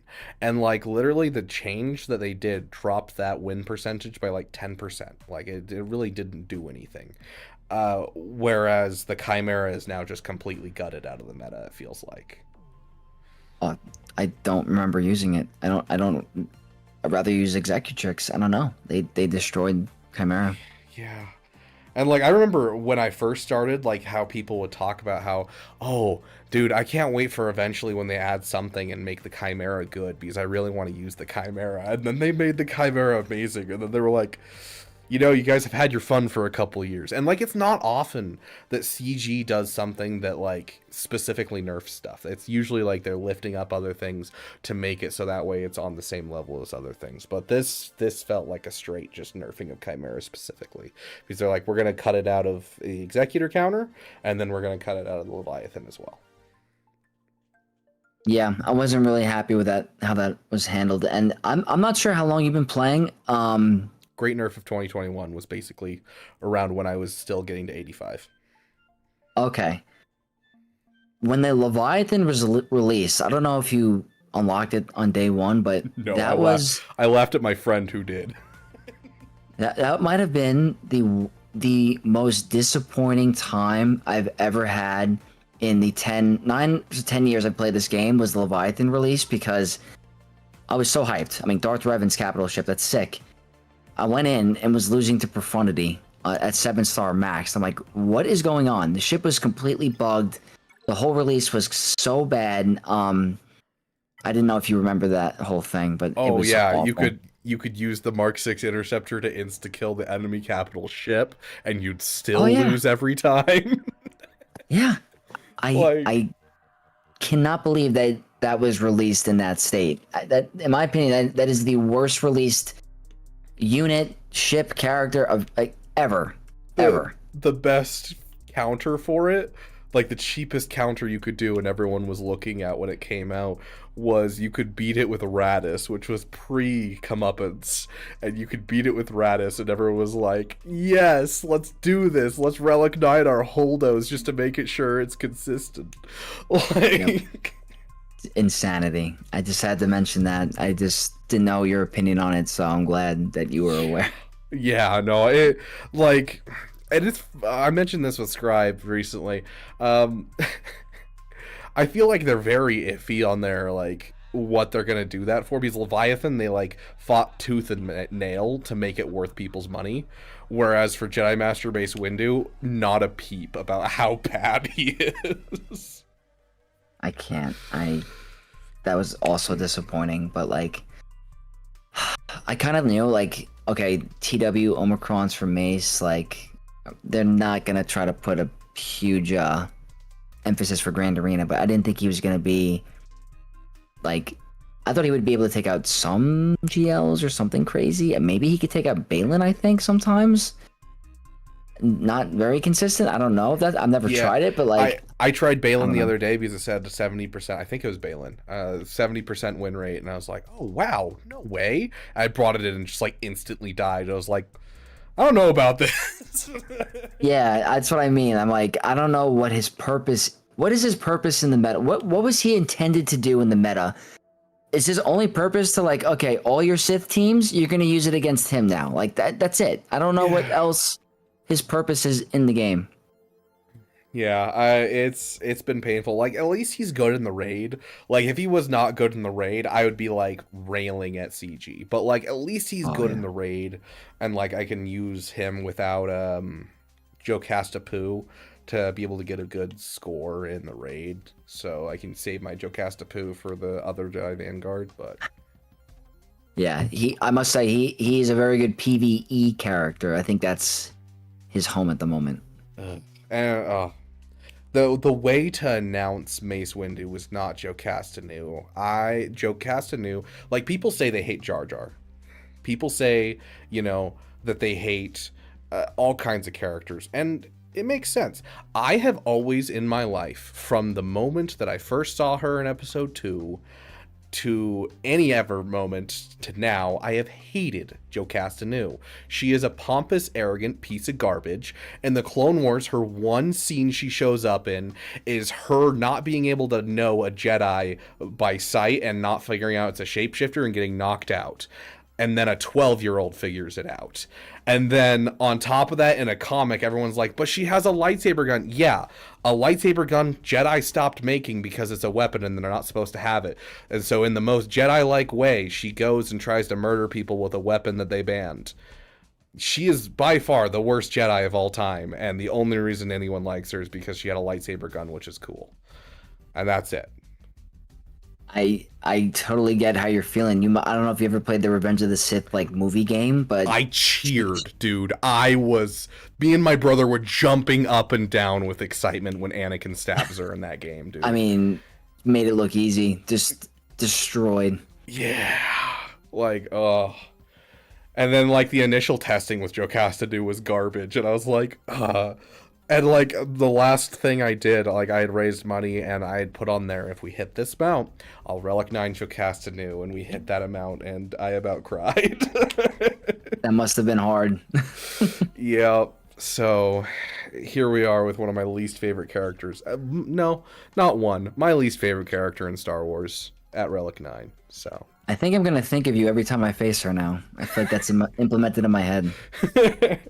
All I want them to give, like, one of the versions of Anakin an insta-kill specifically for Jocasta Nu, just to pay homage to that Revenge of the Sith video game.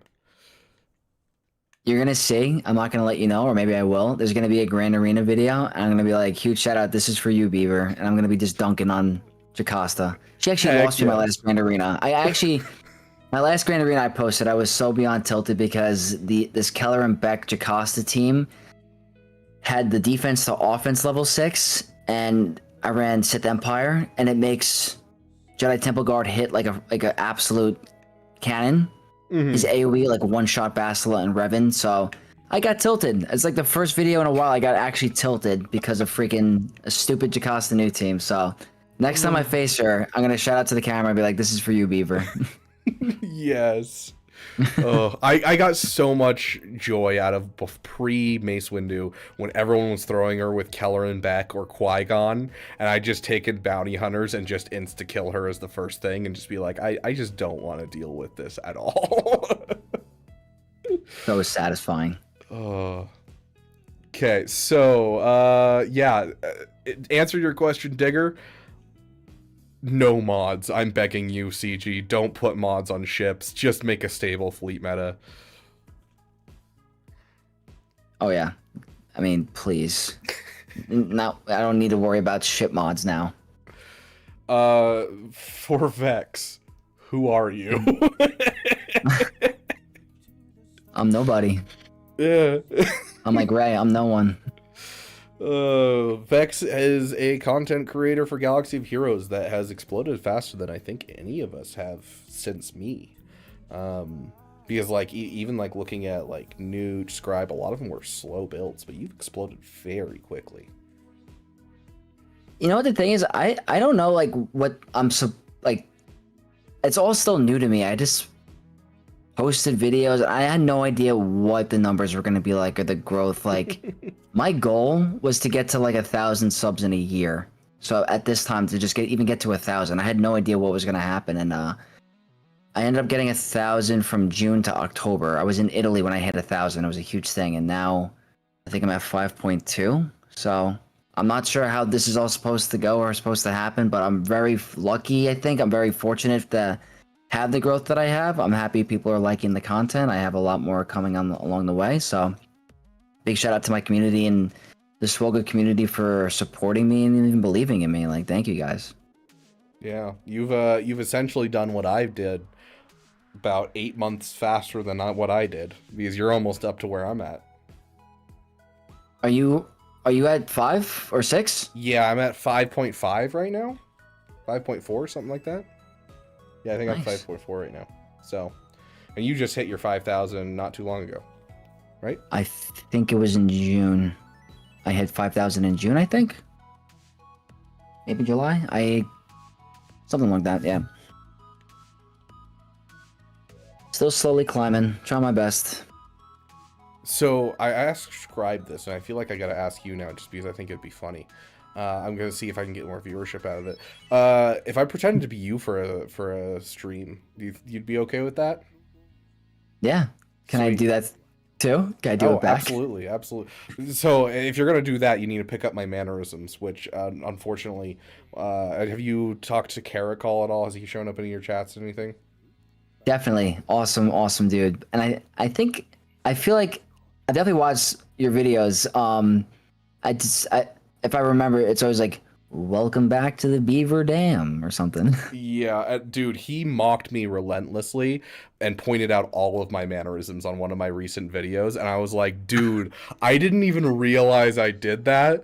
And then like someone commented on one of my videos and was like, dude, you in the current video and you in the previous video you have behind you do the same thing at the same time. And I was like, no. It's amazing. And so, like, people have just been ceaselessly mocking me for my mannerisms for, like, the last week and a half since I posted that video. I'm gonna, like, study, like, 2 or 3 videos and just, like, try to get it down. Oh, gosh. Yep, there's But yeah, Talion you with can the emoji when I'm talking to people. I'll sit here like this. Yeah, so there's apparently an emoji that on YouTube that does the exact But thing. you do this? Yep, every single time. Like, you go and watch me hanging out with Nooch on his podcast bits, and I'm sitting there like that, like, the whole time. Just like, ugh. All right, I have ideas. I'm writing this down. Oh, gosh. So, how are you introduced to Star Wars? We talked about that one. Given the state of the SWGOH meta and known characters, what do you think the next meta fleet will be? So if it's pretty much like how things are going right now. I think the obvious answer is going to be pirates. I think we're going to get a pirate-led fleet and possibly have Jod as the commander. We might see a Captain Silvo as a fleet commander. So do you think that we are going to get an era of that then? Or do you think it's going to be the Galactic Chases? Because the Punishing one was a marquee. So that's a really good question. I don't know how I would feel to have a double pirate like era and just dedicated for ships. Like I feel like if they're gonna, I mean this could be completely biased and opinionated, but like we went from Bad Batch, which was like okay, all right, let's start the year slow with a Bad Batch team. Okay, whatever. Then we went to like Dark Side Clones, which was like oh Revenge of the Sith hype. Now we're going back to pirates. So it's like, okay, not the most exciting faction in Star Wars. In my opinion, I think they're good, but it's not like Dark Side Clones, Lord Vader, Lifter. Like that's a huge plus. So yeah, when I, as a person who reads the books and watches the movies and all the shows, I have to look up the names of these characters to see who they are. That's usually a worrying sign. Oh yeah, I didn't recognize 3 of them. I didn't know Quickhold and Vane. I mean, I recognized Vane when I looked him up. I didn't realize that was his name. Yeah, and like I don't read comics. That's like the one thing that it's just a medium that I've never been able to get into. And so when I was like, oh yeah, Kix, I was like, Kix is a pirate? What? Hold on, what? Had no idea. But just going back to your question, I would say they might do a whole pirate era with all pirate ships. They could. I mean, I thought they would maybe combine it, like where they would do like, okay, GL Hondo with some ships, and then they come out with like a. That was something that like I was looking at when this stuff started first coming out. I was like, okay, yeah, we'll get a couple people to lift up Hondo. I wasn't expecting 2 full teams. I was expecting like 1 team and then maybe some ships or something, and here we are. I don't know. It was interesting. I know. I didn't think we were gonna get Maz as a unaligned force user / pirate character leader. I didn't think that was coming, but all right. Let's see what CG's cooking. Yeah, I think a lot of people are still banking on the Separatist GL ship that everyone's been wanting. Oh, piloted by who? Trench? Yeah, Trench capital ship, and then, I mean, you have 1,000,001 things. You could add in Dooku's Solar Sailor, you could add in Asajj Ventress's ship, you could add in Tri-Fighter, like, there's tons there that you could do there. And I feel like it would be more hyped than Pirates, for sure. Yeah, that would be awesome. I could totally see a Trench capital ship, and that'd actually be pretty exciting. That'd be pretty cool. Yeah. That's what I'm hoping for is, honestly, I'm hoping for anything but pirates. I just don't want more pirates. I think we need something to like, something a little bit more exciting as a next era. Like, okay, I think Hondo's a cool character, sure. But I'm not like really looking forward to him. I was looking forward to Ahsoka because I thought her show was cool and like, the units were pretty interesting, but she was a little disappointing. I'm worried that Hondo is going to be just as disappointing. I feel like, I don't know why, I just have a feeling that this is going to sound really like, oh, you're just like a mega whale or whatever, but the requirements are really not that hard unless it's the new characters. Like, a lot of these characters have been in game for a while, and a lot of us have them already at high relics. It's like bumping up the relic levels like by a little bit. I don't know. I'm worried that Hondo's going to be kind of mid.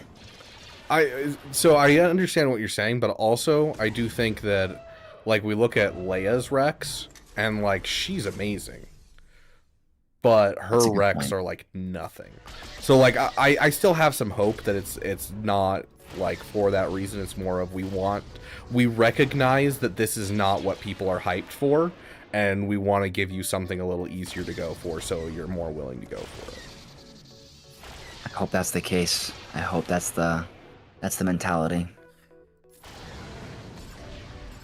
Are you gonna get Hondo day 1? Oh no, I swore off day 1 characters until I can finish the important stuff in my roster, because like I didn't have, like, I got Jedi Master Mace Windu, and I got Ahsoka day 1, but like when I got Ahsoka day 1, I didn't have a Jabba or a Leia or a Profundity in my roster. When I got Jedi Master Mace Windu, I still didn't have a Leia or a JMK. Wow. I have stuff that definitely needs to come first, but I just haven't been putting it first. And it's just because of content, you know, I'm trying to make guides for things. But then also, like, at least Jedi Master Mace Windu, a lot of people are going for, so a lot of people are going to need the guide that I made. When it comes to, like, Ahsoka, you have Ahsoka, right? Yeah. The event was so easy, so, like, I don't see a point in making a guide at all.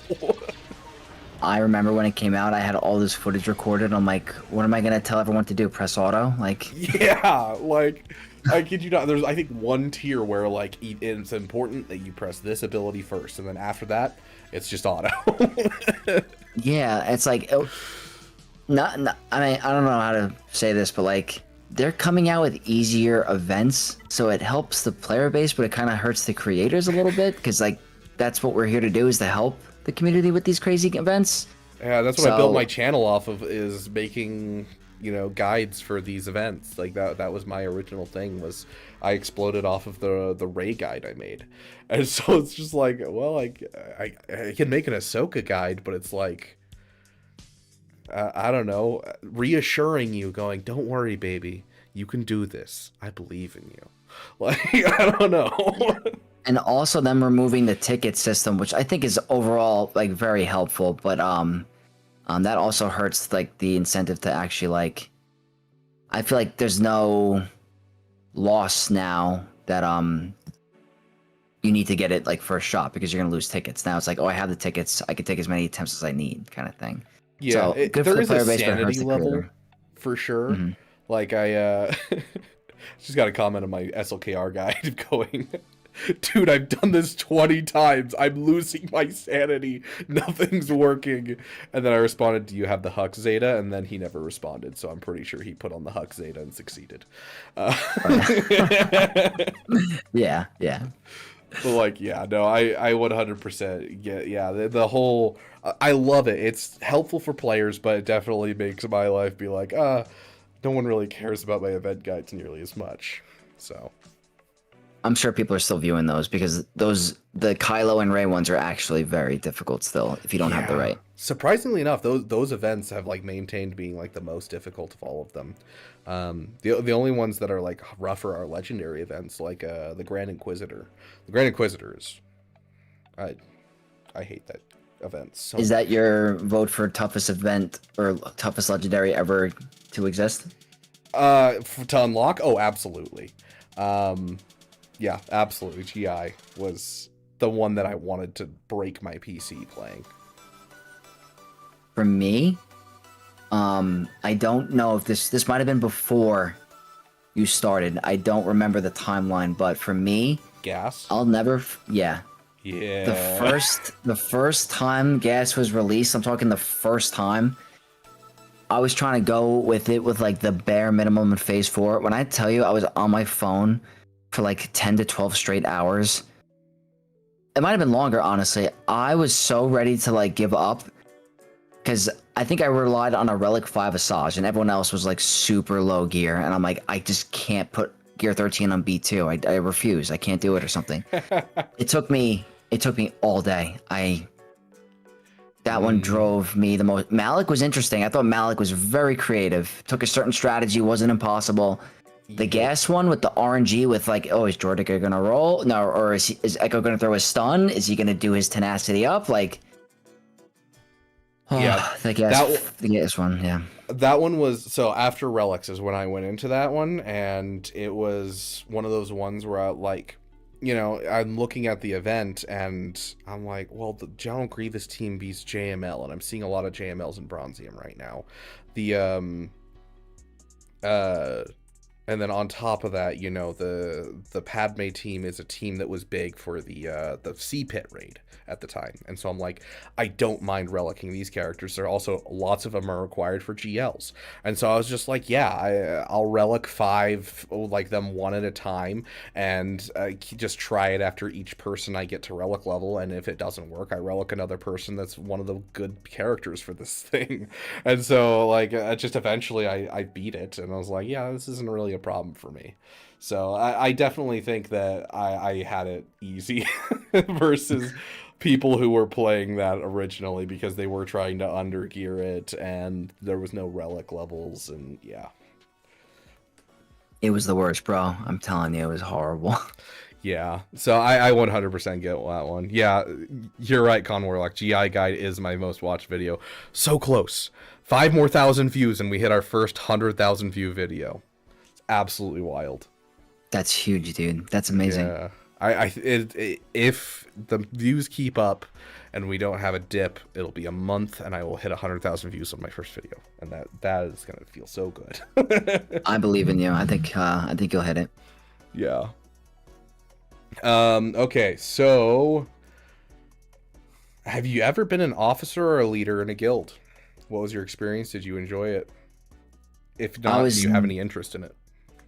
I don't know if I was considered a officer, but I remember when this is way before I did content. I was in a very old guild, and it was the challenge pit raid, and I was in charge of stepping up and coordinating everyone's attacks so that they could submit at the same time. Were you around for the challenge pit raid? Yeah, that was why I left my guild right before the changes happened. So I got like probably 6 months of the sea pit. Yeah, I wasn't considered an officer in game, but I was in charge of making sure everyone put airplane mode on, submitted at the same time to get to phase 2, to get to phase 3, get to phase 4. I definitely didn't enjoy doing it. It was an absolute pain. I think being an officer / guild leader in this game is like a part-time job. So if you have the time, power to you. I personally would not do it, but if you guys have the time and you enjoy this game a lot and all that, then all to you. Yeah, I did lie when I was with Scribe. I have been an officer in this game. I completely forgot about it until just now. When the Sea Pit was around, I joined this partially derelict guild that was doing Sea Pit because no one would let me in Sea Pit, and it was probably the most toxic I've ever seen this community is when you were trying to find a Sea Pit guild, because these alliances would like protect them with all of their hearts and be like, why would you possibly deserve to be in this guild? You are literally scum. I'm like, damn, okay. Like, whoa. I have enough to do like 2 million damage, and I figured I'd look for a guild and see if I could get carried until I could build a couple teams. Goodness gracious. And the guild I got into, they were like, yo, can you be an officer and run territory war? I was like, do you guys care about territory war? And they're like, no, just come up with what teams we want in each set and we'll throw them in. And I'm like, okay, yeah, sure. And so I did that for a while. That sounds like absolute brutal time. Yeah, good times. But I'm glad Sea Pit is gone. I feel like Sea Pit caused a lot of toxicity and was also, I don't know, a nightmare to deal with. Oh yeah, especially the beginning before the change happened with the whole.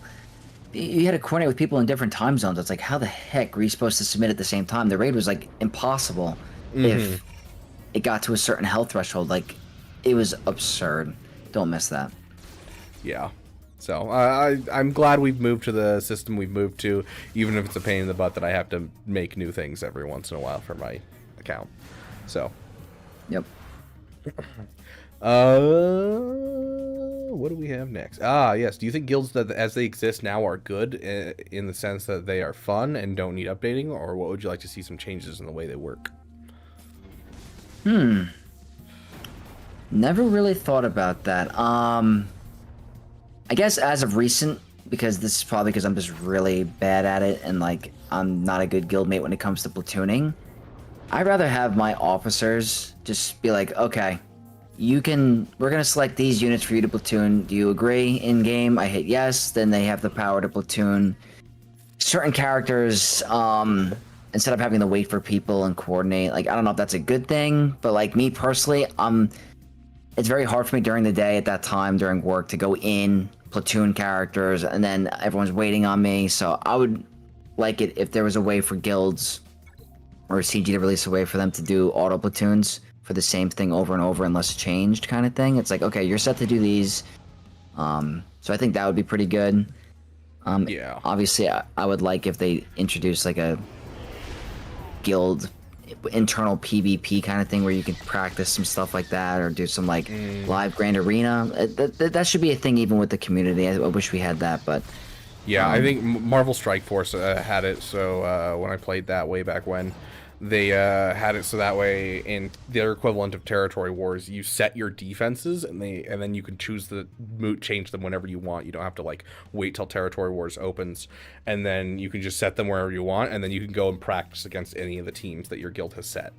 And I really enjoyed that.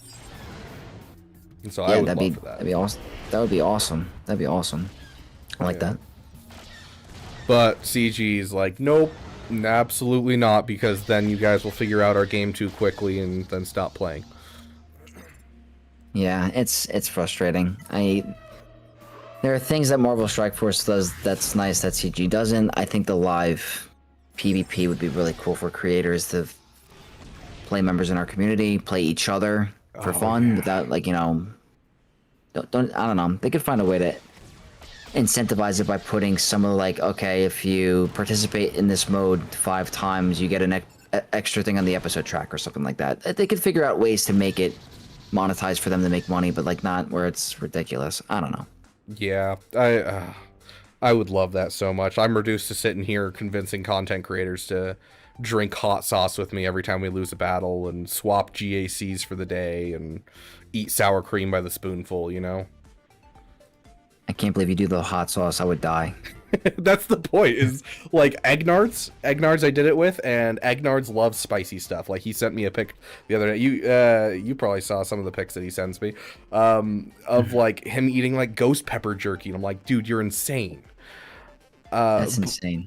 But like for me, that's not good. And so like when I did it with Egnards, he could take spicy stuff, so I was like, well, what do we do here?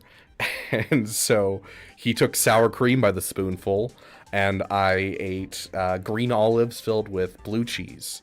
Both things that we absolutely despised. And so we played each other's GACs, and every time he'd drop a battle on my account, he had to eat sour cream, and every time I dropped a battle on his account, I had to eat a green olive with blue cheese, and it was awful.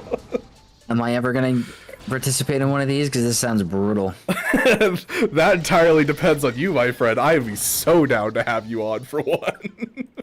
Dude, I wouldn't say I have like a weak stomach, but I will die. Like, I used Tabasco sauce once on like a Chipotle bowl, and when I tell you, like, it was just straight fire. Oh, it hurt. Gosh. It was painful the next day. I don't know if you get that reaction. I mean, to be fair, like, I have built up a tolerance over my life to some degree. I'm definitely not like someone who, you know, is like, oh yeah, I'll eat any hot sauce ever and not die. Like the hottest hot sauce I have makes me cry every time I eat it. And I just do it because, you know, people are entertained that I do it. It's the type of content. Thought of a sick idea. You ever watch Hot Ones? Oh, yes. You should be the SWGOH Hot Ones. You just invite creators and just have a wing off, like, hot sauce. I mean, at this point, I'm getting there, dude. I've gotten 3 creators to buy hot sauce and do hot sauce stuff with me now. Yeah, I'll go to Buffalo Wild Wings, get whatever sauce you want, and I'll do it. Just, I'll bring the milk and the water, whatever. Heck yes. Okay, we are definitely setting this up, dude. Heck yes. I'm so excited now.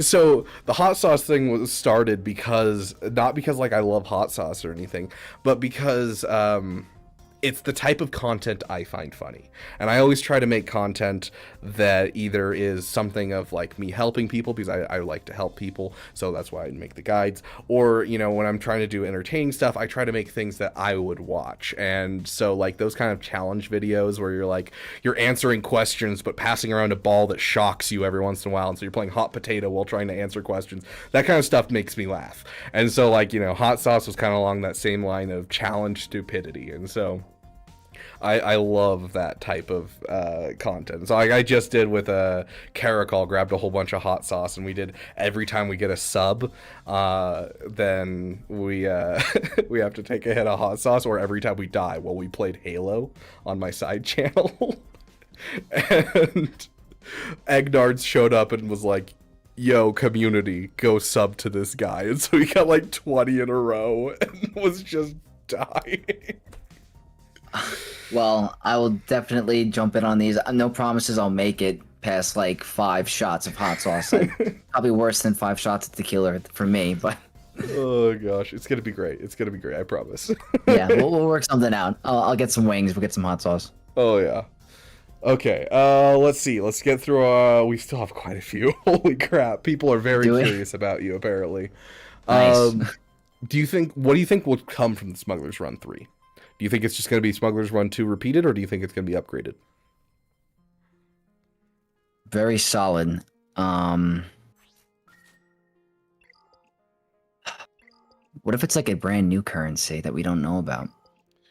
I don't know if I want another shop to deal with. I know, that's the problem. I think it's going to be similar to Java, with maybe some relic materials. Maybe they bring in like a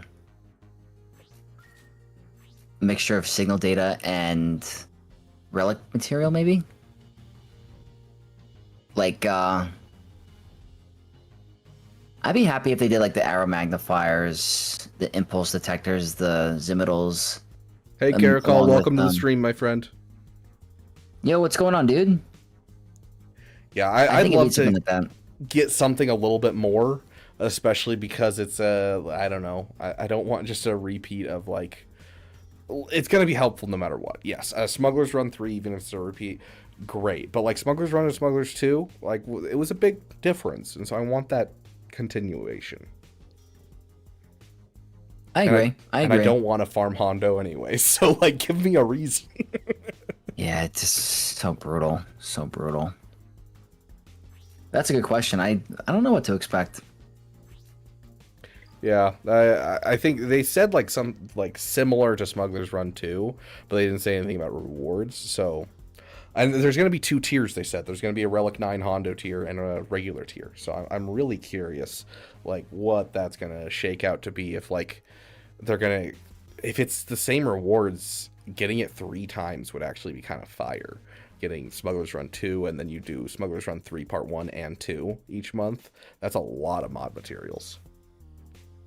It could be. I mean, you can never go wrong with the mod materials. I mean, modding is a never-ending grind in this game, especially when you hit the top. It's like more important than ever. Yeah, and Zetas and modding is really the 2 things that are the huge bottleneck for Lightspeed Bundle players right now. So. Oh yeah. Oh yeah. Okay, let's see. Oh, my thing glitched and shot me to the bottom. Hold on, let me find where we were. If you could take the place of a Star Wars character with all the good and bad that character receives, who would it be? Kylo Ren. Really? I know, that's a shock. I think he's an interesting character. I think, his whole thing with the Knights of Ren was interesting. Like, I make my channel the Knights of Vex. Like, I think Kylo, I thought he's got a really cool mask. He could have been done a little bit better, but I think he gets a little bit too much hate. I mean, people say he's the best thing that came out of the sequel trilogy, and I kind of agree. But I think definitely him. If not, maybe Darth Revan. So here's the question. We're talking about good and bad. So are you willing to kill your father and get shot by a Wookiee? And die after kissing, right? Daisy Ridley, right? I don't know. She's kind of cute. Yeah. Might be worth it. That's tough. That's tough. Why? Who would you pick, Anakin? I said I would probably be willing to go through Luke. Like, I could go through losing a hand. I've been through some rough stuff in my life. I think I could handle losing my aunt and uncle. And I think it'd be a really cool life to live. I know some people in chat have mentioned like R2-D2 where you kind of get to watch the events without having to be really involved too much. Interesting. Okay, so I guess I didn't really understand the question as much in the beginning. Who would I want to like? Yeah, you'd be taking the place of this character and you'd have to go through all the good and all the bad. Okay, now I get it. That is really interesting.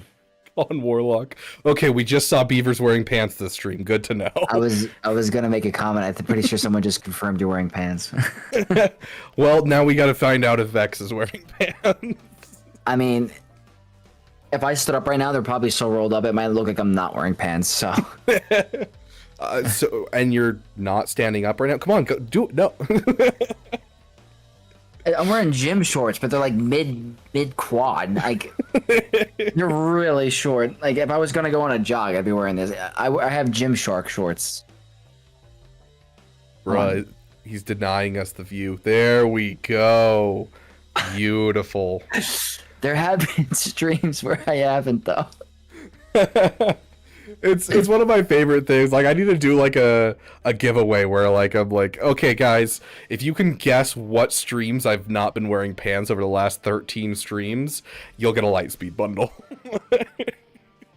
Oh my god. That's funny. Yeah, I confirmed wearing pants. They're just barely pants. But that's a good question for Star Wars. I don't know, man. Like R2-D2's like seeing a lot of stuff. Yeah, that's a tough one. Yeah, it definitely is. But hey, I mean, if you want to be shot by a Wookiee and kill your dad, I get it. They make up in the end. I mean, I just realized I agreed to kiss my sister, so that one's a little weird. Didn't even think about that. Yeah, you did. You do. And then have her admit, a year later that she knew the whole time that they were siblings. A little weird, right? Yeah, still one of the weirdest like lines in episode 6 for her to say. Yeah, definitely odd. Gosh. Another person asking about the new GL Capital ship. Favorite Star Wars Galaxy of Heroes character, not best, but favorite. It's so hard to pick one. I love Kylo. I love Malicos. Those two are like, I just like their kits. I like the pure damage kits like that, like brute strength, overpowered stuff like that. I think those two are definitely my top in the game. I'm sure there's other, obviously Bane is sick. I'm gonna have to go with Kylo though. I know that's probably biased, but when he was first released, I really liked his pure damagey kit. Like every ability did huge, massive hits, and his ultimate was cool. Like, I do think that SLKR has given people a new love for Kylo in any case. Like, I have a buddy that we play Battlefront 2 together, and like he plays Kylo and goes, "Oh yeah, I'm gonna play as my boy SLKR." I was like super excited about the character, even though he wasn't jazzed about it as much when he was watching the sequels. And so I feel like how good this character was through this game and how fun he is to play, and like soloing the Sith Triumvirate raid with him, like I think he's given a newfound love for Kylo Ren in general for a lot of Galaxy of Heroes players, and so I do appreciate that a lot. oh yeah, and I love his endless ramping. Like he doesn't stop. Like he can hit for 1,000,000. If like you had like a 50-minute battle or like a half-hour battle, he's scaling a crazy amount. So he's got good early game damage. He's got good mid game, and he ramps up all the way to late game. I just think of him as an ultimate ramping damage dealer, like just very fun. Kyle is much better in game than in movies. There's no comparison. He's not wrong. Yeah. But we do love Adam Driver, unless you look at younger pictures of him and then his ears distract you a ton. Are they massive? Dude, oh, hold on. Let me pull up this picture of him in the Marines. Adam Driver Marine.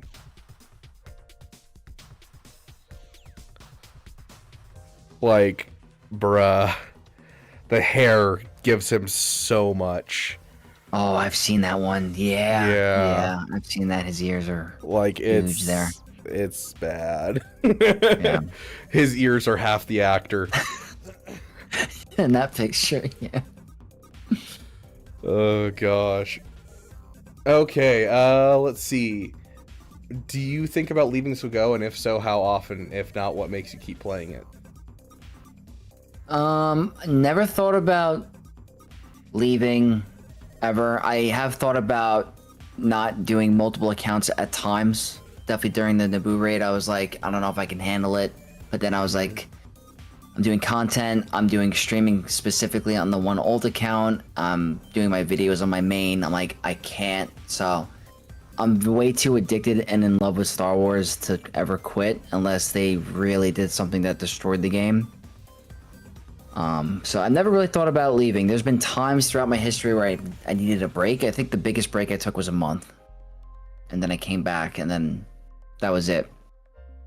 But like, it's so hard now because if you take a break from Star Wars now, like SWGOH and its conquest, it's like you have to wait a whole freaking year or something. Like you can't afford to take a 3-month break with these really good characters in conquest. It's so hard. At least that's coming from an addicted person. But moral, I've never really thought about anytime recently about stopping SWGOH ever. No. I Have you? have. Yeah.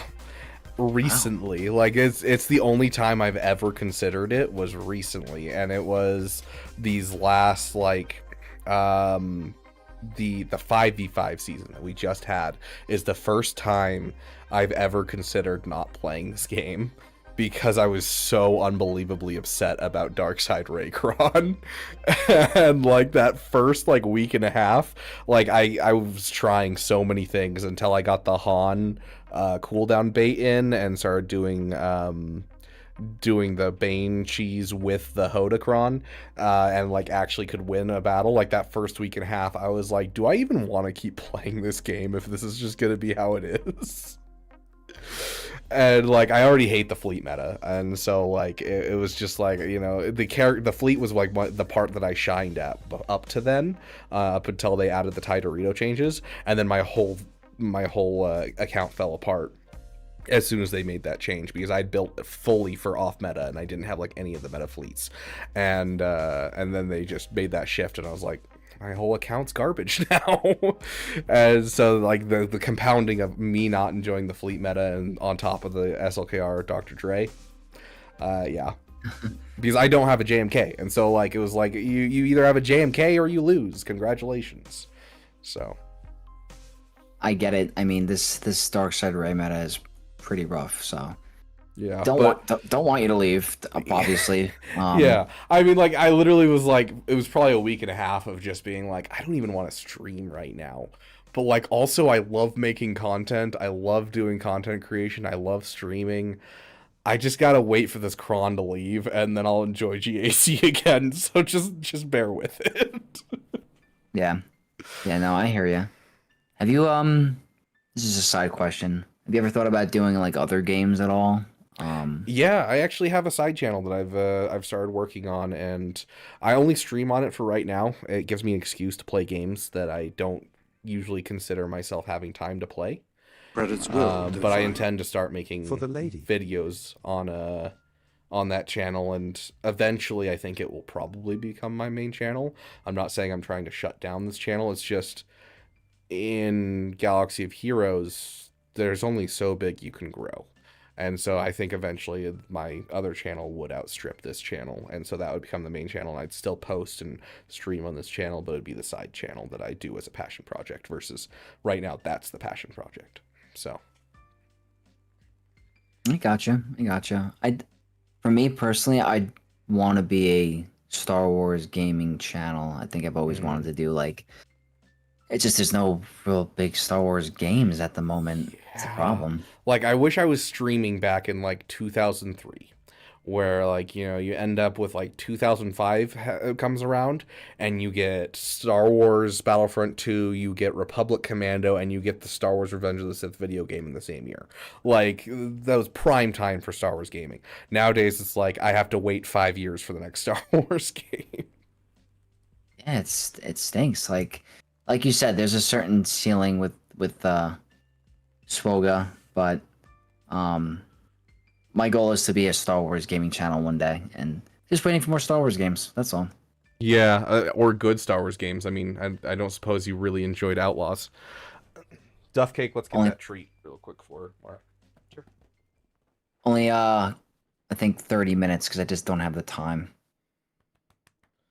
for Outlaws. That was it. Yeah, it's I played for like 4 hours and it wasn't super enjoyable. I need to go back and I need to finish it just for the sake of like being a Star Wars fan. And it was like no, you can say sit. We're gonna have you paw. Other paw. It was just, the main character wasn't interesting, but I enjoyed having a Star Wars world to explore. But it kind of gave that like feeling of being in a Star Wars world, and I enjoyed that. Like, you know, you go to the bar and the person behind the bar is a Pantoran with a mustache, and you're like, oh, that's so cool. Like, it really gives that feeling. Okay, down. And that was like the only thing that really kept me at all involved. The story was just not interesting, and so here's to hoping the next Jedi game is just as amazing as the last one. I hope so. I was thinking about doing another playthrough and doing like the the hardest difficulty on stream. But I just don't know if like my viewers would find that interesting. I know obviously they want to see SWGOH content, but yeah, that's why changing it up. That's why I made the extra channel, is because I started doing a KOTOR playthrough, because I want to go through all those games, all the old Star Wars games, and play through them on stream. But like I was just ending up basically harming my analytics on my SWGOH content by playing KOTOR, and so I was like, I gotta move this over to another channel. So that was the original reason that I made the PP's channel. Gotcha. I didn't even know. I'll give it a sub. Yeah, it's called Damn Gaming if you want to go find it. I didn't even realize I wasn't subbed to you on your main account. Or officially subbed. Well, let me add in a minute on the timer for that, because new subs always given a minute. Oh, I didn't even know. My bad. You have to, so is that timer? You have to stream for that long? Yeah. So every time someone donates, the timer goes up, and so we go until the timer goes up, essentially. And then any like usually when we do these, I'll like take a week off of work and I'll stream for like a week straight up to, you know, whenever the timer is. But I only have 2 days right now. And so I was gonna have 3, but my family decided to celebrate my birthday. How dare them? I know. Oh, but so we're just doing 2 days, and then any excess time at the end of today is going to be turned into roster review time that I have to make up throughout the rest of the week. So. Nice. I probably have like a little bit of time. I'm not sure how long you plan on having me, but yeah, probably like another 20-30 minutes if that's cool. Okay. So then we are going to skip the rest of the questions because you guys keep adding more. Holy crap. And no, I do not say tomato, and I don't know anyone that does, Con Warlock. But let's jump in with some trivia. Are you ready for some trivia? I'm ready. Okay, so I'm going to go grab my trivia. Anytime anyone wants to, they can donate any amount that allows you to put in text, and in your text you can ask a Star Wars question. If you ask a question that stumps one of us, that's minus a point, and we're basically going kind of like how tennis works, where, you know, you have to be at least losing by more than one. So, you know, we'll go towards 3 failed questions, and then if both of us are like at 2 failed questions, one of us fails a question, then they have to fail 1 more before they officially lose. Does that make sense? Yep. Yep. Okay. Try streaming Grandmaster difficulty on Jedi Fallen Order. Yeah, it's actually really easy. Jedi Survivor, really difficult. Jedi Fallen Order, I did. I actually went back and started playing it during one of our last Damathons, and I was like, this is honestly too easy. I might have to go like find a mod that makes me one hit, where it's like, you know, I only have to be one hit. Like Jedi Fallen, after playing Elden Ring a ton, I feel like Jedi Fallen Order's gotten really easy for me. Same. Whereas the first time I played Jedi Fallen Order, gosh, I was just, it took me probably 20 or 30 tries to get through most bosses. Like, it was awful. Oh yeah, insane game.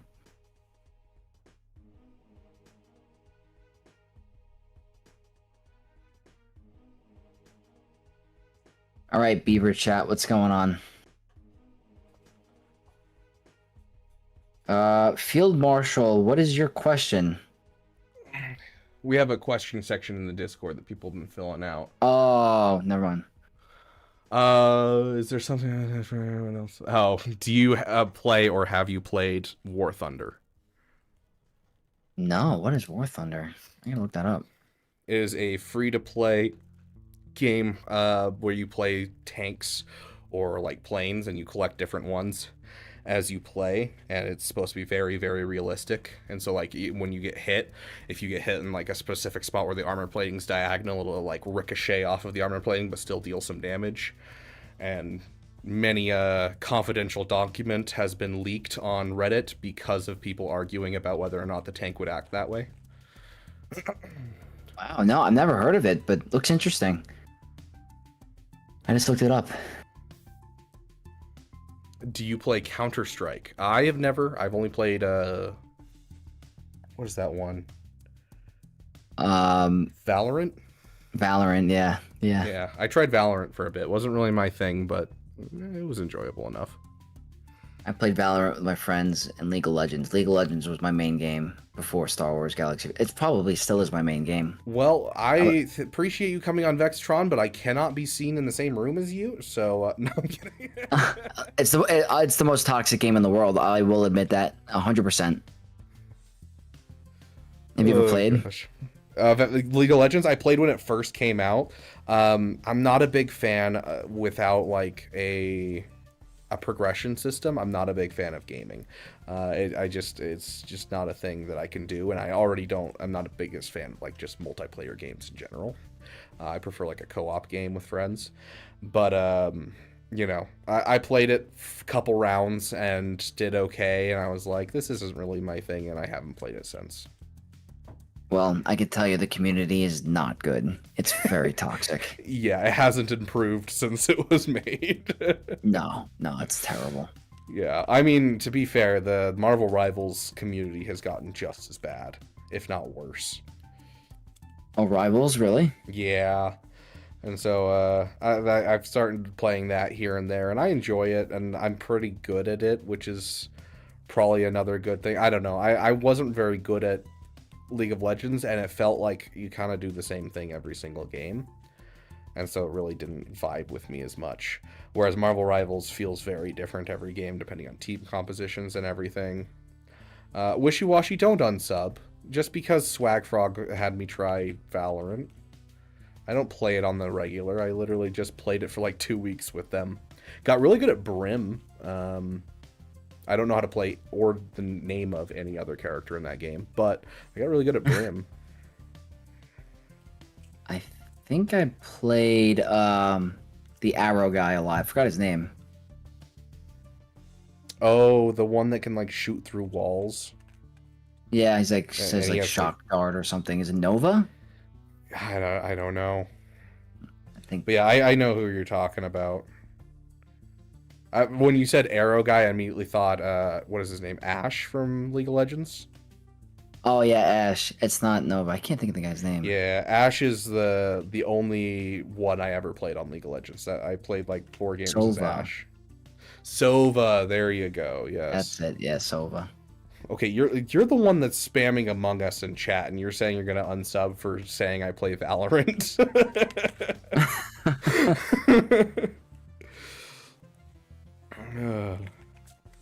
Gosh, much. Okay, so here are the rules for these cards. They have 5 questions on them, and so I am going to leave it up to chat. You guys are going to have to throw a number out between 1 and, was it 1 and 5 or 1 and 6? 1, 2, 3, 1 and 6. And so you guys will throw out a number between 1 and 6, and that is the question I'll ask on the card. And we'll go 1 for 1. Whoever's up to 3 first is the one who loses, and then we will let that person choose something to level that's silly in their roster. So I will tell you, just to shake your confidence, I am now 2 for 2 so far. I have forced Arnold to Relic 9 a rose on his free-to-play account. And I have forced Egnards to put the Gungan Phalanx Omicron on his Gungans. Oh, God. All right, I'm ready. Some of these are... Smoke me, but I'm hyped. So these are from the movies. Some of them are vague and stupid, such as what is the first command given to Darth Vader in Episode 3? And the answer is Rise, which is just really vague and stupid. Oh, wow. Other ones have a little bit of behind the scenes, but for the most part, they're pretty simple. So, okay. And then if you guys have a question that you want to ask in this overall, you can donate and you can say who it's for and then the question, and then we will have to try and answer it. So we'll start off with me because I'm a good host. I don't want to force you to lose a round immediately. I'll let you Yep. be okay for just a second. So 1 through 6, which question do you guys want first?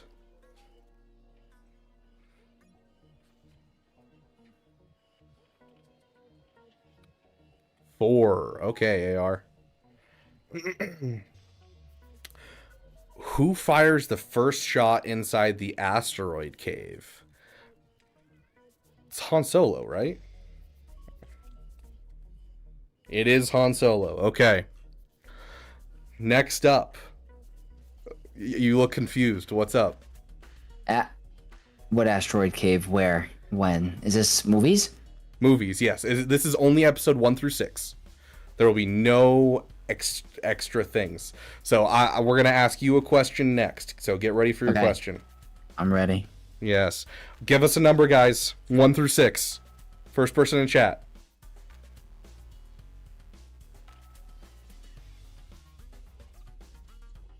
5 it is, coming in with Atticus. Okay. Number 5. What color are the camera droids that patrol the Galactic Senate? Oh my god.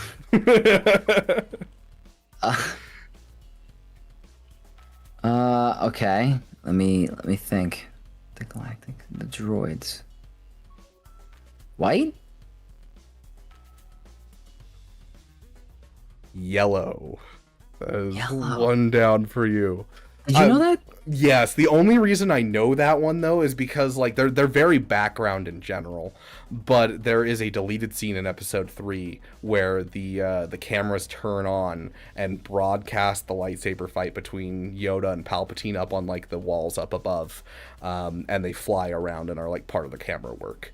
And so that is like the only reason I remember that is that deleted scene. I'm gonna be more prepared next time. I'm gonna study. Okay, I'll start preparing what I have planned for your roster, you know? Oh boy. Okay. We got 1 through 5, guys. Give me in chat. 1 through 6. My brain works, I promise. Only a little bit, but it does work. 1. Ooh, we got some agreements too. 1. Okay. This one's for me. Who does Princess Leia try to put at ease by offering a bit of food? Wicket? Yes, it is Wicket. Okay. That's impressive. That's impressive. If it had asked about any other Ewok, I would have been like, dude, I don't know. Okay, one more time. 1 through 6. It is now his turn.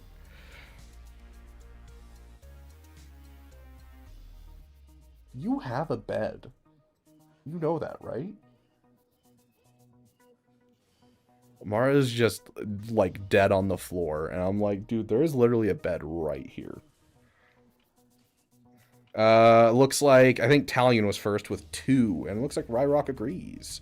He's totally switched. Oh no, I'm actually looking at both of you guys. It's whichever one comes in first is the one I use. So 2 it is. What is Luke's one-word reply to the Emperor's offer? Take your father's place at my side.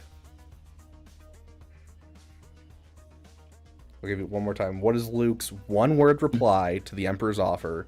Take your father's place at my side. I'm gonna say never. You are correct. Okay. Good job. Okay, we're still I'm in the game. overthinking it now. Yeah. I'm overthinking. Okay. Nuh-uh. Yeah, that's the one. Okay, 1 through 6, go.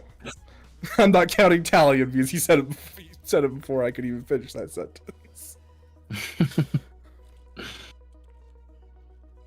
6 it is. Okay. This one's for me. What character tries to get some... This is so easy. What character tries to get some attention by yelling, "Excuse me"? Oh my, that's a freebie. Jar Jar Binks. Goodness gracious. That was such a freebie, dude. Okay. 1 through 6, let's go. What do you guys got?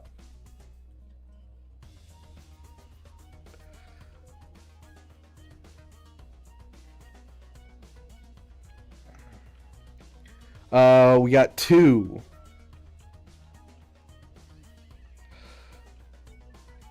Oh, it's definitely you, Lady Geek, obviously.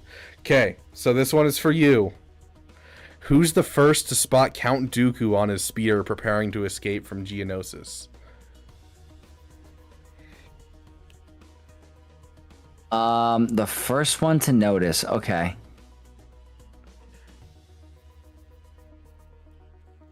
Anakin. The answer is...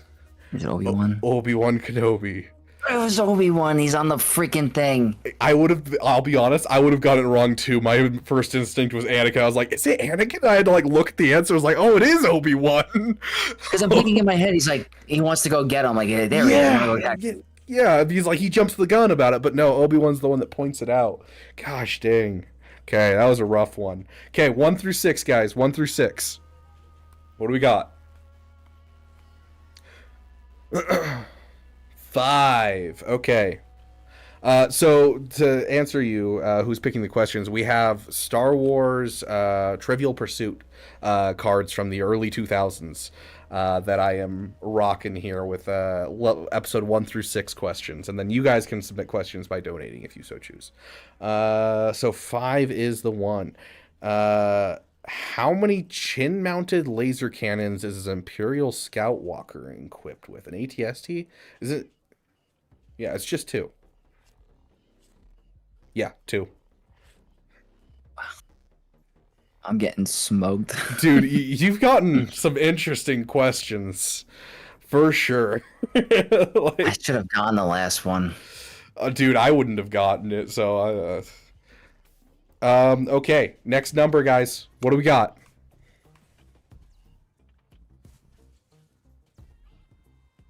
6 it is. Sounds good. Italian. This one's for you, right? Yeah, this one's for you. Mm-hmm.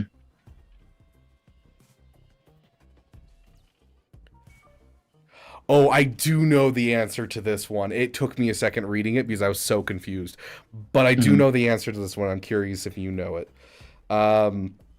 Which movie, as a security measure, made caps and t-shirts hyping the fake horror film Blue Harvest for the crew to wear on location? So which one of the episodes did that?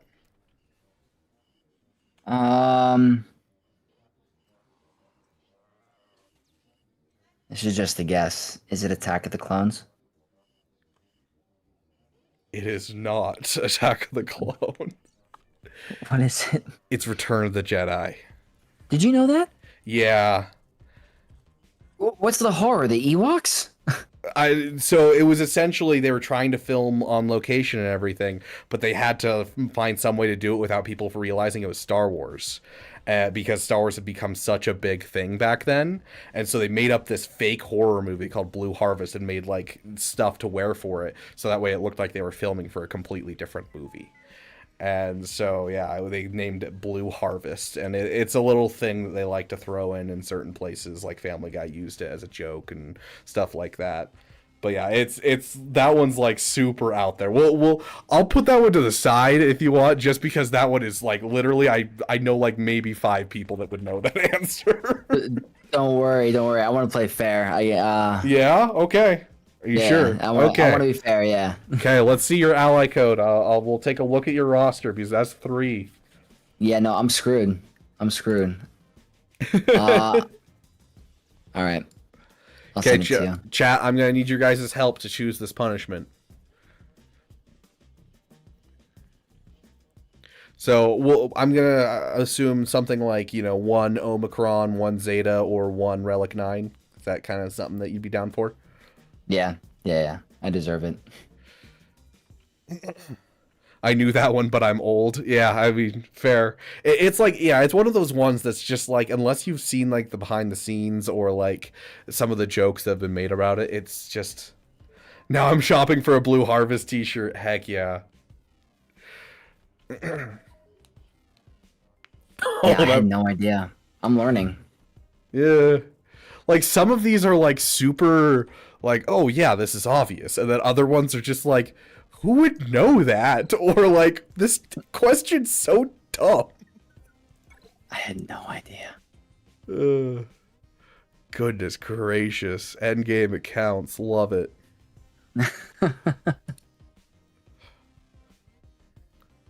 I think it'll be better if we go from the bottom of the account, not the top. That's for sure. Yeah. Okay, so these are the non-relict characters we got, guys. So we got Imagundai, Bodhi Rook, Ugnaught. How dare you not have Bodhi Rook leveled? He's the pilot, dude. I'm sorry. We're hoping for next year with the 10-year anniversary of Rogue One. I'm hoping for a ship for him finally. He deserves it. Oh, yeah. Okay. I like where you're thinking, Lady Geek. Yeah, I think where everyone's already kind of latching onto the thing that I thought of, too. I'm so scared. Yeah, you've played for how many years? You said 9-10 years? Yeah. So it would be paying homage as well for your longevity in the game. Is it Clone Wars Chewbacca? Yeah, it's a Relic 9 Clone Wars Chewie, buddy. That's what people are saying in chat. Oh my god. Oh, I guess I gotta throw the Zeta on him too, right? yeah. Okay, well, we'll leave it up to you guys. We're gonna put up a poll, and we have Farm Boy Luke, HK-47, and Clone Wars Chewie as your guys' 3 choices so far. So we'll throw those in a poll, and we'll let you guys vote.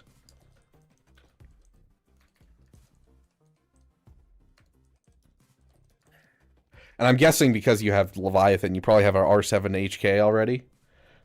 I do. Oh god, I hope it's HK. I hope it's Clone Wars Chewie. Oh my gosh. If you guys love me, oh my god. Hey, Daquan says if you put the Zeta on Clone Wars Chewie, he'll also sub to you. Oh gosh, this is how. Click on him. Click on him. Yeah, he should be updated. I think. Hold on, I think I have to back out of your roster and then re-put it in. Yeah, there it is. Daquan, you owe him a sub. Go check out his channel. God damn it. Yes, it was. I bent my Wookiee. I think you might be a little behind, but yes.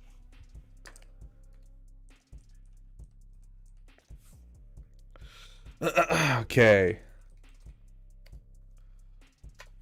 Let me just get this poll over to Twitch. That's one thing I despise, is whenever I have to do a poll, I have to like copy and paste it over to the other one. Mm-hmm.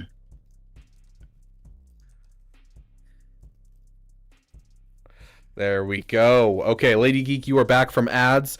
Those are the options. You have 2 minutes to vote. Everyone else, you have 2 minutes to vote as well. It's not just Lady Geek. So, your options are Clone Wars Chewie, HK-47, or Farm Boy Luke. Boy. Ooh, Scary. it's close, buddy. It's This close. is so scary. If you guys love me, you know what to do. Yeah, choose Clone Wars Chewie, right?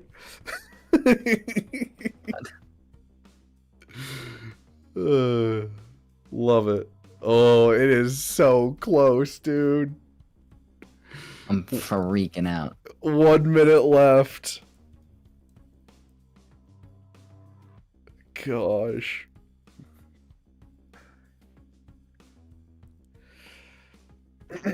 So How's it look? Oh god. it's looking, that's for sure. He already has a Zeta, you're right. Oh god. So quick question for you. Yes. You said you're from New York. New York City or state? New York State. I commute to the city for work. Okay, so that side of the state. Yeah. Okay. Yeah, I spent some time over living in like Rochester area. Oh, that's like upstate, like more. over towards Buffalo. Yeah. On the island. Yeah. Are you in the Completely U.S.? different. Yeah. I'm no longer over there. I've lived most of my life on the West Coast. I'm from Alaska originally. Really? Yeah, that's where I grew up. That's kind of cool. The F is Rochester. Okay, that is the end with 21 votes. HK in the lead. I gotta do some math really quick before we confirm this, though. Is there 2 polls? Yes, because there's a poll on Twitch as well. And so I have to do some math on how many votes HK got. So 50% of 21 would be... So 57%, that would be 11 votes. 33% would be 7 votes. That leaves HK at still a total of 11 votes. But Clone Wars Chewie is now at 9 votes. It's going to be HK-47. Okay. You are so lucky, dude. It was Clone Wars Chewie for so long of that vote. Oh my god. I mean, maybe I can use him in Afro or something. I mean, still, you got, a character that has a Sith Empire tag, and that's about it. All right, well, it's happening. I need more signal data. Caracol Raid, thank you so much, my friend. It is done. My guild's gonna be like, what are you doing? Let's see it. I think I have to exit all the way out before it'll update. That is the word Farm Boy Luke. That is not your ally code. There we go. Is HK needed for platoons? Maybe that's a plus. Beautiful, a Relic 9 HK. Oh my gosh. We'll have to send this clip to Asteroid Mech and show him that, see? Even top players have a Relic 9 HK. You should do it too. So bad. Oh gosh. Yeah, I think I have 6 mods on him. I use my Relic 8 in platoons for rote. So, okay, there's a Relic 8. Is there a Relic 9, though? Platoons rote. Where's that little graphic from Reddit someone has? Here we go. Let's see. Dark Side. I cannot wait for my to see my guild message me. Right. Just you should like gaslight them and be like, dude, it's a counter that I'm developing. Hold on. Like, guys, please let me cook. Let me cook. It is not required for Relic 9. You have at least have a Relic 8 platoon now. Yeah, and only if I remember to do it, because I was just complaining about how much I hate platooning. Let's go check how, like, what number you are for number of Relic 9 HKs? Yeah. I'm throwing him with Afro or something. He's a KOTOR character, so you know what? It's not as painful.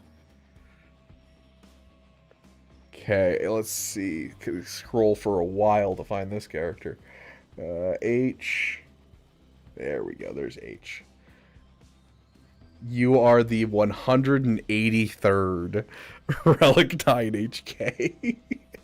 This hurts. This hurts, but I am a fair player. What did Scribe have to do? We didn't do trivia with Scribe today. He wanted to do some gaming while we talked through our questions. Okay. All right. Yeah. I chose poorly. But it's always fun for chat and myself when I get to do these. And one of these days, you know, one of these people will beat me, and I will end up being the one that has to Relic 9 something completely awful. Yeah, I'm gonna totally hustle you with something that you don't know I'm good at. Just like invite me back, but then like all of the donations are questions that you put in there. Yeah, exactly. Well, this was fun. Thank you for having me. Yeah, unfortunately we couldn't get all through all the questions, but holy crap, we had a lot more questions than I was expecting. So I could always come back for another stream if you want to save them or something like that. It's getting a little late over here for me. I have to get up at 4:30 for work. Oh gosh, yeah, go to bed, dude. Wait, yeah. Okay, I don't know why you told me you were free when you said you were, because like, bruh, you said you were free for another 2 hours, and I was like, okay. No, I didn't want to we were planning on doing this. I didn't want to not do it, so all good. Yeah, I had fun. If you ever wanted to do it again, just message me, and I'd love to have you on a stream or a video. Yeah, absolutely, dude. We'll have to do some more together. You're so sexy. How can I say no? You know.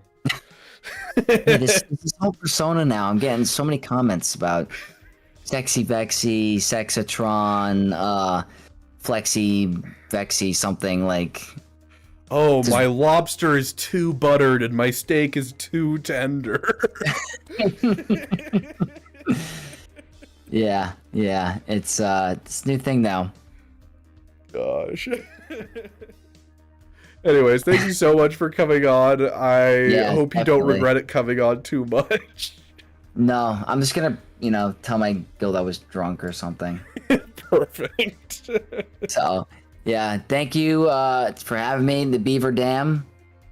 Thank you for having me as well. It was an honor. I'm sure I'll be back. I'm gonna do something fun with Beaver, and for my next GAC video, if I see Jacasta new, just get ready for the shout out. Oh, I'm gonna be watching that one, absolutely. Yeah. So, take care, Beaver. Take care, everyone. May the force be with everyone. Thanks again. Have a great night. Yep, have a good one.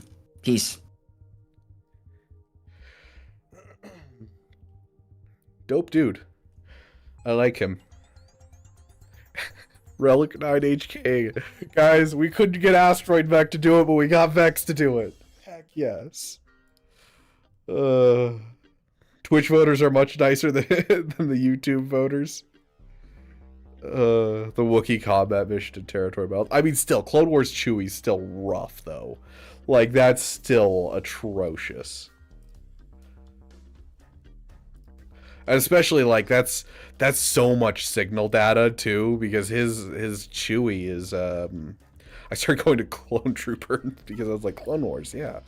It's gear 12 right now. Gosh.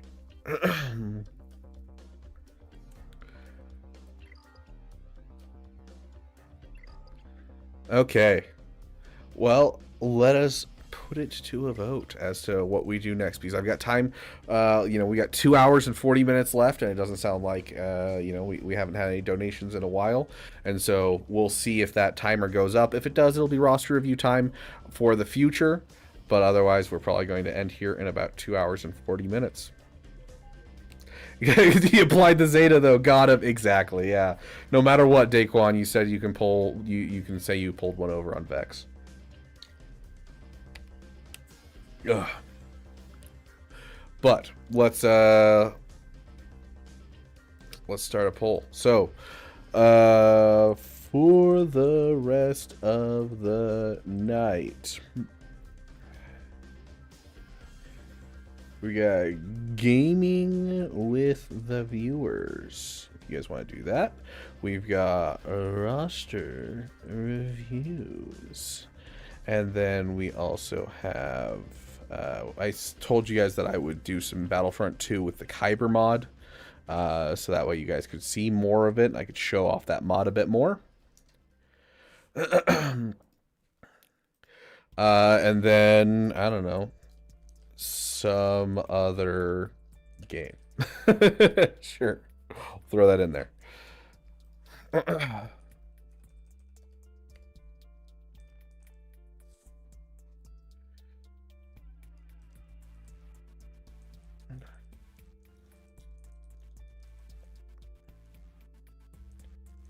Roster reviews.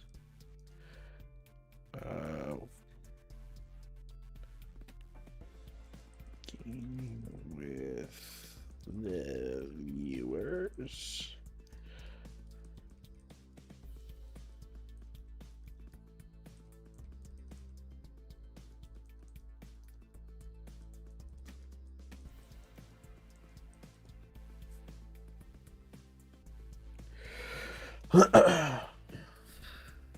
Beaver, you know what I need if you don't mind, of course, but Simon awaits.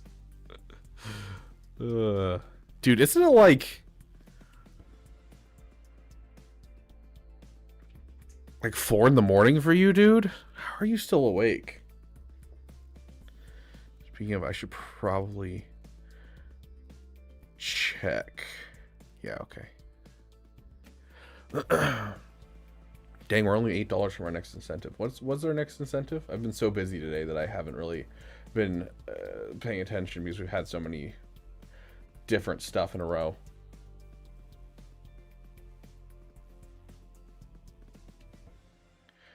Choosing my green screen background for a week. And then 450 is where we get to reveal our new song. Roster reviews for members are any of the $10 memberships or above.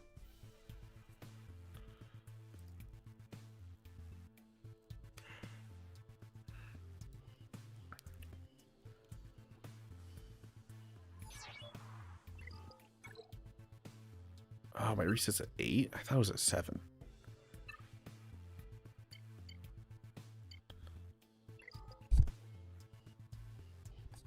Yeah. Oh. If you go, do I get to pick the background, or is it a community vote? I will allow you to pick the background if you push us over the $8 caracol.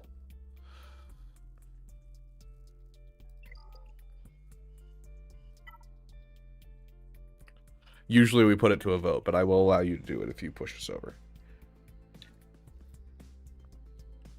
It's going to be Sabrina Carpenter, isn't it?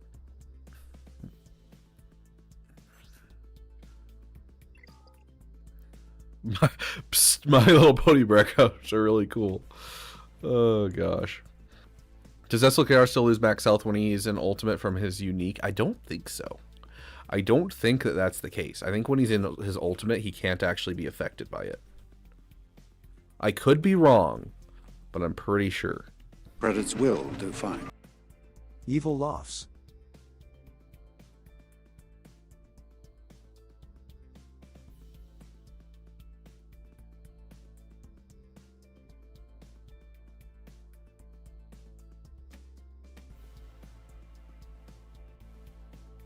Okay. Well.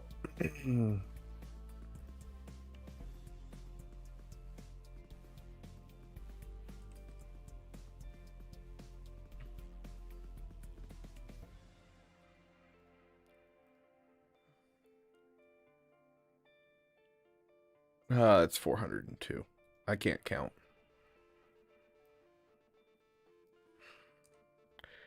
There we go. 402.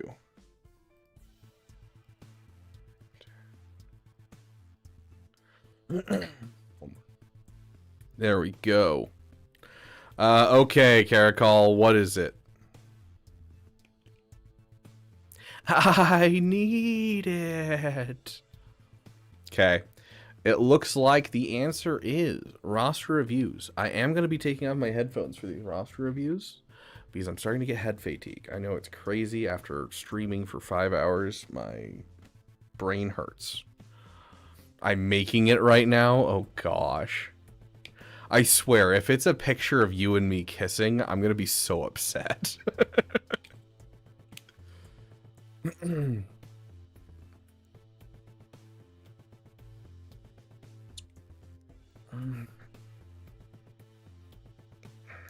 Italian, between now and Saturday,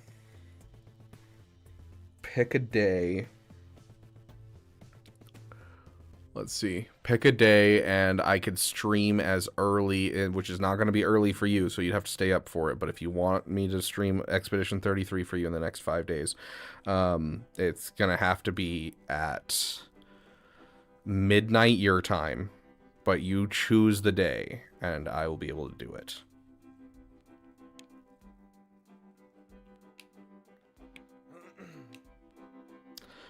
Will you use the Kyber Lightspeed token on anyone? What is the Kyber Lightspeed token? No, it's not any character I care about. I genuinely do not care to get Afra at all. The Remnant one?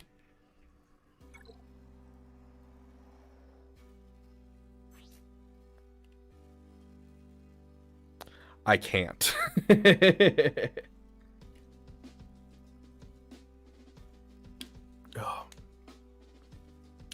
Let's see. Tuesday, Wednesday, Thursday.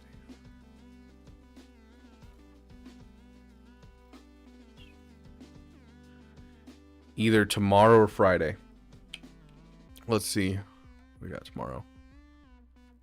Tomorrow I got GAC. So Friday I technically have GAC as well.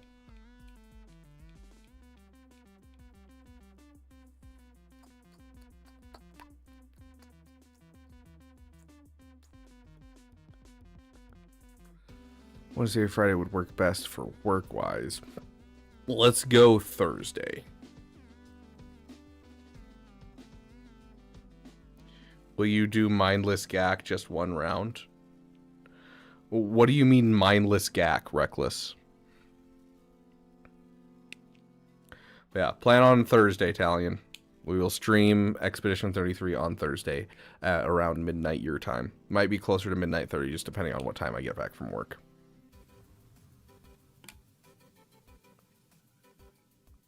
Modless. Oh gosh. Modless GAC. See, that's the problem, Reckless, is you can't do modless GAC for one round. It's for one full week.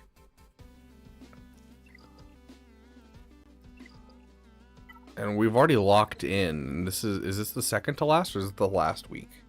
This is the second to last week. So we have one more week. We could do modless.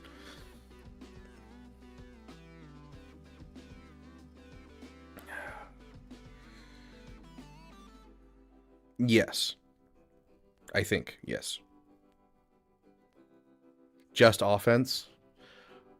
Just offense. This is last week? Is this last week?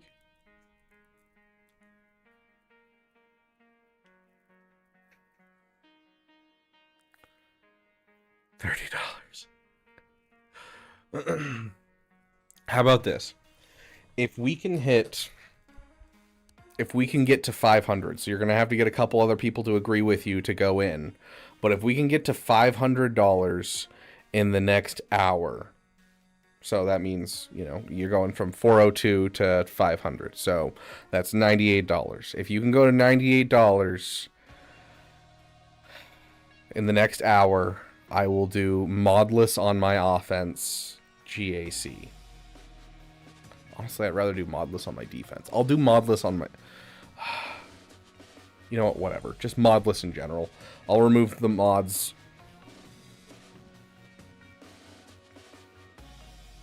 Or I'll find a way to...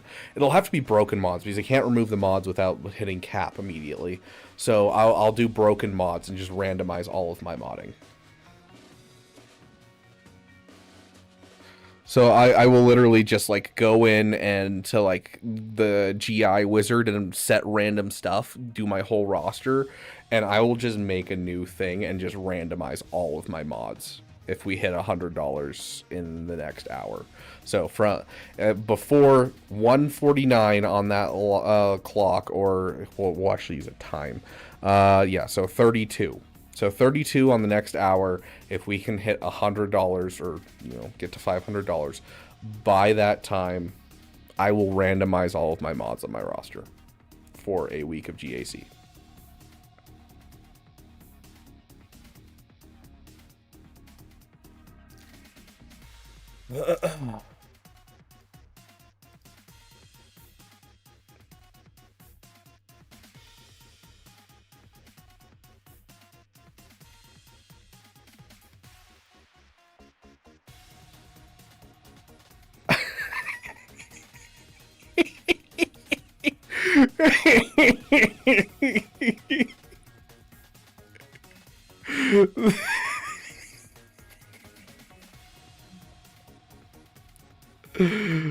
Oh my gosh.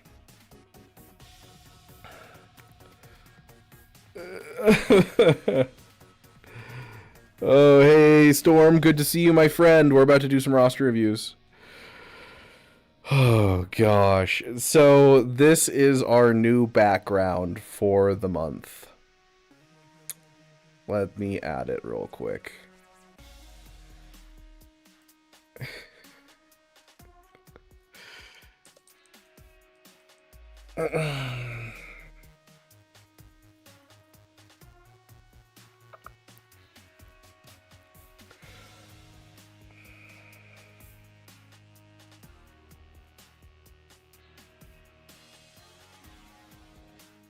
It is Sabrina Carpenter surrounding a plug for his channel.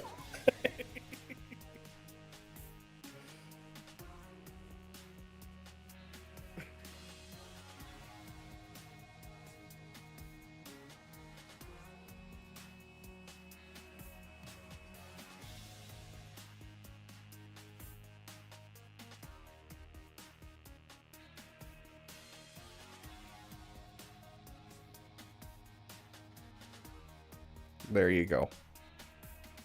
And we can even...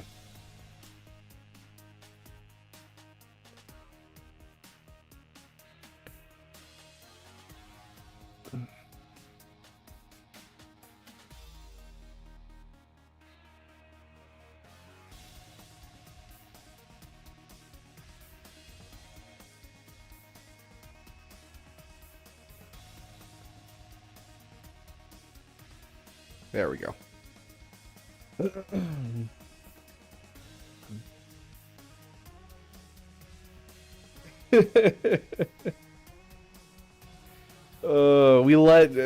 We hit our $400 donation goal, and so Caragol gets to choose our background for the next week. So it is now going to be a shameless Caragol plug for his channel. Let me open up roster reviews.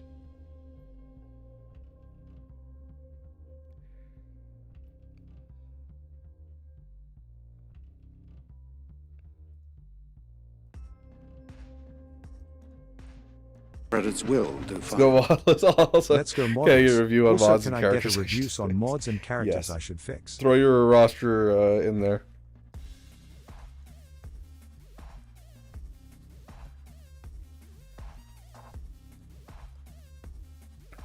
Okay. Rosters are live. Let's see. Let's up our goals.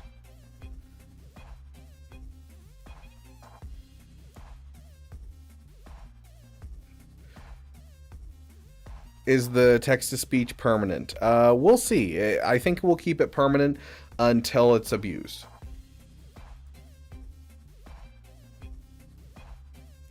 We'll probably put it to a vote across the channel, but it sounds like a lot of people like Credits it. will do fine. He's $69 left.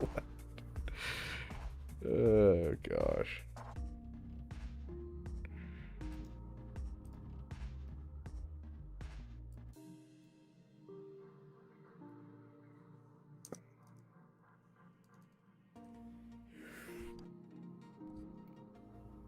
Oh my gosh, that sneeze was out of nowhere. Oh, goodness gracious me. Okay.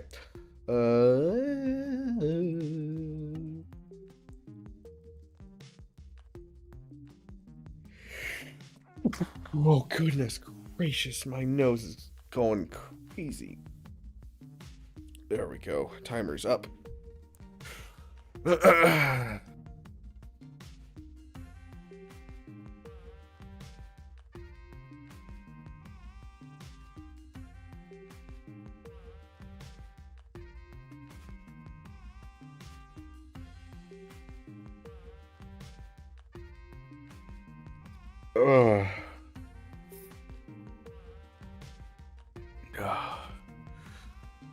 Oh, I wonder if I can... I bet I can. Hold on. I think I know exactly where I can find this. Hold on. I think this would be freaking hilarious. I got you guys.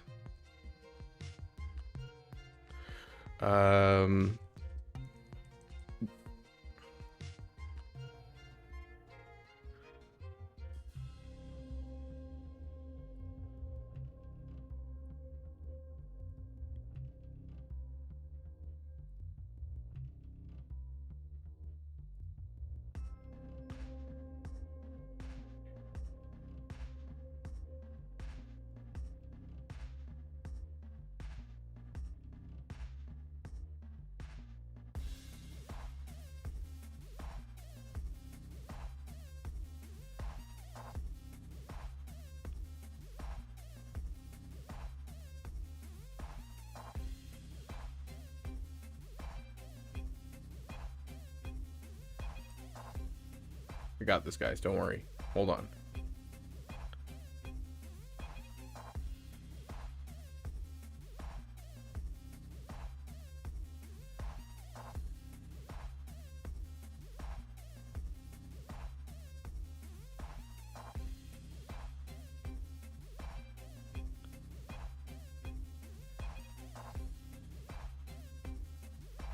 Okay.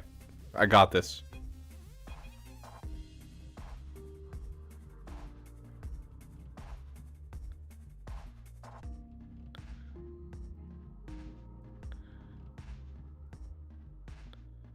There we go, guys. What do you guys think?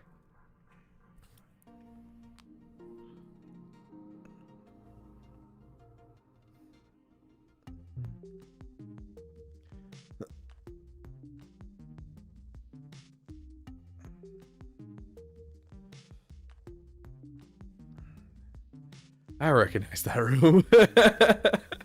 Identity theft is not a joke, Beaver.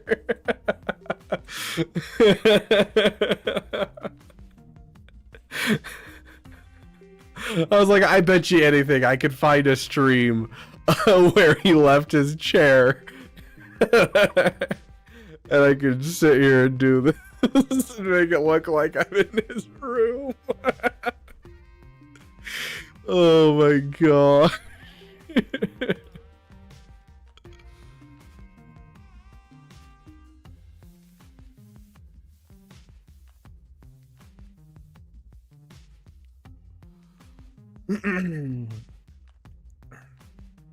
Okay, so let's do some roster reviews.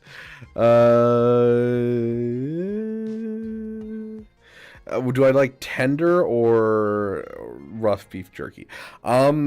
It really depends. There's a certain level of toughness I'm not comfortable with, and I've had that type of jerky before. Not a big fan. So it needs to have some amount of tenderness to it, but occasionally I enjoy really tender jerky, but that's in the case of like if you've ever had like I think it's Oberto's, I don't remember, like the steak teriyaki tenderloin strip thingies that you can buy at like Walmart that come like individual packages. Every once in a while I'll get one of those. I really enjoy those, but for the most part I like to be you know, I like to be jerky, you know, I like it tough.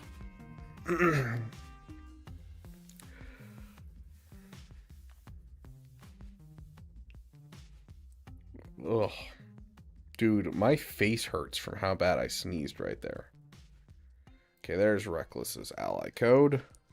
Okay, only how much? Only $69 more, and we will do a randomized mod GAC, which is so wild. We're gonna throw it through the that one modding service on Hot Utils and basically just randomize all of our mods. Do you like spicy jerky? Yes, like I like peppered beef jerky, but I'm like there's a certain spice level when it comes to spice where it needs to be in equal levels good spice and good flavor. And if you can maintain that, I will die eating whatever you're making, even if it's spicy, because it still tastes good.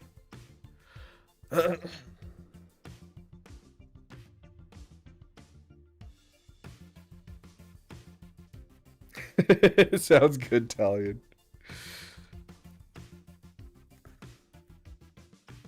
Well, it will be Con Warlock, but luckily we don't have to do it yet. We haven't hit the $500. And also, if we hit only, what is that, 19 more dollars, we get to unveil our new song.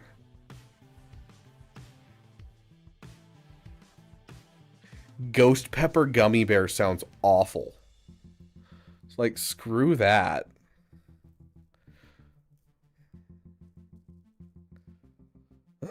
Yeah, I believe so, Shack Dag.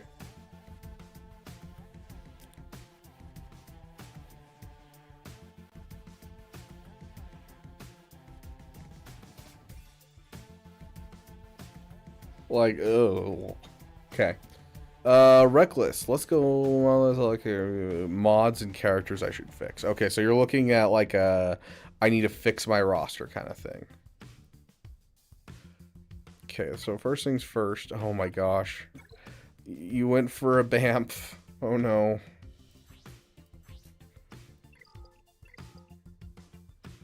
I'd like to see him higher. Who's your fastest character? 352. Okay, first things first. Because I'm pretty sure. Oh, coming up with the 20 Canadian. Thank you so much, Commander Lex. Can someone... I'm going to have to... 20... There it is. Okay, that is 1446. So we'll just call that an even 15. Is that for a roster review, or are you just trying to help out my friend? Because I'm pretty sure we already did a roster review for you once.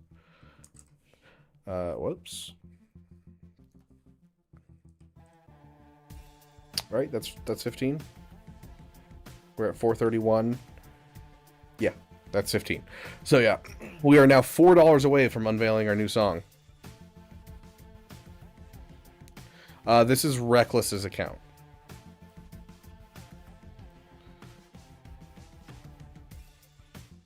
I don't think a Sabrina Carpenter shameless YouTube plug is what Mother Earth intended.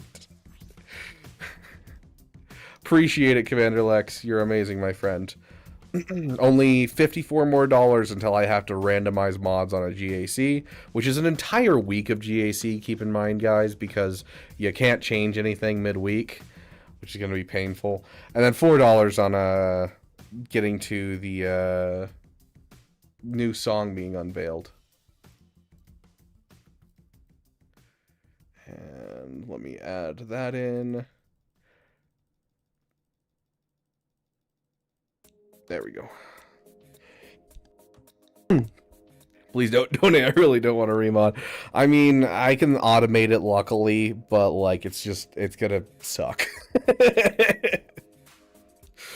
Okay, Supreme Leader Kylo Ren has crit damage. Protection.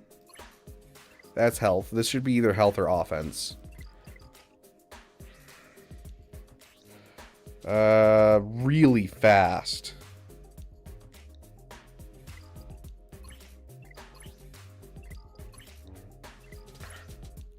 I would drop Ray's modding. Drop Ray's modding and use that somewhere else. You have a Jedi Master Mace Windu you can give it to. You have a Bo-Katan you can give it to. All you need is 500 speed. Anything over that is excessive at best and actually can be harmful at worst. So drop your Ray's speed, give her some 6-dot mods, but drop your Ray's speed down to 500 speed and give some of those delicious offense mods that you got on her over to someone like Bo-Katan, Jedi Knight Cal Kestis, Jedi Master Mace Windu, someone who can deserve it. So what's the actual $500 goal? Let's see what you guys get at $500 as well.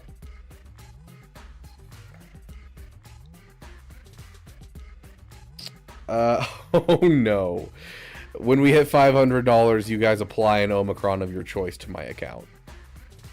That would be what happens at $500. Which roster are we up to? We're going to be at the top of the list, Daquan, from where I said roster reviews live now most recently. This is not on the list, though. This is a paid-for roster review. So this is going to be a little bit higher.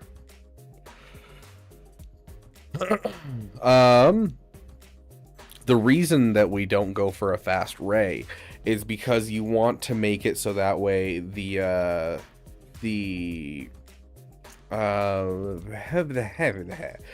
ult, the Heir to the Jedi ultimate, you want it to last long enough that you can cleanse off debuffs, you want it to last long enough to keep people alive during events, all that type of stuff, and you want to make it so that way people are guessing when it's going to hit. Because this ultimate reduces your speed by 30%. Which means that it's going to be very hard to guess when they're going to hit their ult. So you can use this to your advantage in certain things, like when they take an SLKR against it or something like that, where they have some like available form of protection against the ult. This causes it so they can't guess when that protection needs to go up. It might be now, it might be later, because the speed is so low. So we usually shoot for 500 speed, so it has good speed. Just kind of like how a Malicos or a Seer team, you're shooting for some decent speed, but you're not like over pushing speed into that team because you want them to not take first turn. It's the same kind of thing with her. You want her to be around 500 speed because it makes it really unpredictable and it gives your characters the time to recover what they need to during the ultimate. So that's why we shoot for 500 speed and not over 500 speed, because it's not like it's hard to get over 500 speed on this character. It's not like this is Sith Eternal where you're like, you're trying to get 500 speed and that's because that's all you can do. No, this is more of, we want to get 500 speed because we want to make this unpredictable. Offense, you always want to shoot for 10,000 offense at Relic 7. So this is also, you know, this is going to be a lot of health mods here as well.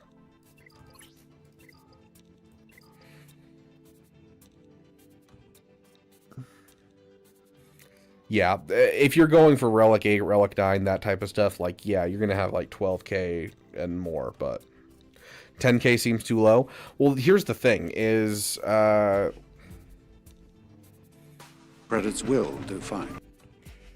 Ken coming in with a donation. By Here's the thing. 786 by Coming with the 823, $13.99 just want to know Canadian. what to do Okay, you next, are next but on the my list, mods is Ken. crap, Thank you but so I'm much. working on it.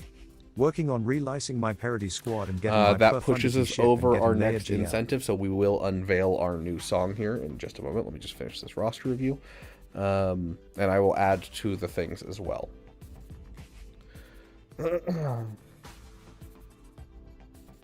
How is it unpredictable with the turn order on the side? Because when a character takes a turn, they cannot show up in the turn order a second time. Does that make sense? So if you have a Supreme Leader Kylo Ren who's taking a turn right now, they don't show up where they're supposed to in the turn order. So you don't know if you're going to jump into Ultimate right then, because you can't know where a Supreme Leader Kylo Ren is going to show up in the turn order again. That type of thing. And so you don't know if you're going to take a turn for Rey at all.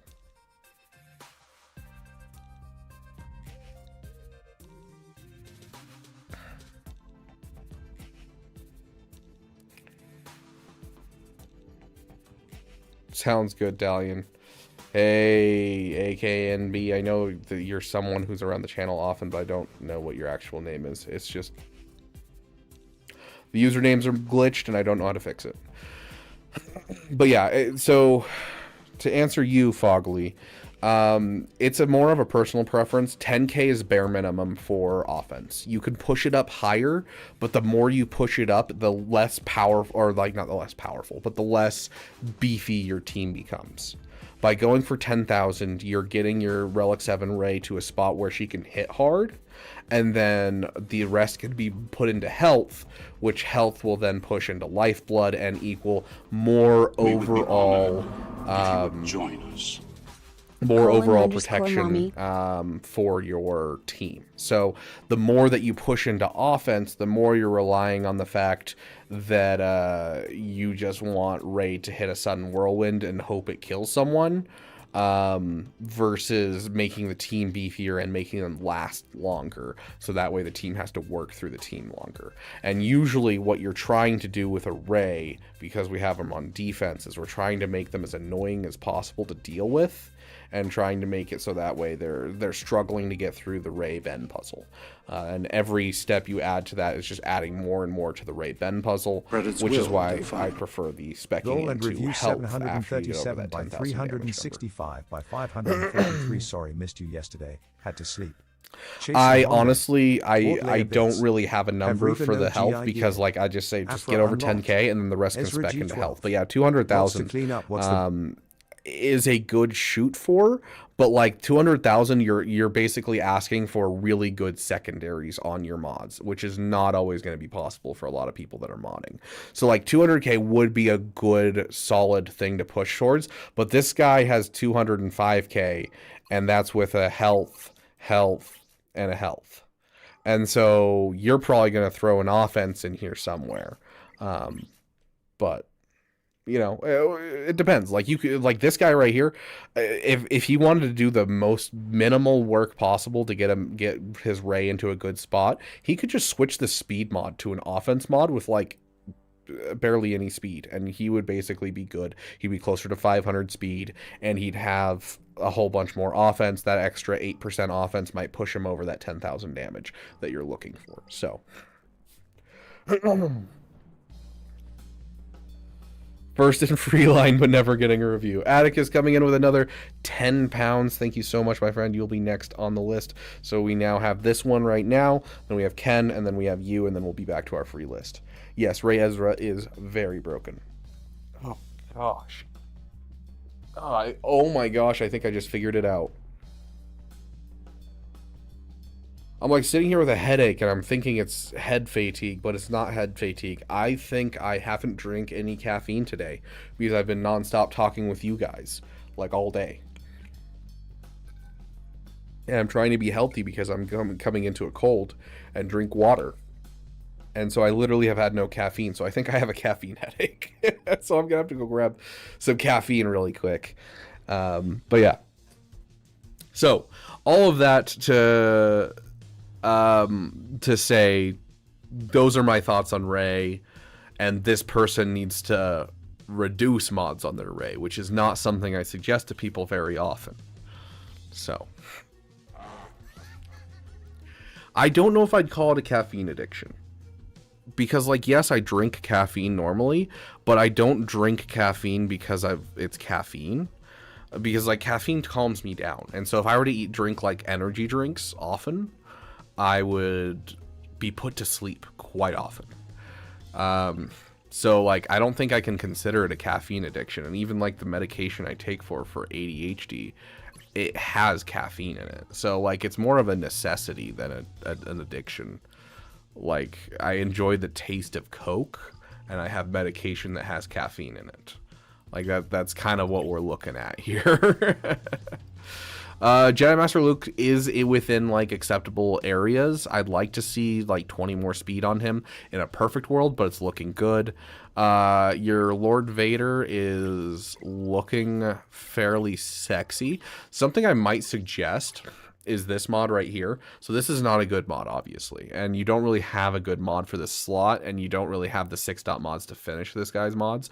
So I might suggest switching this out to a protection arrow, because you'll get the most use out of a protection arrow probably right here until you can get a 6-dot mod in there and get a good crit damage mod. hitting the copium hard. I mean, that's the thing, is like people drink caffeine for the sake of like, oh, I need to get through my day, but I literally can't. Like I if I drink massive amounts of caffeine, I just put myself to sleep. And so it's not really something I seek out and I try to drink. It just happens to be in beverages and things that I interact with. Like there are months where I'm just like, I drink a butt ton of root beer because I'm really in a root beer mode. Also, no DC except on defense. I don't think I can go that far reckless because of the current meta. I think that would be a very short, very boring GAC. Let's see. 10 pounds is what in US? I need to do that math and get this done. So we have 14 and 10. So I need to do 14 Canadian is $10. And 10 pounds is 13. Okay. So that's $23 added. That is... There's no freaking way. Am I doing my math wrong? Am I crazy? It is. It is. Somehow, with your guys' conversion rates, you accidentally brought us up to 69. That's amazing. Oh my gosh, that's beautiful. Is this your new permanent background? No, it's just for a week. I love that so much. Okay, overall, you look like you know what you're doing with a lot of these mods. Interesting using health and offense here. I would switch these to protection. Like, this is a mod I'd swap over to that Ray, perhaps. And, like, swapping Ray's mod over here is going to give you more speed on him and at least health. But this Darth Malak should be modded for protection. It's going to give him more overall stat basis. Hermit Yoda, protection. There's a good protection mod. Well, there you go. There's your protection mod that you can throw on Lord Vader. At this point, we're just like teaching you how to remod your roster from character to character. Yeah, I think a lot of it just comes down to like kind of moving around some mods and going through and doing some modding. Your Captain Rex is looking pretty slow. I'd like to see him over 300 speed. Your Grief Karga and your Boss could use some extra speed, but they're not nearly as important nowadays. Your Bosch Leia should be at 330. So your Bosch Leia needs some speed, but one of the big problems I'm seeing here is not so much like a problem of like you're really bad at modding, because like you have an SLKR that has some good mods, you have Ray that has some good mods, your GLs are modded well. The problem I'm seeing is a lack of depth, and you have the Jabba to help you kind of fix the mods that you do get. So I think just putting an extra focus and putting some more crystals into your modding overall is probably going to be the biggest thing that helps you here. That's probably going to be the biggest thing. So I would say put a couple extra refreshes into mods, start farming mods a little bit more invested into it, and then go through and kind of like move some mods around. Go through your characters and be like, oh, this character has a mod that doesn't really fit in what they try to do. Let's move it over here. Any chance I can get some strong allies for my new account? Absolutely, my friend. Go ahead and throw that ally code in the chat, and we will go ahead and send you some friend requests. Okay, goal interview. Yep. Okay, sounds good, Atticus. Master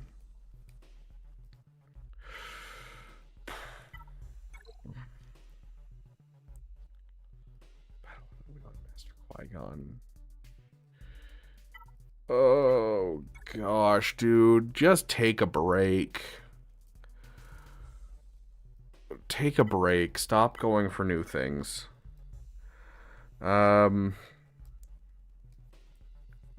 Can I give you a rule of thumb?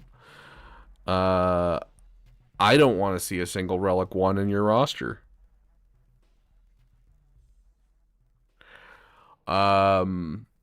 Any character that you have in here that is not at least Relic 5 and you use on the regular, I want to see a Relic 5. And I trust your problem solving skills to know what I mean by that. Like, obviously, you're probably going to have like a Relic 3 Princess Leia. I don't want a Relic 5 Princess Leia. But like Ben Solo sitting here, or Zori at Gear 13, like that's going to be the big ones that I'm seeing here. And I want you to start saving up your crystals and using your crystals on the packs that we have right now, because I'm sure you're going to need a lot. The reason that you have Gear 13, you have Relic 1s, that's usually like you're low on bronzium wiring, you're low on signal data, that type of stuff. So you're going to want to save some crystals and get those things that are out right now, where you can get good carbonite circuit boards and good bronzium wirings. So so that would be my suggestion right now. So like, as for like what teams to finish, I would say finish your Queen's Men, because you can do a lot of good work with the Queen's Men and you get a lot of value at them. So you want the Queen's Men up to Relic 7, you're going to want Quadme up to Relic 5, drop a Zeta and an Omicron on Quadme's Unique, and then after that you can kind of leave it for a while. But then besides that, I want you to take any character that you have in here partially done and finish it. And then I want you to go through and look for lifters or teams that you already have finished. I don't want you going for a new team. I want you to finish teams you have. For instance, you have an Afra right here. An Afra would make a team. Commander Ahsoka Tano, you could throw into a Rey comp and have a better team. So look for lifters, look for teams you already kind of have, and focus on those ones and get those things up. At the same time. Okay, yeah, so take a break, focus down lifters and people that make a team with like literally one character, like Afra. Ow, I found a zit on my arm and popped it. That hurt.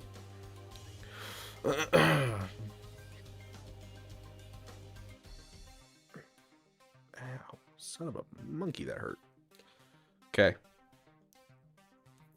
Let's go ahead and get Beastman. Everyone in chat that can, please go send Beastman a friend request. That's the point of having allies. The point of having allies is to help out new players and new accounts. So, let's go ahead and drop one of our people who haven't played in forever. Let's see, 72. Remove? Yes. Okay, 24 days. Oh, that's sad. That'll be 159 days, 40 days, 53 days, 115 days, 64 days, 34, 35, 38, 93, 100. 48, 32, and 14. Remove. Okay.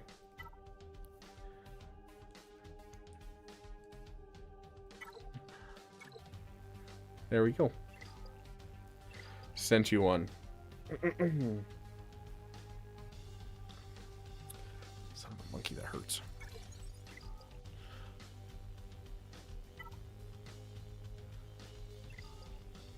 Ones will be fixed next month. Okay.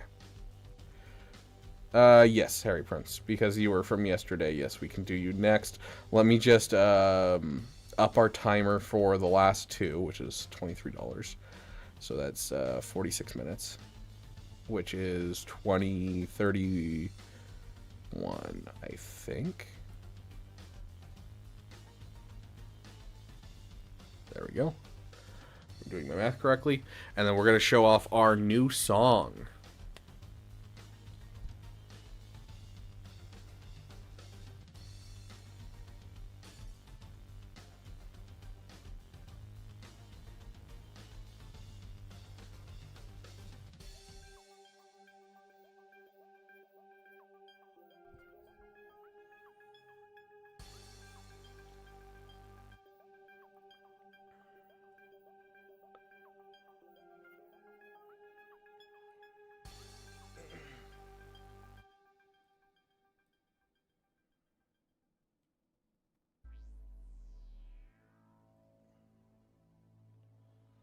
Okay, and then we need... Put it into our Elgato. We can tag the Discord if we end up getting a roster review, or do we have to watch the stream back? Typically, I only do roster reviews for people who are here, just because I have questions and I want this to be something that actually helps you, instead of me going, hey, you should farm this. And you're like, well, my plan was this, and I have a passion project for this. So your roster review didn't help me at all. So like I don't like doing roster reviews for people who aren't here. So I always try to do roster reviews for only people who are currently watching.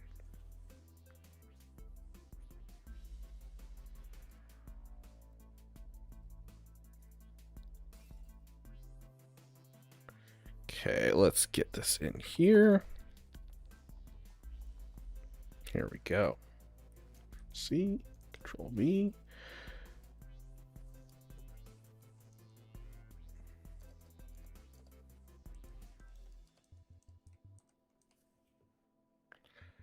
Okay.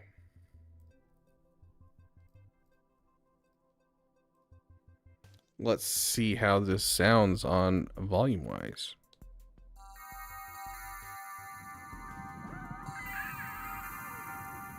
I swear on my name and the names of the ancestors that I shall walk the way of the Mandalore, and the words of the creed shall be forever forged in my heart.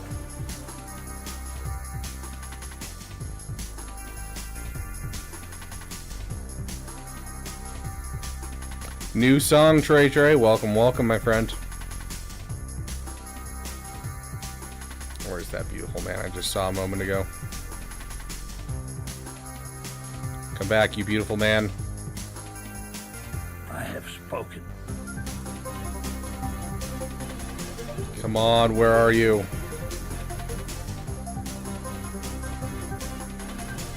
Can Leia beat SLKR if there's no focused Datacron? Yes. There you are, you beautiful man. We're throwing a Mandalorian fight right now while we listen to this. You've lost everything. Mandalorians are weak once they lose their trinkets. Mandalorians are stronger together.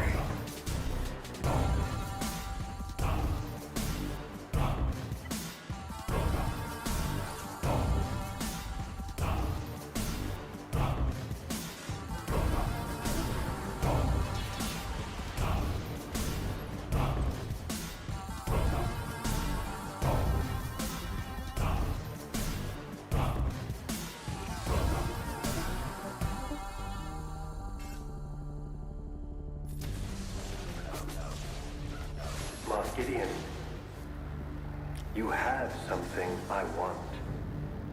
You may think you have some idea what you are in possession of, but you do not. Soon, he will be back with me. He means more to me than you will ever know.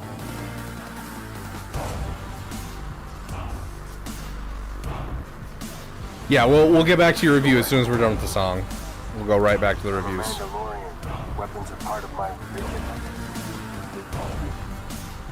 If you want my armor, you'll have to peel it off my dead body. This is the way.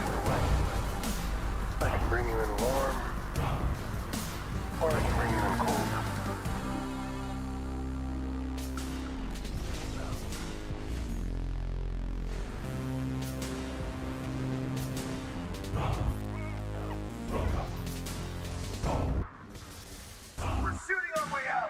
What's to stop me from dropping you right where you stand?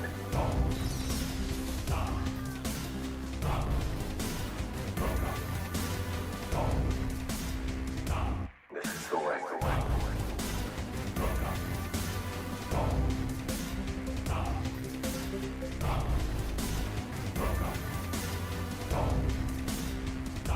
This is the way.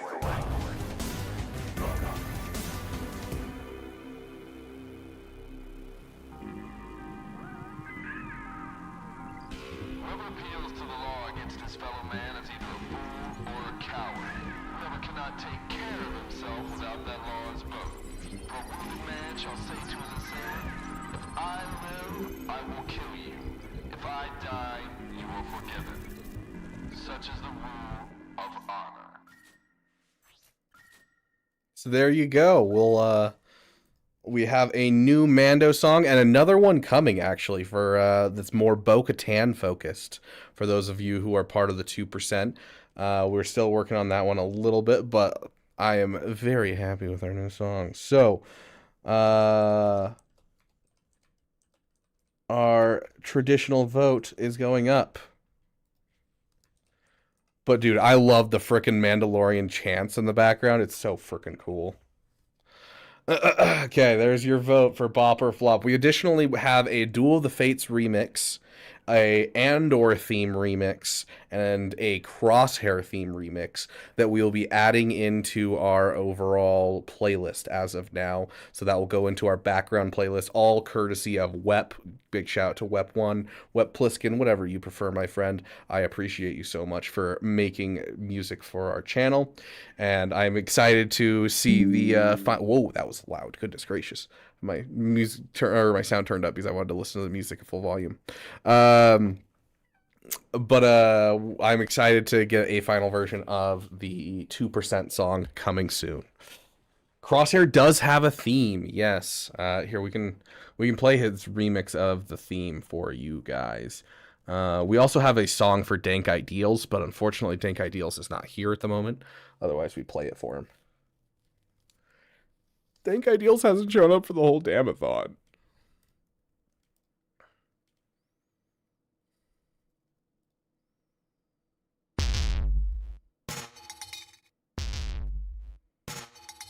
So this is the remix of Crosshair's theme that'll be added to our basic playlist of background music.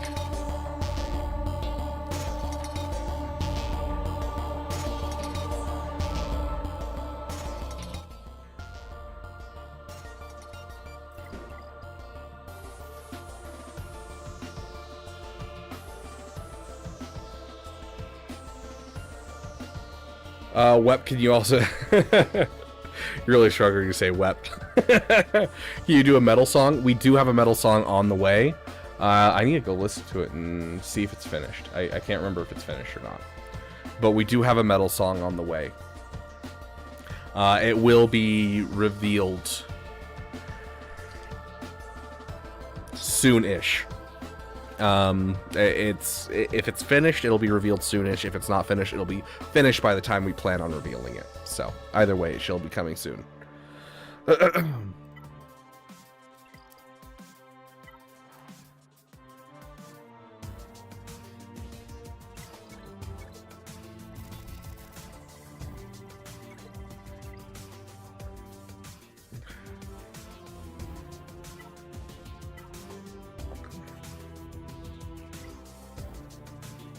That's what I want.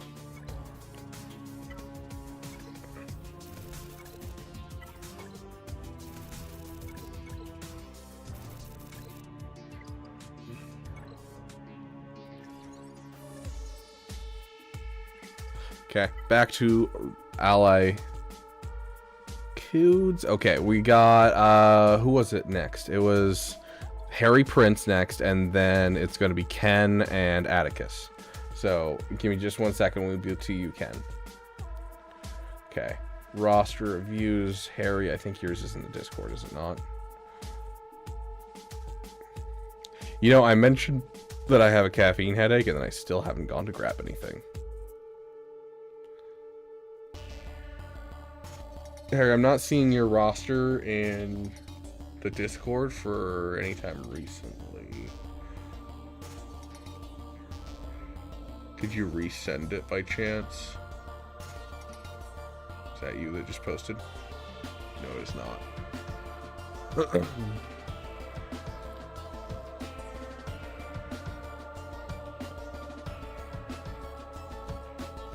Well, there you go. I think Wep, that's the first song that we've had, and probably...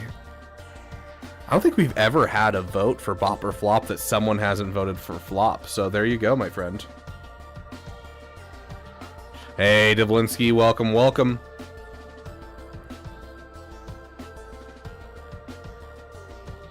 Oh, okay, that's you that just posted. Okay.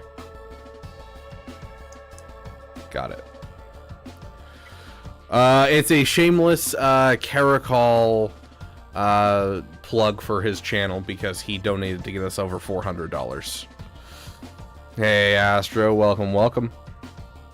But yeah, we are officially only $31 away from us having to do a randomized mod Grand Arena for a week, as well as when we hit that goal, you guys get to choose an Omicron on my account. So, very close to the next one.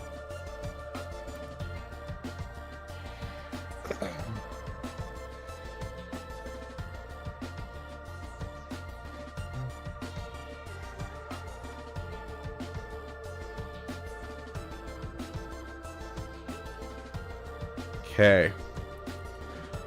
Harry Prince, was there something specific that I was like you were looking for or anything? Daquan, where are you on the roster list?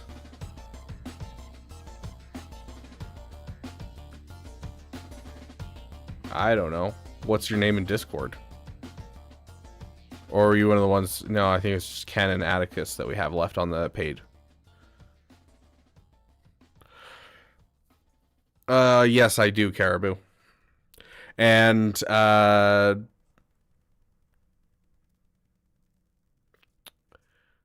the Elder Beaver is looking to get it for his birthday, to try out the ODST Warbond and, play with me and a couple other people, so... I have not taken a look at the ODST Warbond yet. I plan on taking a look on it, but I've been streaming since it came out, so.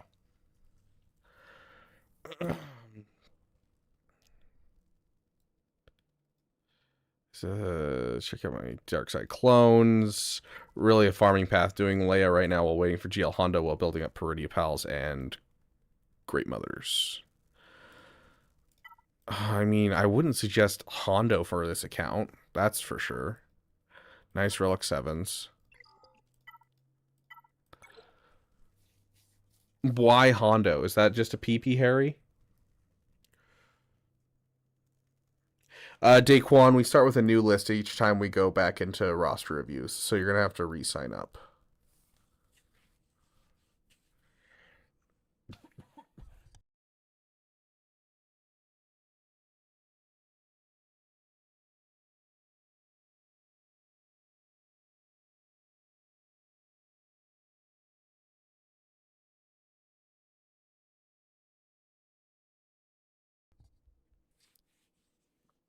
Ugh. I am not feeling great. Oh, Astro, you're already leaving? Okay, sounds good. Hello, goodbye. I'll see you later. I don't know if I would consider doing that, but hey, I hope your gamble pays off. I mean, you're spending for characters, so okay. I mean, okay. Bruh. This is a free win on any non-GL team and beats a couple GLs. Like, is he the most fun GL in the game? No, but this is still a fantastic character.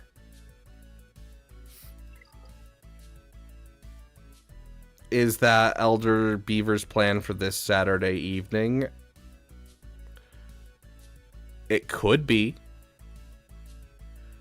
It could be.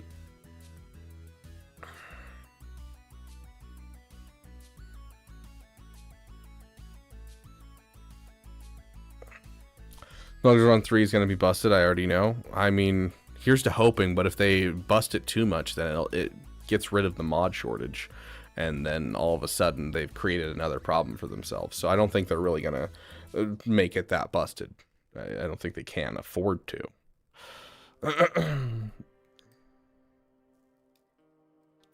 I think he's looking at... I actually don't know. I honestly don't. I think he's looking at getting it for Xbox because it's coming to Xbox. But I genuinely don't know. I'd have to ask him. We talked about this for like 5 minutes right before I left. Don't have mods for C.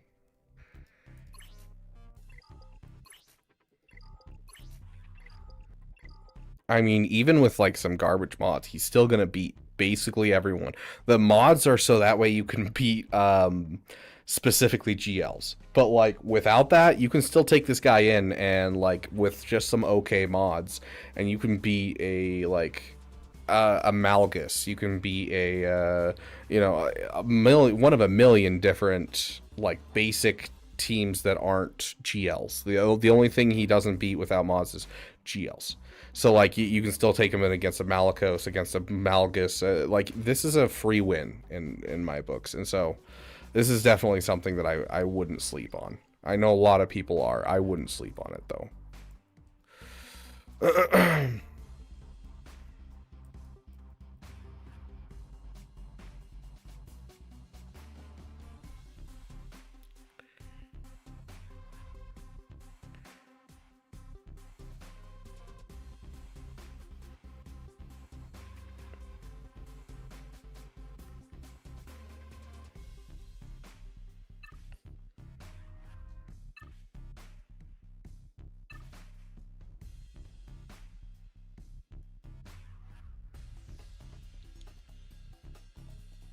Honestly, I would probably do some cleanup. Like looking at your roster, you have like you have a partially done fleet, a partially done fleet. You have a non-relic scythe, which means it really can't do much. Like you have the Relic 5 TIE Defender, but you don't have the scythe in the right place where it can do anything. You have a Sith Eternal at the bottom of your roster. Like as much as I'd like to give you a farming path, and I could give you a farming path, and it would probably include leaving your guild and going for Mommy Mandalore. Cleanup is really the thing that your account needs. You need to take a break from doing some major farms and finish some of the stuff that you already have. That would probably be my big piece of advice to you, my friend. And that'll also give you time to, build up Zetas, build up mod materials, because you are completely out, but you're going for the new big thing in case hopefully you get a fleet out of it. So not really something. Okay, just trying to think of something for him. Oh, for that, got it. That. See, I thought you were referring to our Saturday plans that we had talked about, but it's right, other Saturday plans. Yeah, I know that's what it's for. I don't know what he's looking to get it on, but I think he asked his wife about that, so I don't know. As for something to get him, I don't know. Well, I'll message you if I think of anything. But yeah, cleanup is really the stuff that I'd be looking for here.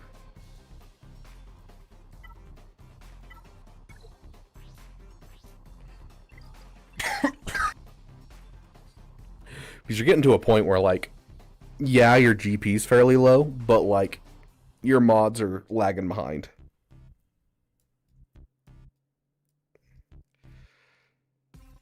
Do you think I can get 40 shards of Hondo in 2 days? I'm against the clock and raid just started. The answer is yes, Beastman. Assuming you haven't already.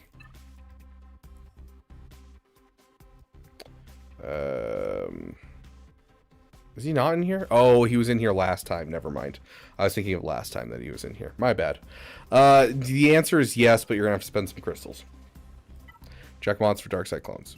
Can do, my friend.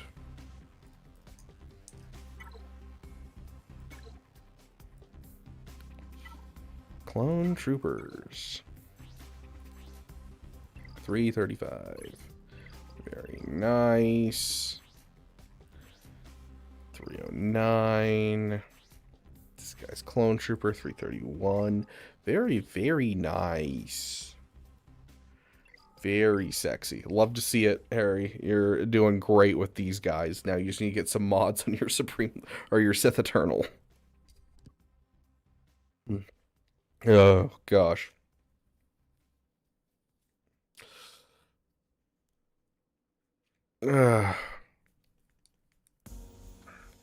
There is only 6 more minutes for you guys to donate $31 if you want me to do a modless GAC. So that is your time frame. You have 6 minutes, guys.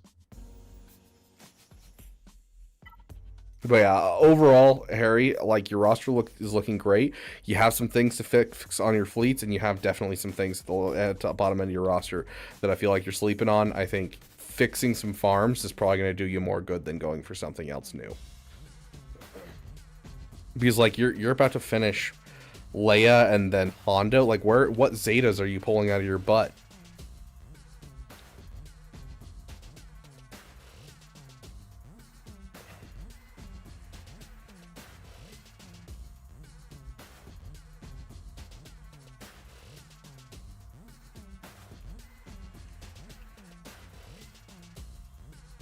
Already got Zetas for both teams. Okay.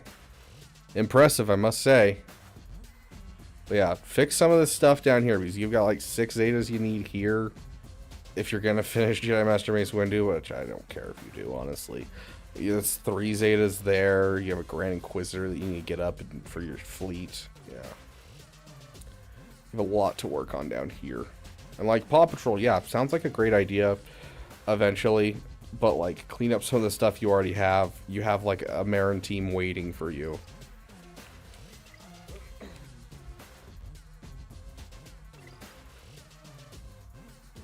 My brain hurts. I need caffeine. Okay, Ken. Good old Ken. Ken, are you ready? Are you ready? Yeah, no problem, Harry.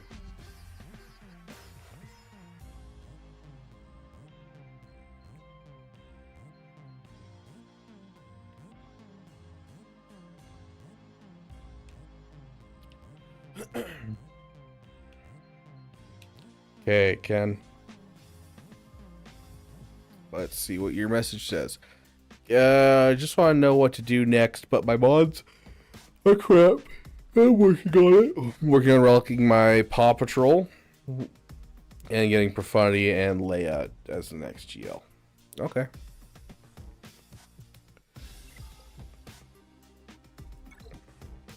Oh, muy, I love you! Happy B-Day Beaver. This should cover the Ode SD pass. Also enjoy the random GAC. Thanks, Caribou, for the $31. Well, there you go, guys. We're going to do a random GAC. Oh, gosh. That's going to be rough.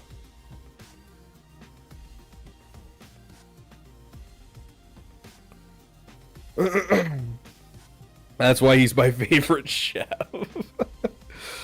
Pull mods quick. I don't know what you want from me, Harry. I can't do it right now.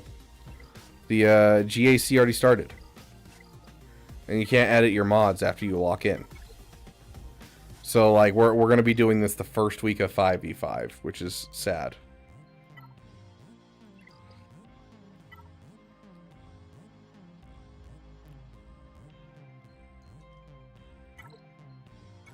Okay. Sad Lord Vader. You don't have the clones finished yet, but you farmed them up.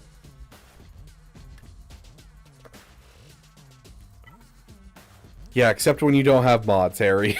Except when you don't have mods. This is gonna be rough. Oh, I'm gonna get dropped into Kyber 3 just because I'm, like, doing challenge videos. Gosh.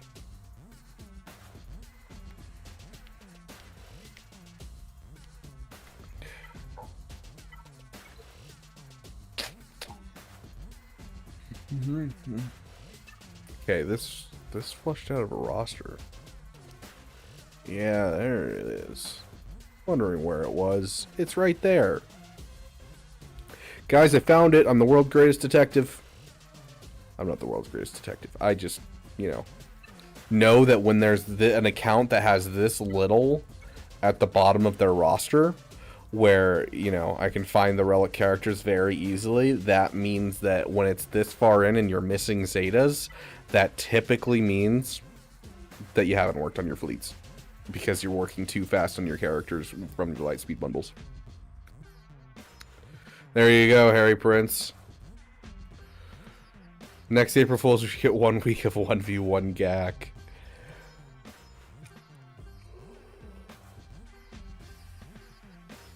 I can't quite fit it. Sorry, Warlord. Yeah, so obviously you should be focusing Bane. Yeah, 100%. But your ships, like you have a 5-star Marauder, you have a Star Fortress not finished. Comeuppance is fine at 4 stars, so this isn't a big deal. You know, you have a TIE Echelon at 3 stars. You have a Hyena Bomber and a Vulture Droid at 4 stars and 5 stars, even though you bought the bundle for the Malevolence. It's just you don't have a Leviathan or a Profundity. So you're mentioning a Profundity. I think you mentioned a Profundity. I hope you mentioned a Profundity. I'm not going to go back and look at your chat for the live chat, but because that means I have to get rid of my chat and it's a pain in the butt. But your fleets need work, and by working on your fleets, it'll give you the time to build up Zetas, to build up Omicrons. This Ben Solo is a sad Ben Solo, not because of the relic level, but because of the lack of an Omicron on Force Dyad. This makes your race so much easier. Kate Gaming coming in with the rate. Thank you so much, my friend. It's good to see you. I wonder how you're doing. Onaka, welcoming you to the Beaver Dam. How can you tell if a beaver has wood if he's wearing pants? That's the key. That's why I wear pants. Or am I wearing pants? Thus is the question every single stream that you have with me. Yeah, so overall, a lot of the things that I'm seeing here is just like, you have an invested Seer, you have an invested Marin, you have ships that you can work on, and yet you're having things like going for the new project. And like, I get it, you got the Lightspeed bundles, you want to utilize those Lightspeed bundles. Keep in mind, characters don't rust in this game. Hey, you don't know, Con Warlock, maybe I took them off while you weren't looking.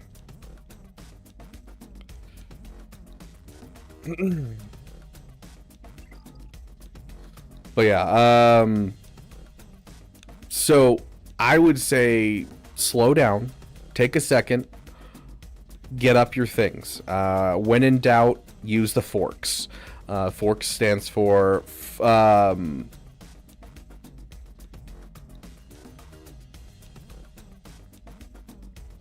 farted right there. I apologize. Forks stand for the caffeine's getting to me. Factions, overinvested, underinvested, recently acquired, and killer characters. So you go over your factions, so you're like, oh yeah, you know, go to the unaligned force user tab. Oh, I have enough for like an unaligned force user team. What am I missing to make that unaligned force user team pop? Maybe it's Seer Junda. You know, Sith Empire, you go in. Oh, look at that. I have 4/5 of a Sith Empire team. Let's go get a 5th. Or, you know, let's finish the Relic 5 at least on these characters. You know, you go through your factions and you check what you're missing from your different factions. Then you look at your overinvested, underinvested. Those are very easy to see. That's anything like Gear 12 or below that has Zetas or Omicrons, and you can tell what things you can work on. Now, I wouldn't suggest Sakurera, but that's just me. Next up, recently acquired. If you have like some stuff that you recently got that you're kind of sleeping on, then yeah, work on that. Killer characters. If you have something that is just absolutely amazing and you are sleeping on it, meaning, you know, not Hoth Rebel Scout, that was an accident. Meaning like a Wampa, meaning a, I don't know, a GL who's missing Zetas. So, PvE, he's great, Pigster. Everything else, he's absolute flaming garbage. Yes, Stanimal, I have to have a shameless Caracol plug on my channel for the next 7 days. Isn't it great? So overall, I want you to use the forks. I want you to take a moment, go through your ships, your fleets that you don't have done, finish some fleets, make sure you're getting the punishing one, and I hope you're double farming the Marauder right now. Double farm the Marauder, my friend. But focus on these smaller projects and stop going after the new thing. Like, I know you bought a Lightspeed bundle, but luckily Lightspeed bundles don't rust. You can let them be for a bit, and it's going to help you out in the end because you're going to have the materials to be able to go into your next farm. So take a break and do some stuff. Let's see, where is Jedi?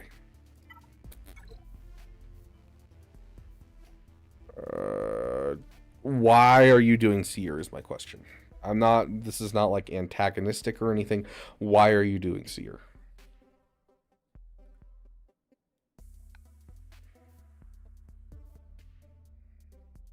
Do you think they'll do a thing about his stance in PvP? No, because he's good in territory wars if you're willing to invest 3 territory war Omicrons, and he's a drop in the pool for PvP for GAC. So I don't think they're going to do anything for him for GAC, which is super unfortunate because that's all I care about. Probably Zepho. So yeah, that's my question. If it's for Zepho, because I'm looking at his JKCK right now. You guys can't see it thanks to Caracol. But his JKCK is not Zepho ready. And I'd much rather see that at Relic 7 before I see a Seer up to Relic 7. And if it's a guild thing, then, like, yeah, go for it. But if it's not a guild thing and you don't have a Malicos, the Seer team's kind of just okay. And so I'd much rather see him work on something else that's going to benefit his roster more. So that's why I'm asking the question, why Seer Junda? Because if it's for the or if it's for the guild, great. Just trying to improve your Seer team. I leave it for now. I know you've overinvested into Seer at this moment. You have 2 Zetas and an Omicron. Leave it for now. It's not the greatest team until you get Malicos. Until you get Malicos, it's like on the same level as like it can be Imperial Trooper kind of thing. So if it's not for the guild, like, yeah, get your JKCK up as time goes on, but like your Seer, I'd leave it for a while. It's not really worth your time. I'd much rather see you if you have the Night Sister bundle, which I'm not seeing a Night Sister bundle. I'm not. So yeah, like I'd much rather see a Marin if there was a Night Sister bundle. There isn't. So, you know, move on to some of these other things like getting your Relic 5-star killer, getting your, you know, you stop at Relic 5 for a lot of these characters. Your Beskar Mandalorian's looking very sad with his mods, and this is one of the best characters in the game fleet-wise, and you're leaving him very sad. So I want you to go through and I want you to focus on cleaning up your roster. Don't focus on going for something new. Go for cleaning up your roster right now. That's going to be the big thing. Staminal, like, welcome to the damn community. Thank you for following over on Twitch.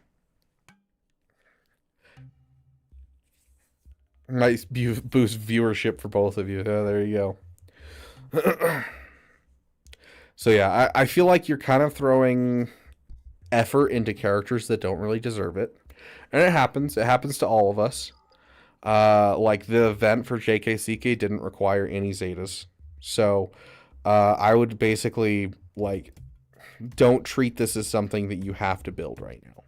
As soon as you get Malicos, I want you to build this. 100%. As soon as your guild decides they want to go for Zepho ready, I want you to build this. But for now, leave it to the side and focus on some of these other things, cleaning up your roster and make sure you get your fleets into a good spot.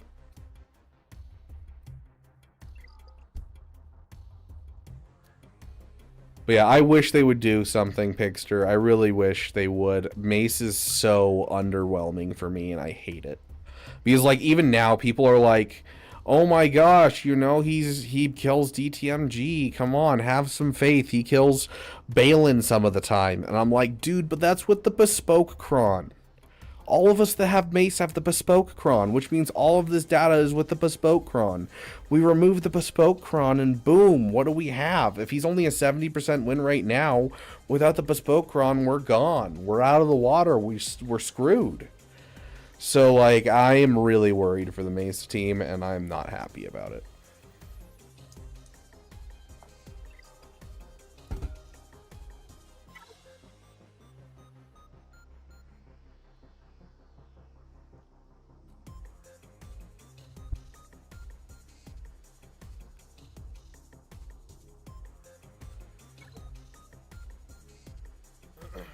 Would you recommend R9ing the Mace Trio for the raid? I wouldn't. Hold on.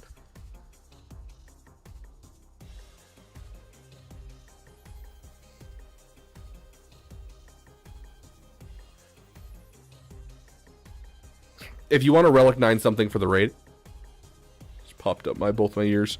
Hey Atticus, yes, we'll do you in just a sec. Let me do this real quick. If you are looking for what you are going to Relic 9 for the raid, it's right here, Moff Tarkin and the clones. Because you do Moff Tarkin and the clones, bada bing, bada bang, bada boom. You not only have 2 teams for Relic 9s, you have Tarkin and Scorch, and then you have the 3 clones, and you're able to get 2 max scores at Relic 9 out of 5 Relic 9s. But then on top of that, you're getting 2 sets of Relic 9 results. On top of that, you are also getting 4 Darkside clones, which most people are going to Relic 9 their Lord Vader, and bada bing, bada boom, you have a combat mission ready team to help you throughout all of the Darkside side of Rise of the Empire for the rest of the time that you play this game. On top of that, era battles. They're not going to come around frequently. They're still going to be there. Get them. So, if you have Jedi Master Mace Windu and you're looking for something to Relic 9, the answer is not Jedi Master Mace Windu. It is not Jocasta Poo. It is the Darkside clones.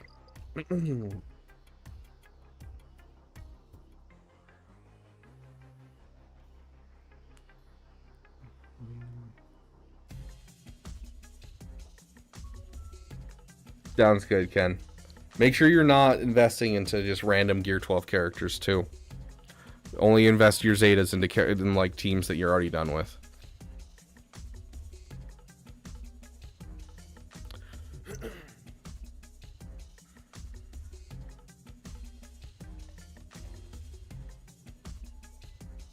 Oh, gosh, my back itches and it feels fantastic to scratch it. Okay.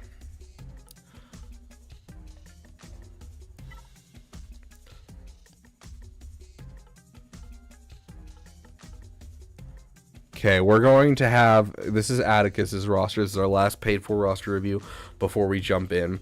Oh, I didn't actually announce what our next one is. We're currently at 500. At 550, you guys get to choose a new song to commission from our artist. So you get to choose the faction that it's going to be based around, like this current one is Mandalorian.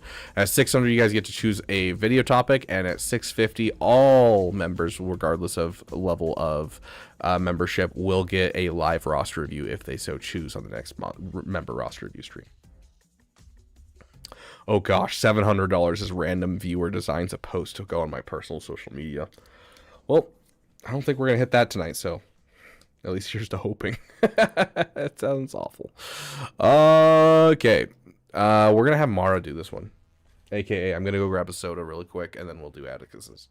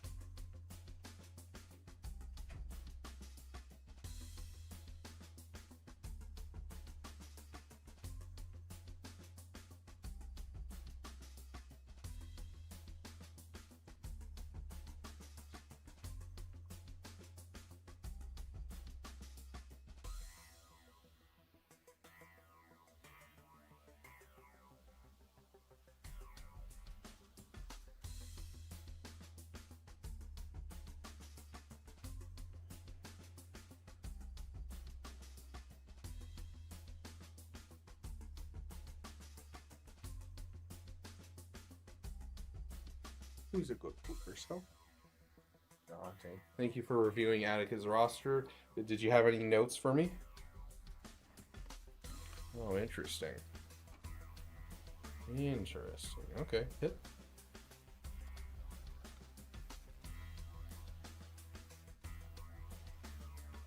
Ball. Jante. Other ball. Jante. Good girl. Good girl. Stay. This thing is completely wrecked. Leaving it on the ground so often.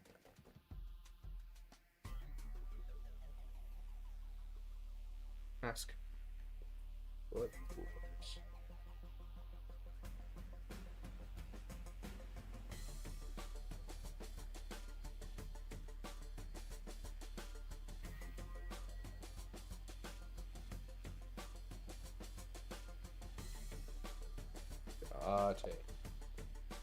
Good girl.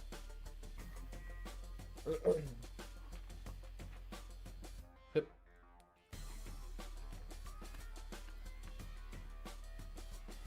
Okay. You guys got to see the rare Marmar Binks. What poopers. Love you.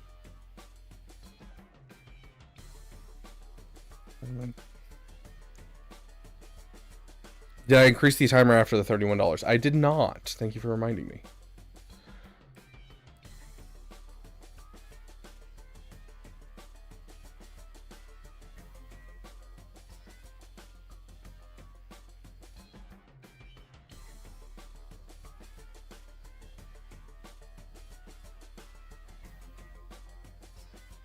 Okay. Geonosis song win. I mean, once we hit the proper amount and you guys request it. We already have a Gungan song, Warlord. Have you never heard our Gungan song? In my opinion, we have the best Gungan song. Like, Arnold's... You know, Arnold's Gungan style is awful. But, you know, there are some contenders with Isaac 2187. But ours is the best. You almost got us killed. You brainless? I swear. Ability this big does not make you intelligent. Now get out of here. No, Mr. Stag. Yeah, $1 is 2 minutes, and then a membership, a $3 membership is 10 minutes. So it technically pays more to do memberships, but... That is the sound of 1,000 terrible things heading this way. Let's see. Hey, Empire Lifts back. Good to see you, my friend. Student doesn't have another Omi that needs to be applied. Okay, I mentioned this recently, but Grand Inquisitor guide was so helpful. It only took me 4 hours and 3 different remods to beat the event with 1 Zeta. Nice picture. I'm glad it helped, my friend. That event is a nightmare.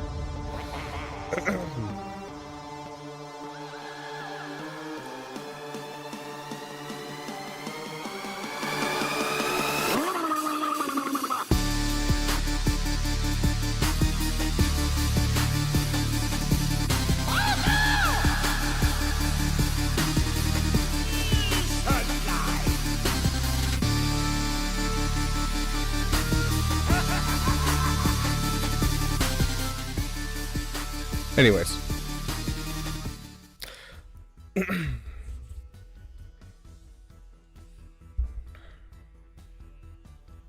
Okay, let's see what Atticus's message said.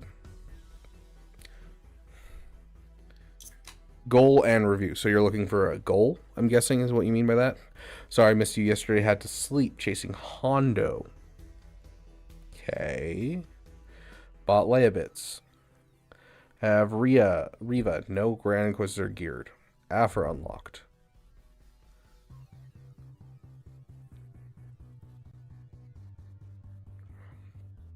Oh.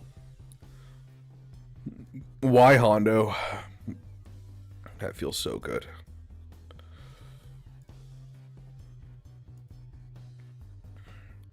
I'm sitting here patiently waiting for my shops to reset, which is an hour and 10 minutes because I got nothing better to do. I'm addicted. Love it. I think we're going to get another free Carbonite Lightspeed token in September. I think it'll be a permanent fixture from here on out.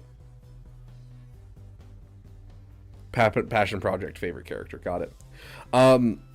Speaking of Atticus, I know I have this somewhere. I don't know where it is right now.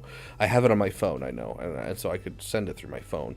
But I will say I have a theory that Disney's planning on doing something with Hondo soon. And the reason I say that is because we have Hondo right now, and Hondo doesn't make sense.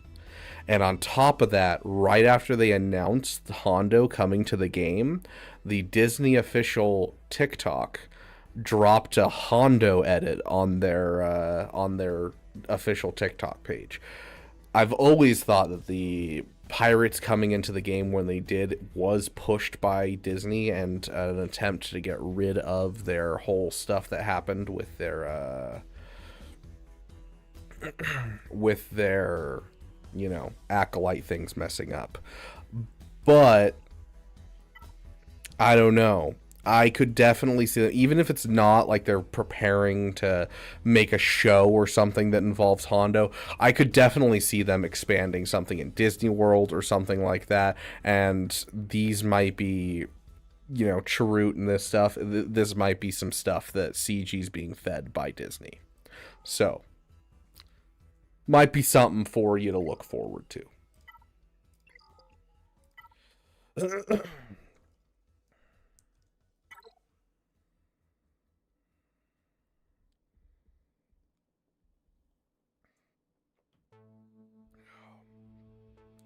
Dude, I am trying desperately to find the last can.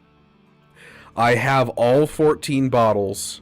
I have 7 of the 8 cans. I only need one more can and I am done with the collection, but they're starting to stop selling the Star Wars ones. So it's going to be a pain in the butt, but I need to find one more. Driving me nuts.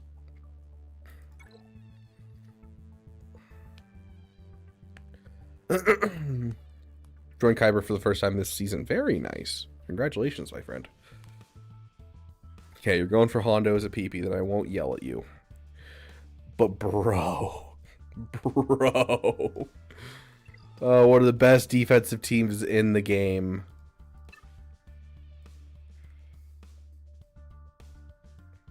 Two of the best defensive teams in the game. Oh, dude. What light side characters are on cans? I only got Ahsoka so far. How old is this count? I have no idea. That sounds like a question for him. Let's see. Total is Darth Vader, Anakin. Hold on, I can just look at my cans. Darth Vader, Anakin, Kylo Ren, Darth Maul, Emperor Palpatine, Yoda, Princess Leia.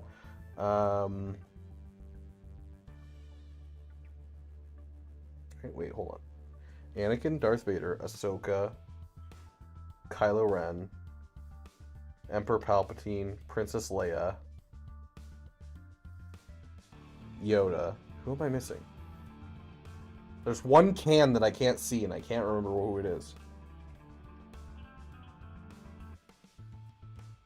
I'm missing someone, and I don't remember who it is. It's gonna drive me nuts. You work for Pepsi, but drink Coke. Yes, I do. If I could get sponsored by Coke on this channel, I would.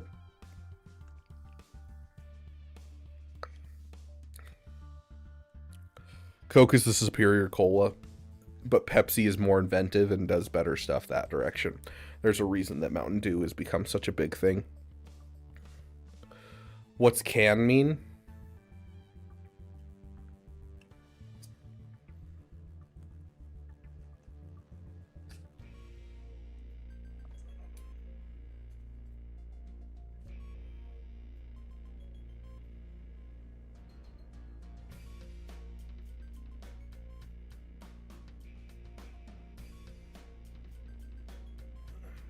So yeah, I'm currently in negotiations with the Coke salesman to try and get the decorations of these, because they have this one, or no, not this one. Which one is it? It's Ahsoka's, and I think it's Ahsoka's and Darth Vader. So I think it is this one, where it has Darth Vader with Darth Vader standing down below. And then they have the Ahsoka one that they have like hanging on the wall, and they said I could have them. But yeah, so you got Darth Maul, you have Anakin, so that's, yeah. the Coke cans each have a different character on them. And so I've got all 14 of the bottles here on my desk. So we got Luke right there, and then we got Poe right there. So I've been trying to collect them all before they go out. And the only can I'm missing is Yoda. And I have all 14 of the bottles. So but took a better break, came back when Leia was new, maybe, not sure. Oof, wishy-washy. Sounds good, Con Warlock. You have a great night.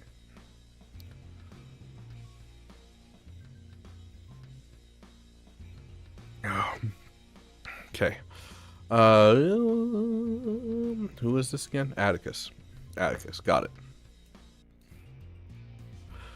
But yeah, you have an Ezra Bridger. The current meta right now is JMK with Ezra Bridger. With the Hodocron is incredible right now. And a major pain in the butt. And then there's also the SLKR Darkside Ray as well sitting around. So I feel like you're sleeping pretty heavily on this. You have the right Omicron on it, which is good. You're missing mods. I hope that wasn't locked in that way, because he's still incredible even if you don't have Relict. Credits will do fine.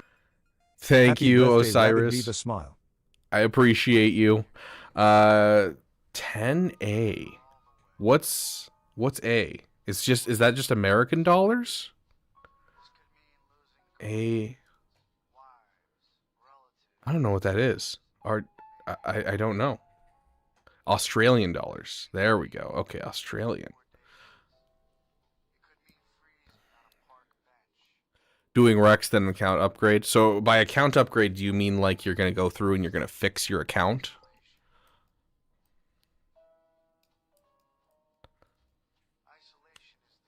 What's with the degeneracy background? Caracol hit our $400 donation goal, which made it so he could choose our background for a week. And so we have a shameless Caracol call out going for the next week. Appreciate it, Osiris. Oh, no. Oh, no. I used to have a girl that would say that all the time.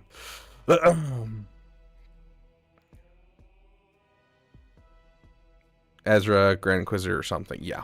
Okay. How close are you to do you have it? You do have it. So 100% yes. Yeah, you're gonna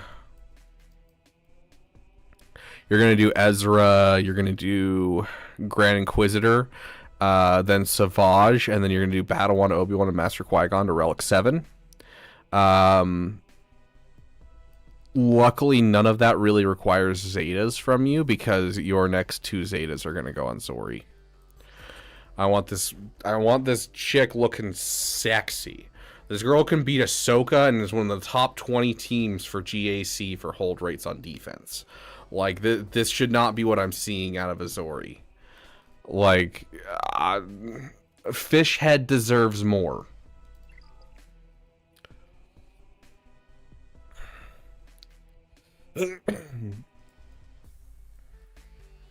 As for what to do next, I mean, obviously Leia after Hondo, if you got the Leia bundle. But I would say a Sith Eternal should be in your future soon.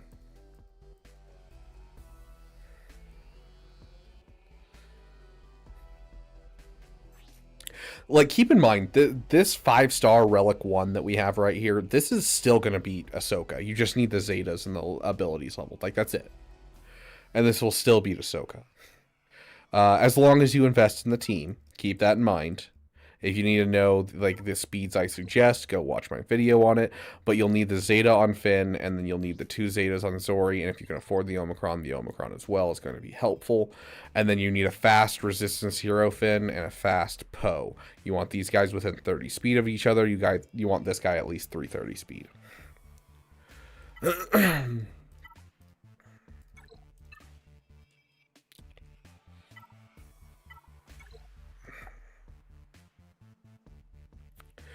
I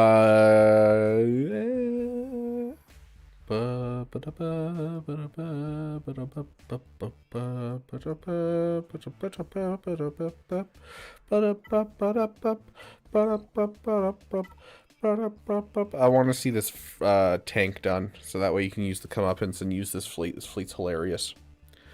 Am I late for the Omicron goal? No, we have not voted on it yet, AR.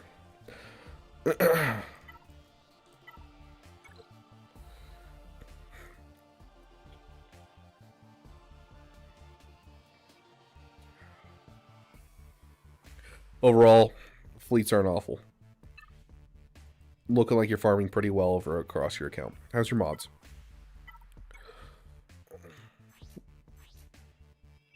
$346, $286. It's a pretty big jump.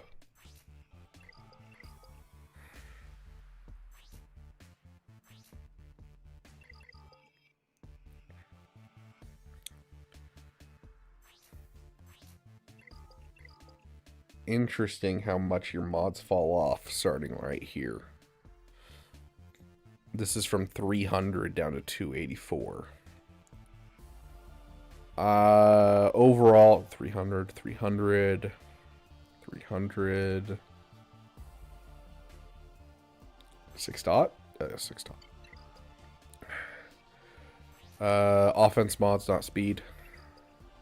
300, 330. 300 at least. 330 on resistance hero Finn, wherever he might be. As time goes on, you're going to want to get her speed up, as well as Grand Inquisitors and Seventh Sisters.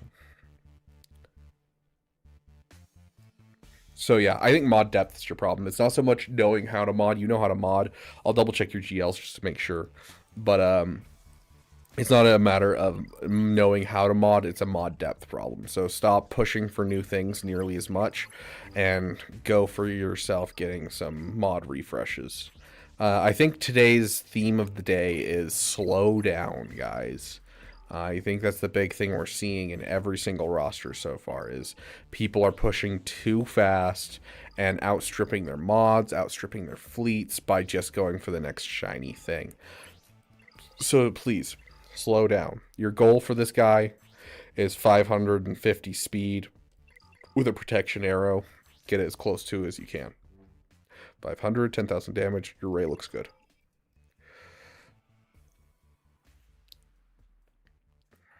So you end up with Cartho Nasiomi, to be honest.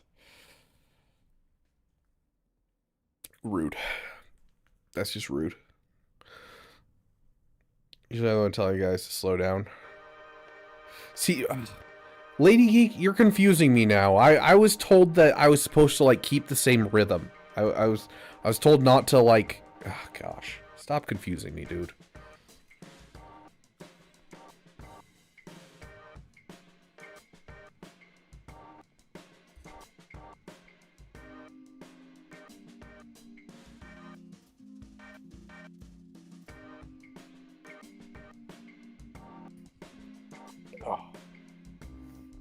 How about Luminar Omi match Calvin's? Does he have that Omi? Bo-Katan is also a guild wreck soon. I mean, that's not a bad thing by any means. Clean up. Work on your guild wrecks when you got time. That's what I got for you, dude. Like, I don't know what else to tell you.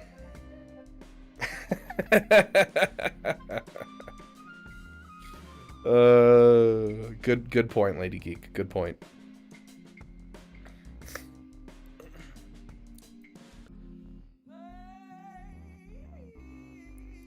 But they only give me 5 minutes for a battle in this game.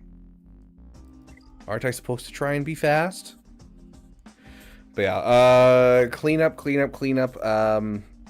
I'd like to see, as you start to get, you know, the stuff you need, I'd like to see Leviathan sooner rather than later with an account this large.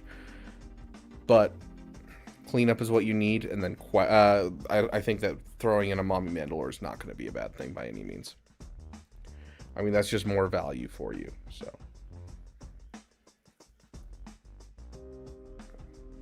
Okay, before we get into the free list, let's go ahead and do our vote. What Omicron do you guys want me to apply here?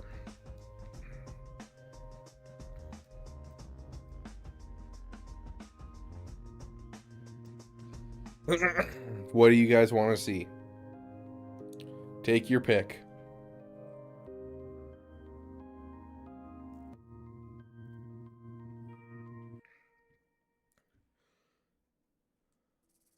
Do you have Merrick? Merrick is gear 13 right now, so technically yes.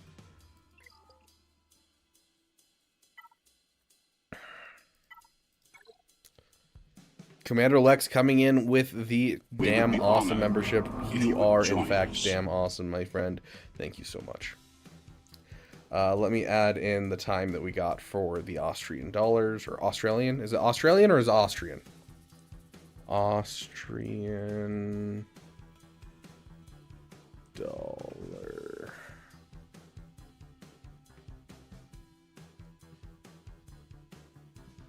Yeah, it doesn't show me the symbol. Why doesn't it show me the symbol for this? Was it Austrian or Australian? Does anyone know? For Osiris? Aussie, Australian dollar. Is there a difference? I don't know. I might be being nationalist there. I don't know where Austria is. I know where Australia is. Don't know where Austria is. Australia. Okay. Alberta. Yes, perfect.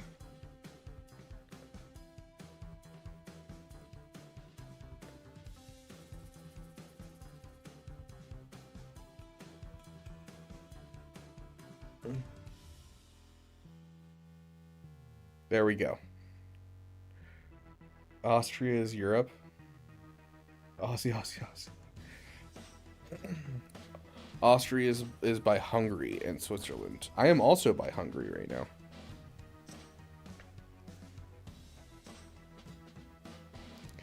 Have you got the Kyle Omicron? I do not. Isn't that one?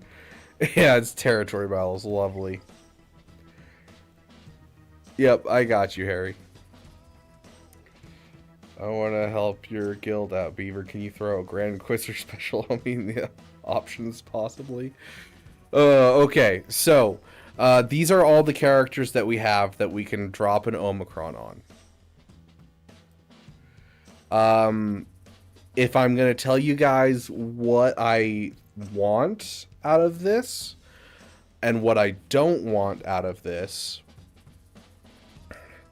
I want to justify the Ahsoka Tano Fulcrum and the Cal Kestis ones. For my guild, I've wanted to do that one. I want an excuse to do Finn.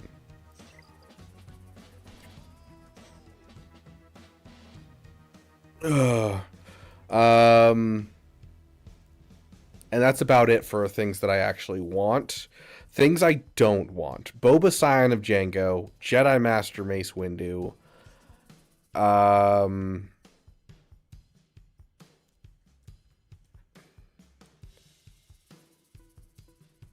Director Krennic, and Bosch Leia. Okay, we've got Second Sister Lead Omi. Oh my gosh, does that include a Zeta?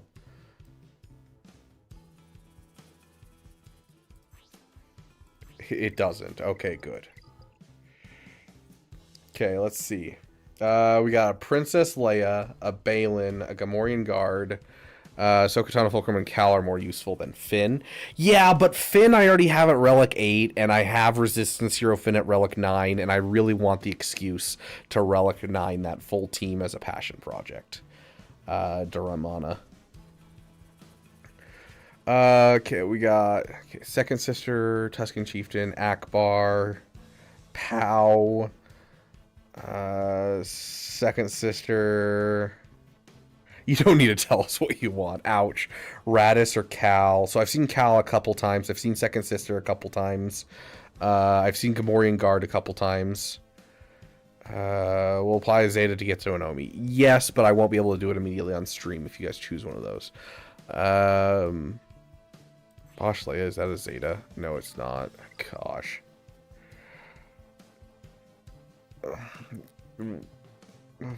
Good question, Track Media. I don't know.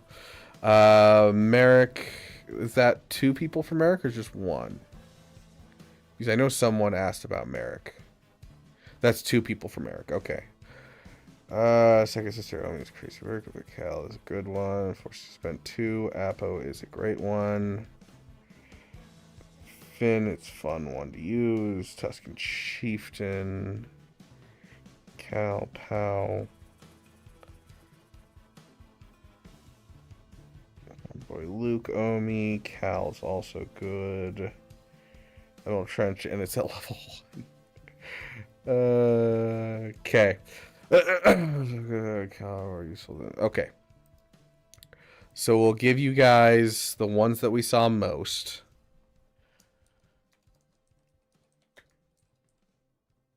And that means we get 2 good ones that are at least semi-good.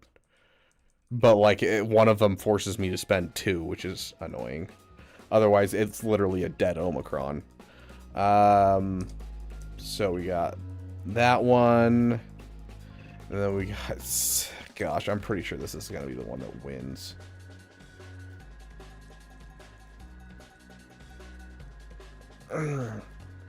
Yeah, we're doing a poll. I'm getting the poll ready for you guys. And then... What was the one that we saw the most?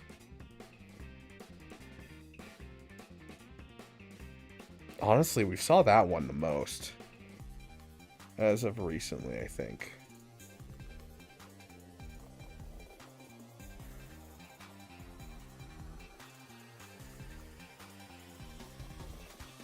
Yeah.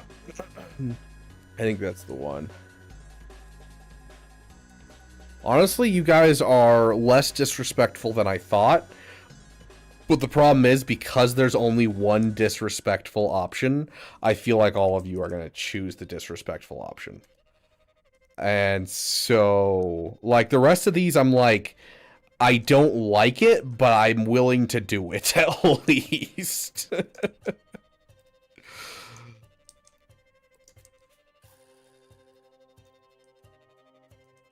Okay. There you guys go. There are your options. So you guys said the most times Merrick, Cal, Second Sister Lead, and Padawan Obi-Wan are the 4 that you guys said the most often.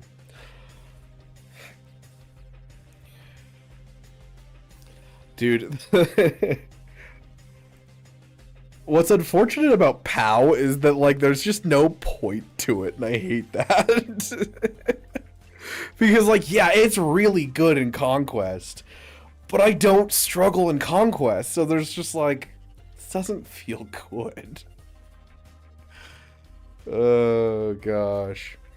I don't know any of those Omis. Okay, let's take you through it. Merrick is helpful because Merrick requires, or what Merrick does, rather, is that he'll basically make your Inquisitors immune to % damage effects, and so it's helpful in territory battles, and can allow you to basically full auto 2 of the territory battle things, but once again, it's a territory battle Omicron, and I don't like applying anything that's not a GAC Omicron. Cal is good, except that Cal... The big part of Cal's Omicron is Ahsoka's solo Omicron effects are no longer disabled when she has allies. Which means for this to literally do anything, we have to have the Ahsoka Tano Fulcrum Omicron, because it literally just turns on another Omicron. So, like, this one's worthless without another Omicron, but it is a good Omicron. The Second Sister Lead is just straight disrespectful, because I'm never going to use Second Sister Lead ever in my life, and it's garbage. And then Padawan Obi-Wan is, like, it does a lot of good things, except that it's Conquest. And in Conquest, I don't really struggle. So it doesn't really help me. But, like, it does a lot of stuff for a lot of teams, and it can give you a lot of debuffs, so that way you can get certain feats done. So it's just, it's good. It's just conquest and unnecessary. Ah, yes, it wants me to switch out that mod for that mod. Genius. Okay. It is going to end right here, right now. Let's end poll.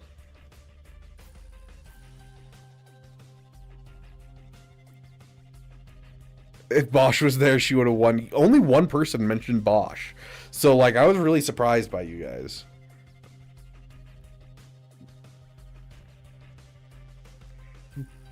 Oh, I'm impressed. I am impressed. I thought it was going to be between POW and Second Sister, and you guys impressed me and gave me a kind of worthless Omicron or a Omicron that's just, I don't need it.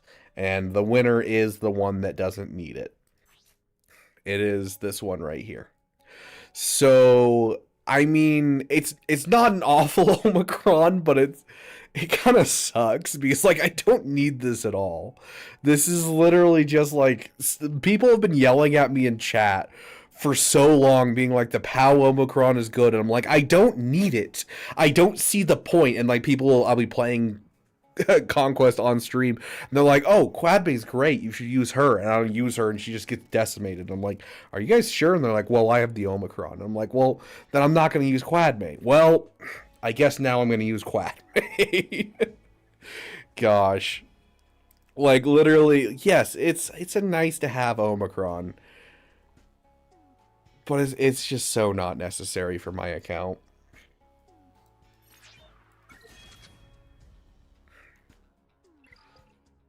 Could have said Qui-Gon if he got his Omicron during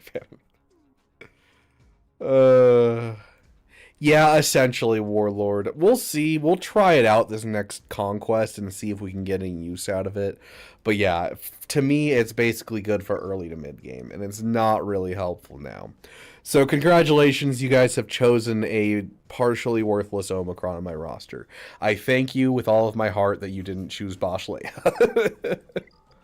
Also, I feel bad. I didn't realize I did not throw that onto Bosch Leia. That is my bad.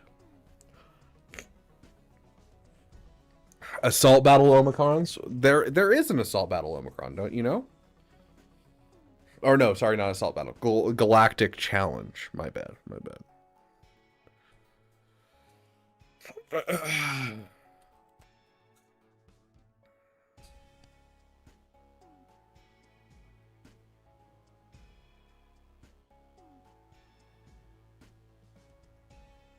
I love how, like, we talk about ships not being fun, and people are like, how do you want to fix ships? Is it ship mods, ship datacrons, or ship omicrons? I'm like, I don't want any of those. All of those sound awful. Why do you want them? Like, come on. Yes, there is a Galactic Challenge Omicron, and I own it. And so does Egnard's now. I forced Egnard's to get it. The Gungan Phalanx Omicron. While in Galactic Challenges, this is the one and only Galactic Challenge Omicron in the game.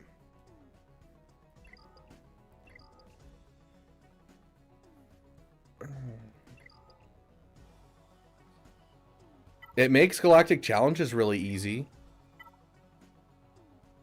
For the 1 in 100 times that we get Gungans in here.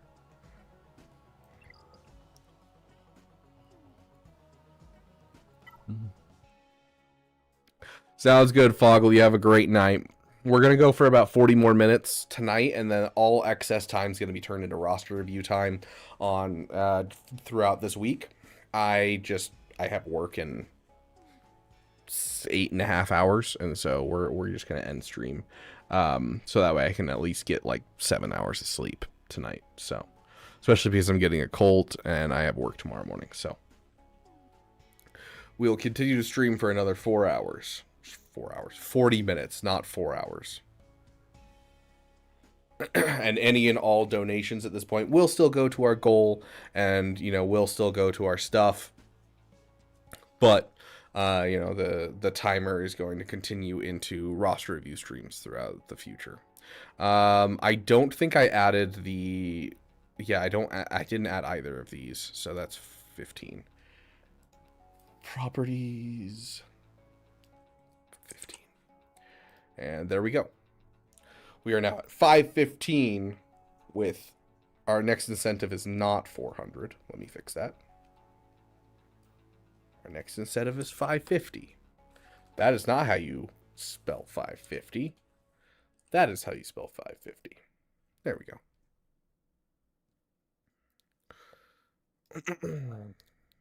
Nope, I am, dude, Beastman, I still have a headache. I cannot get enough caffeine into my blood right now. Yeah, I got work at 7 a.m. too. That paycheck vow.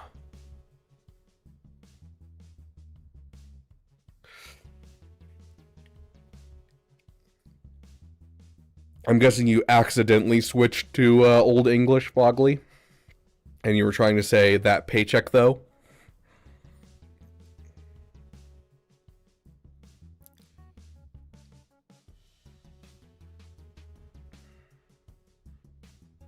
See, I could take one of these pills.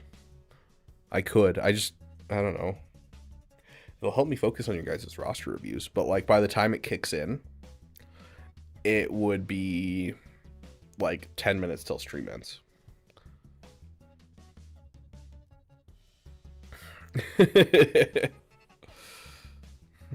What about coffee peas? See, when I take my ADHD medication, I have blue pea, which is very weird and kind of disturbing to see.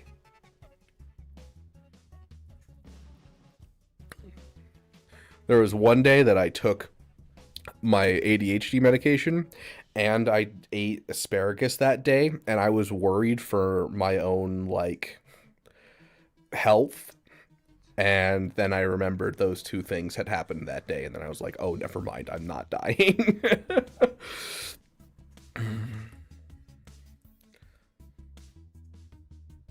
Sounds good, Fogley. Have a great night. What about blue milk? I mean, what do you think blue milk is? It's just, blue pea, apparently. Hey, Timberland. Welcome, welcome. Is Wishy Washy still here?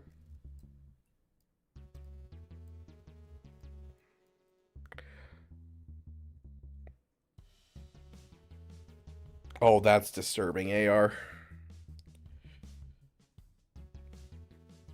Star Wars came out with blue milk. Yeah, I don't know if anyone tried the Star Wars blue milk, but it was like, you tasted it and it was like chalky. It was like, I don't know. To me, it was like the same aftertaste as if I was like chewing like multivitamins that were vanilla flavored. And so, like, it was, like, good when you first drink it, but the chalky, like, vanilla aftertaste was not my thing.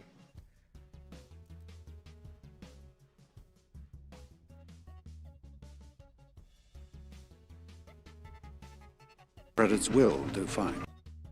Wanted to get a quick RR in, but also wanted to support the Beaver Dam. Oh, gosh. Those sneezes are coming out of nowhere, dude.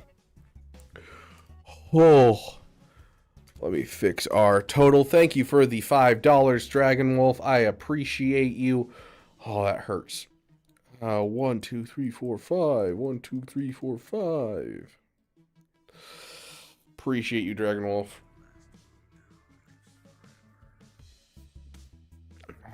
For real, that's how I felt about it. Like what I said with like the chalky like multivitamin vanilla aftertaste. Yeah. Chewing antacid. Yeah, kind of like that. Yeah. Yeah, so in case you guys are wondering, here's a little bit of life advice for you. If you need a restaurant to go to, you want to know if a food is good, go find a fat guy. Like, that's all you gotta do. Like, literally, you could sit here and you could be like, hey, what kind of restaurant should I go to? And you're like, oh, what kind of restaurant are you into? Oh, I like Asian food. Okay, here's the 5 Asian restaurants around here rated by how much I enjoyed them. This one has good this one has good this one has good this. You know, I could sit here and go on. Like, go find a fat guy. They got all the stuff on all the different foods. Yeah, like you didn't want to stop drinking it just because you're like, I don't want that aftertaste to sit in my mouth, which is unfortunate because like I like milk and I like the aftertaste of milk. So no. See, that's the key is a skinny guy will give you the place that he's gone to every day for a year because he found the place and he was like, this is the place that I like. The fat guy eats that stuff so often that he's like, this is not good, this place is, and he goes and tries all of the places because he gets bored of them and he moves on. That skinny guy is going to be like, dude, I've been getting the same chicken nuggets from this restaurant for the last 3 years and it's amazing. And it's like, yeah, but you haven't tried any of the other chicken nuggets in the area. Maybe this restaurant has the better chicken nuggets. You don't know because you found one and you stuck with it, and that's where you go every single time. The fat guy doesn't stop at trying this. He continues to try the other places until he finds all of the best places for himself. How fat are we talking? You want, like, chubby, but you don't want, like, you're worried for their health. Because if you start getting towards you're worried for their health, they will literally just eat anything like you're referring to. But if you're looking for a nice, like, anything from like dad bod to chubby is like the sweet spot that you're looking for.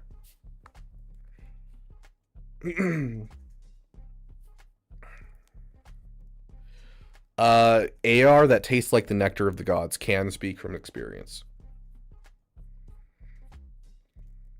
And they might be, but the fat guy will know that. The skinny guy will be like, these are the best chicken nuggets because he's had them every day for a year. The fat guy will go, these are the best chicken nuggets, and point to the same ones and go, I've tried all the other restaurants. These are the best. Exactly. See, Stanimal gets it. Stanimal gets it.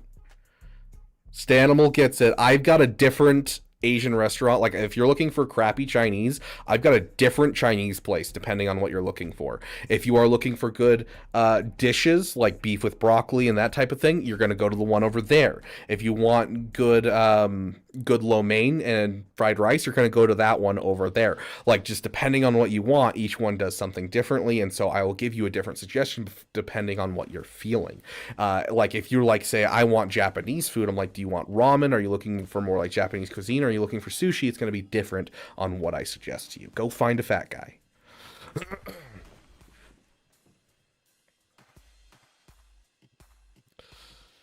To be fair, I could believe the best steak being a gas station because the best southern barbecue I've ever had was in a gas station.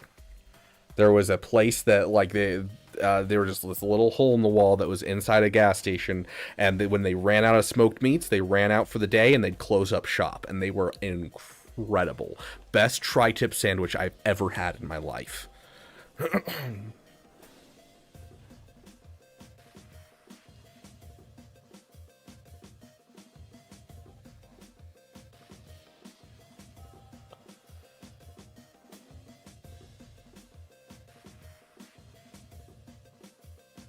I don't know how we got on this conversation, but I stand by the statements I said. See, this is why you guys come to these streams, right? Because I go off on random side ADHD side tangents. That's the whole reason you guys are here. Not because you're actually here for, you know, me doing your rosters, hopefully, because I'm not very good at doing roster reviews. Gas stations are slept on for food in certain areas. In other areas, they are very sketchy.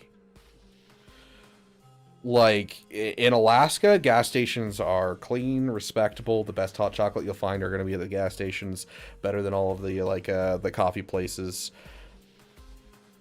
But it really depends on the area, because I've been in areas where gas stations are the dingiest thing I've ever been to.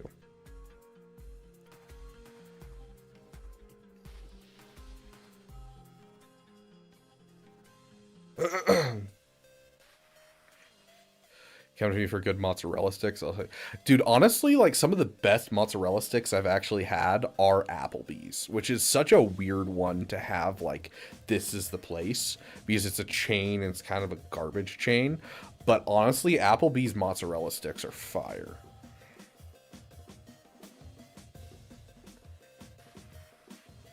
Yeah, in Texas, you guys, like, Texas and Arizona, that area is huge on gas stations. You guys have, like, insane gas stations. I don't remember the name of one. There's one that's based out of Arizona that, like, they have a panic room that you can go into if you're worried for your life in the gas station. And, like, it's insane. The place is huge. What in the Sabrina did I come back to? A shameless Caracol call out because he got to choose my background for a week. See, Dragon Wolf, I would like to say there's something better around me, but there's not. Right now, Applebee's is the best I've had, and I've had all the places that I know of around here that serve that style of food. I like, you know, I've had mozzarella sticks better, but around where I'm at, that's the best I can find.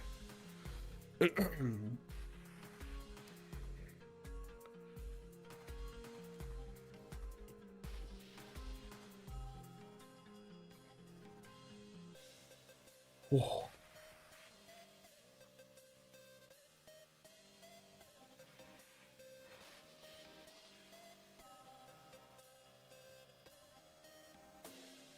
Okay.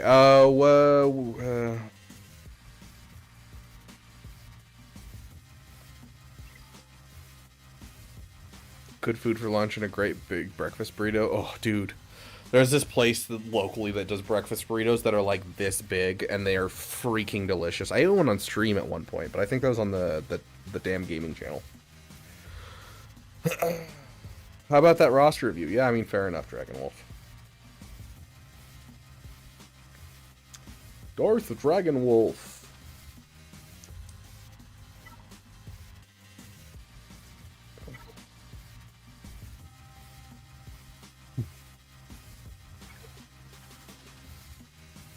It's an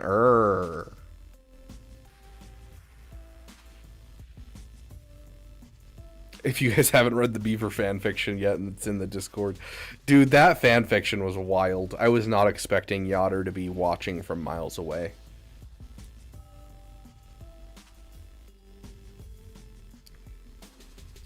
Sounds good. You have a great night, Harry. Yeah, tomorrow's Wednesday, right? Wednesday?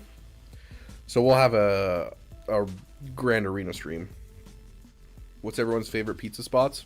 My favorite is this place in Alaska. It's called Pioneer Pizza. It's about halfway between, not quite. It's probably about a third of the way between Palmer and Wasilla, right along the Palmer-Wasilla Highway.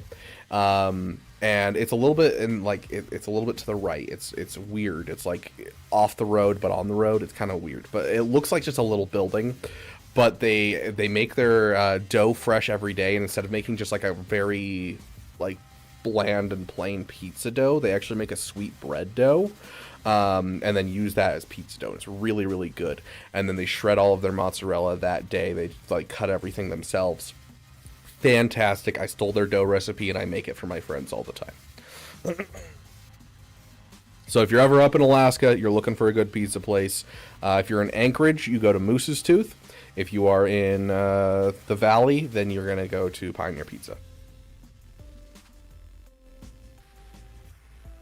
They just announced that we're getting a Buc-ee's nearby where I'm at, and I'm like, ha, I'm going to be trying this. We're going to make content here. Do the birthday clip. Okay. Like, for myself? Today is my birthday! Yay!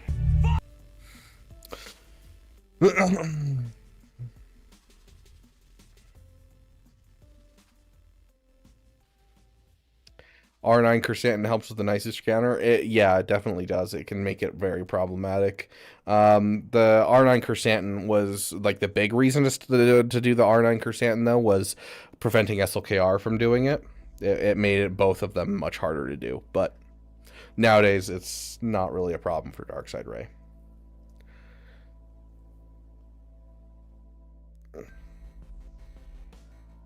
The jerky wall. Okay, okay. I'll believe you. Currently working on Leia's gear, then it's on to Mando, but should I take a journey guide break after Leia and work on my ships? Dude.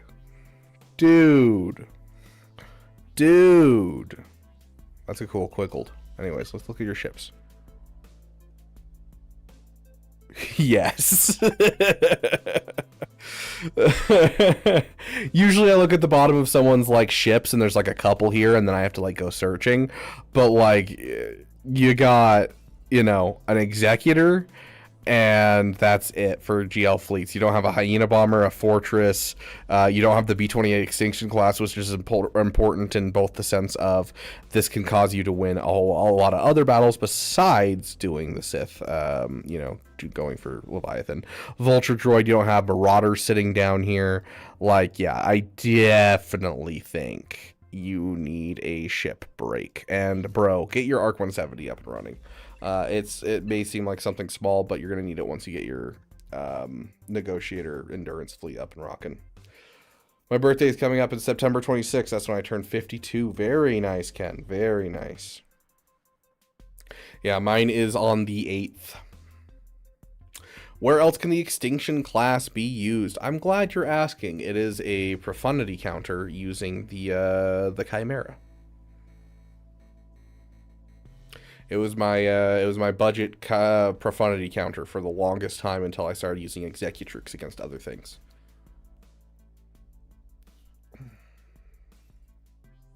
And you don't even need it 7-star, you just need it like 5 or 6-star.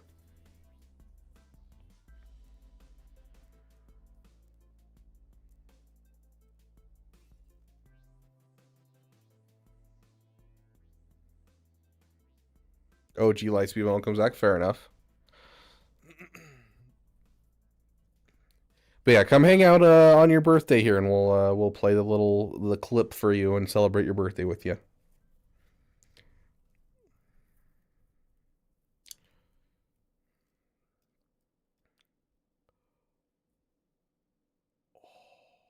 Dude, my head is killing me. I wonder if it's like a sinus headache. Let's see. I mean, I've drank like 30 grams of caffeine.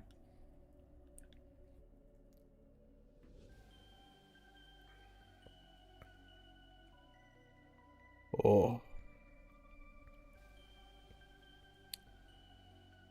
Dude, it just always comes back to Quiggled. He's just so sexy. I like the clip. Dude, it's honestly one of my favorite Star Wars memes I've ever seen. Hey, Windar, welcome, welcome. Okay, so... You're working on Leia, then Mando, and then taking a short break to do work on your ships. I think is an excellent idea, and along that same lines, I think it wouldn't be a bad idea to get your Queensmen up. It's something that's quick and easy that you can get a lot of value out of. So I'd probably do that next. How are you doing on the Scythe?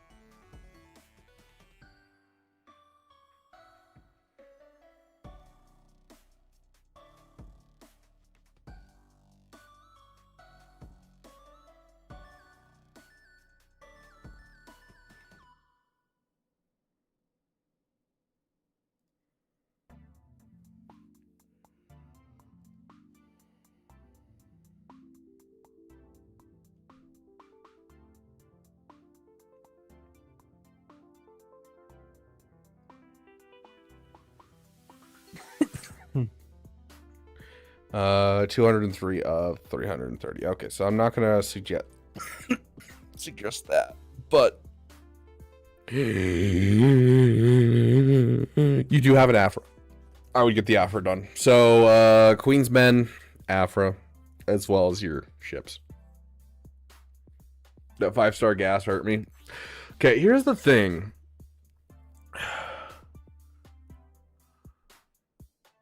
Here's the no. Here's the thing. I almost had it. Here's the thing.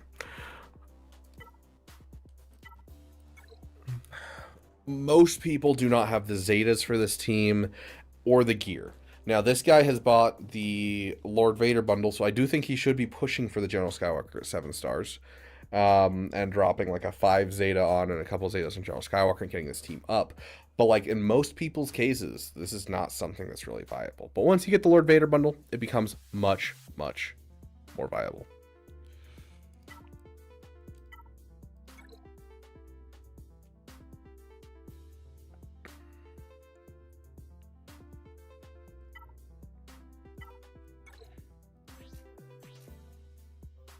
Oh, your mod depth, dude. I know we've talked about it before, but your mod depth's rough.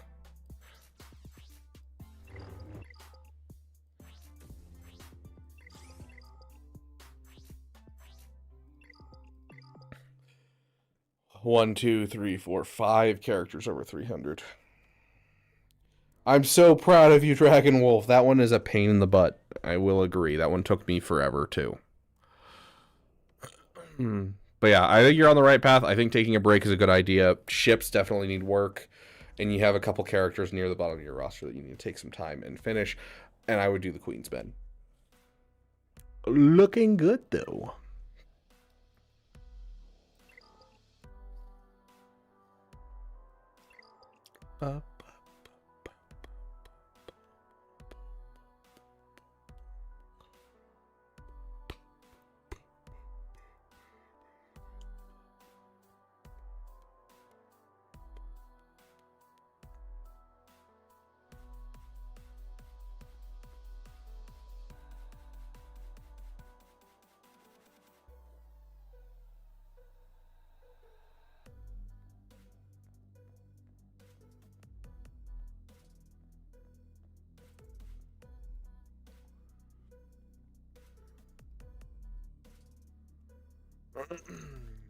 Beaver, you get off all weekend? What do you mean, Timberland? Define what you mean.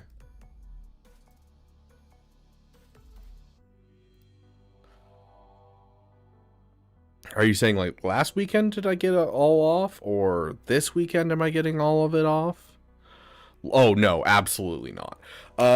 So I work for a soda company, and soda companies treasure holidays with all their hearts because holidays equal the highest paycheck, and our salesmen are commission based. So that means that I have to work the weekend leading up to any holiday, like every single holiday. So the answer is no. And also the answer is absolutely not. They would never let me have Labor Day weekend off. So I work all the way up through Saturday, and then I'm off Sunday, Monday, Tuesday. BAM's lead Zeta needed. No. It'll make it more painful, yes, but it is not needed.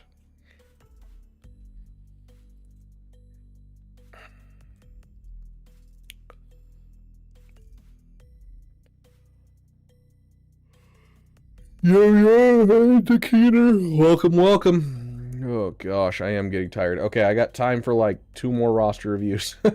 Maybe 3. We'll see. But we do have quite a bit of time. 4 hours and 30 minutes. It'll be down to 4 hours and like 20 minutes when we finish. That will be done on a different day, probably on Friday and Thursday and Saturday. Did you call MTG Deck Pro? I did yesterday, and they didn't answer, unfortunately. But you are next, my friend.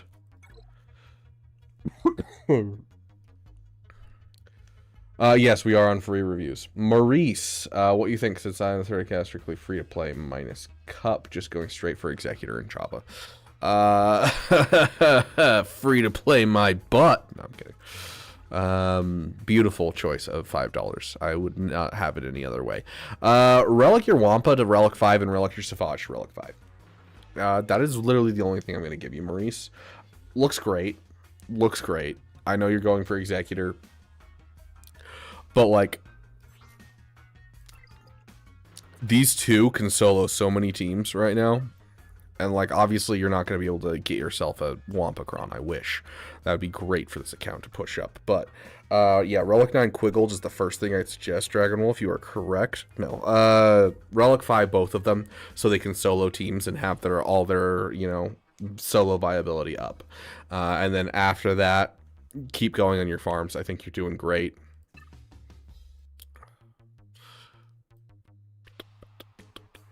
Yeah, looking good, dude. Love to see it. Getting close on that Razor Crest. Very nice. Let's take a look at your mods, see if you're at least modding the account correctly, which if it's an alt account, I mean, sure, you're doing well. Yeah, you're doing great.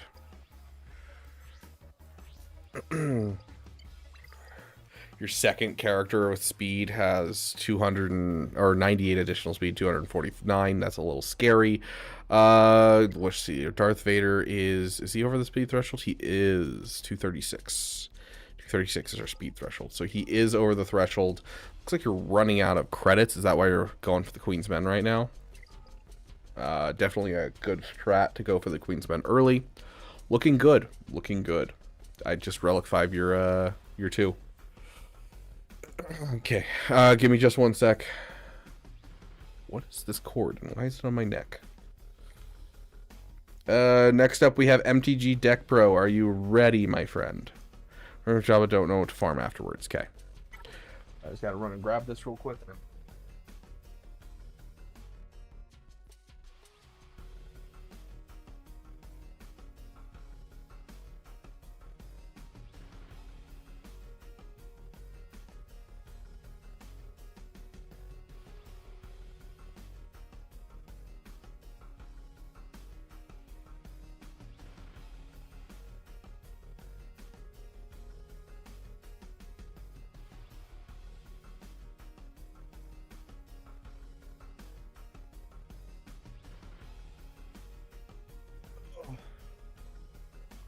Okay. Fogly Doggly already went to sleep, so we're going to remove Fogly Doggly from the list. Maurice is done. Wishy Washy went to sleep. We're removing him. GC Devil, are you here? And then John Shu, are you here?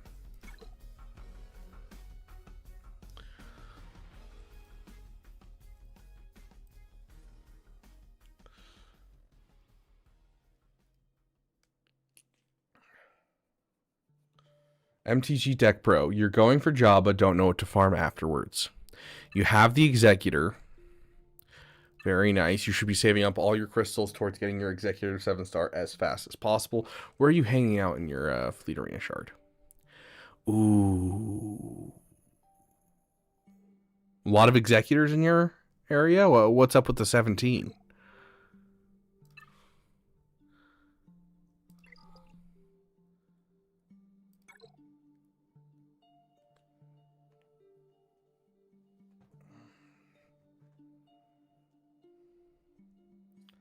Very nice, Ken. Solid start. Sounds good, Timberland. You have a great night. There's GC Devil. Okay.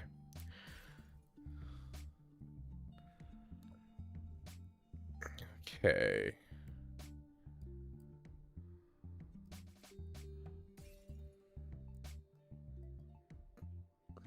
Well, first things first, you're going for Jabba, but you haven't finished your BAM. And that's hurting my soul. Does that mean you also didn't finish your Cad Bane?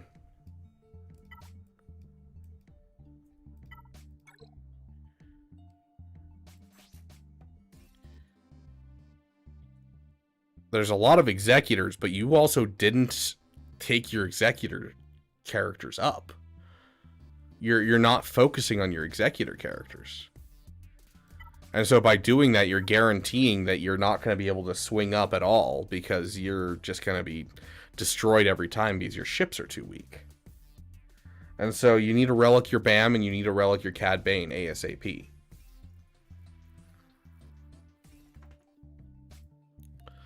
So that's my first piece of advice for you, my friend.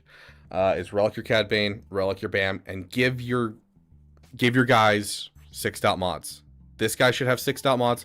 You always start with those who are fleet commanders. So your Piet needs 6-dot mods. Your Bosk needs 6-dot mods. Your BAM needs 6-dot mods. And then the initial lineup is... You're going to want Cad Bane to have 6-dot mods. And Punishing One to have 6-dot mods. So Dengar. So start getting 6-dot mods across the board. Start with the opening lineup of your fleet, because that's what's causing the problems of you climbing in Fleet Arena, is you not investing in your Executor. So invest in your Executor, take it up, get those 6-dot mods on those characters, get the relics on BAM, get the relics on Cad Bane, get yourself a good Executor fleet so you can make crystals. Crystals equal just faster progress in general. Jabba sounds great. I love the Jabba. After Jabba, I would suggest probably Jedi Master Luke. You could go for Leia alternatively, but the Jedi Master Luke is pretty close already when it comes to going into Jabba, and Jedi Master Luke will give you a lot of good stuff in Conquest, and you are on that threshold of 4 million GP, where you're going to want to be able to do Proving Grounds and Conquest. JML can help you in both of those in a lot of different ways. So I'm going to suggest JML after this. After JML, of course, probably do Leia then Profundity, or Profundity then Leia, just depending on how you're doing with materials and everything like that. So make sure you're picking up the shards for things for the Rebel fleet, because like I'm seeing a Rebel Y-wing here. This is going to be a while, so you got to be focusing on staying in the Rebel Trinity and making sure you have an eye on those characters that are the side characters for those things. So keep an eye on it. You're going to try and stick out in the Rebel Trinity and finish out the Rebel Trinity. So Profundity is the side piece, but you're going to be going for Jabba, JML, Leia. And then after all of that, you can start pushing out of there, and you start with Sith Eternal just because he's easy to get from Executor. So you're going to go for Sith Eternal, and then from there you can start working into things like the Lord Vader, the Bougie Bunch, that type of stuff.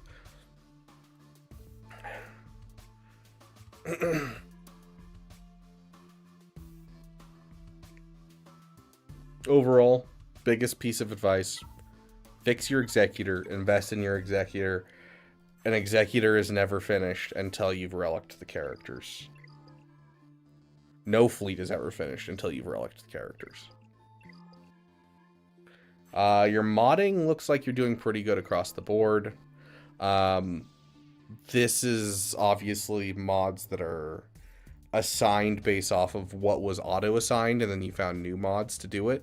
Make sure you're looking at SWGOH.gg, because Commander Luke Skywalker's team, crit damage does nothing for this boy.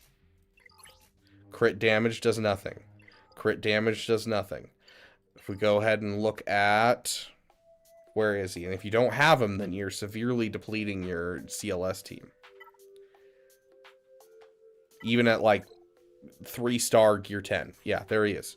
He is 3-star gear 12. Right there, buddy. This guy right here, he says 40% of the leader's max health, max protection, offense, defense, potency, and tenacity at the start of the first encounter. Rebel allies gain half that amount, and none of that is crit damage. And so the game itself is what suggests the crit damage. And so you want to switch that crit damage over to an offense set. Any of these stats you can do max health, protection, potency, defense, tenacity, but offense is the best set because offense gets shared. So you want like an offense triangle on him, you want an offense set on CLS. Otherwise you're not sharing nearly as many stats to your team. So overall, it looks like you know pretty good on how to roll speed. Use SWGOH.gg to make sure you have the right mods and the right characters. fix your executor, and then Jabba, JML, you're going to be doing just fine. Looking like a solid start to an account, my friend. GC Devil. Finishing Darkside Ray. After that is open for discussion. What if I don't want to discuss it?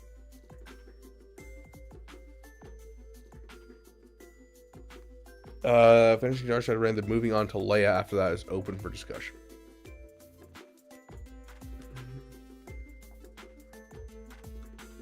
Boo, boo, boo.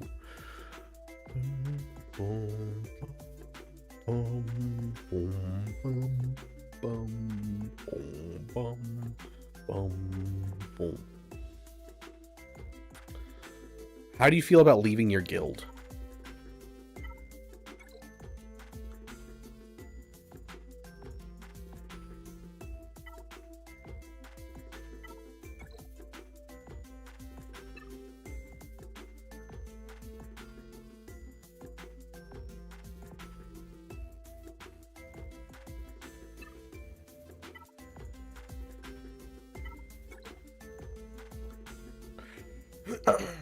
Sounds good, Beastman. You have a great night.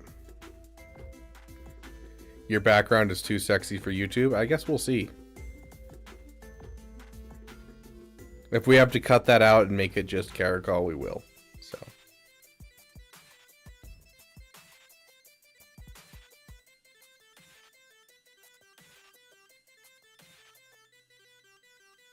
YouTube hasn't yelled at me yet.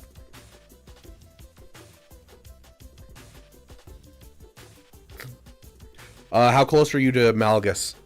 Oh gosh, my sinuses.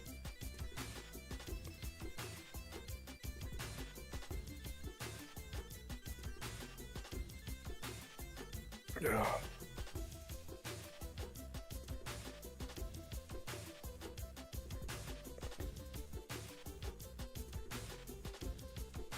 $250 of 330.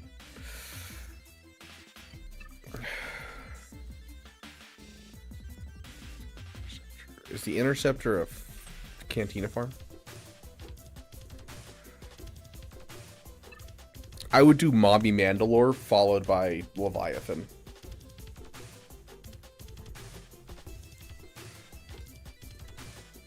Or if you can get Leviathan earlier, Leviathan followed by Mommy Mandalore. But Mommy Mandalore will let you swing into a better guild. And so I would say go for Mommy Mandalore, get into a better guild that's Mando ready.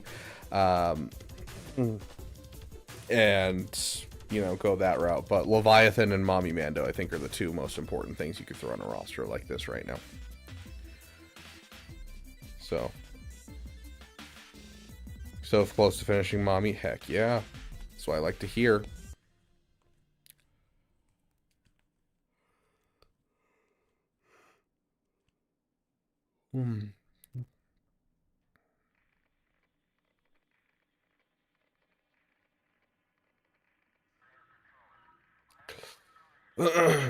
Look at your speeds.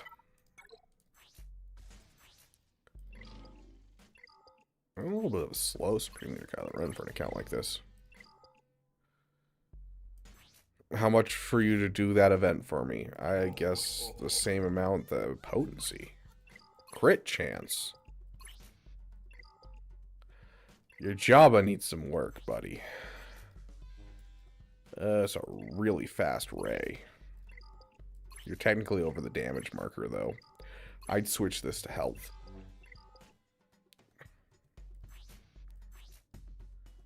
Like, I feel like what you have on your Ray could be used on other characters that could use it more.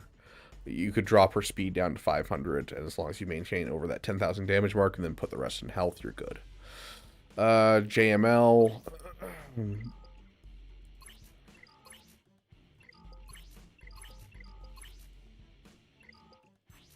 Your JML's looking a little slow because you're all health mods. I'd swap him over to speed.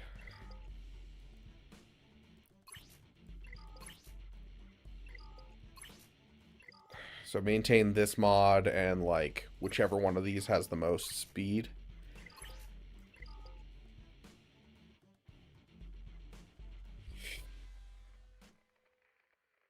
but I would try to get him up to 550 speed. But the last person I did the Bo-Katan event for, they bought me a steak dinner, and that was the price for me doing their thing of it. This is a good speed on Sith Eternal, but you're supposed to have a health arrow right here. So even if you drop the speed by like 15 to 20, if you can get a health arrow with like 2 rolls of speed on it, you'll still do good with this character. I do think you need the speed, or you need the health though. Much more than you need the speed. Shock T being your fastest unit is a choice, and not a choice I agree with. But you do you, boo.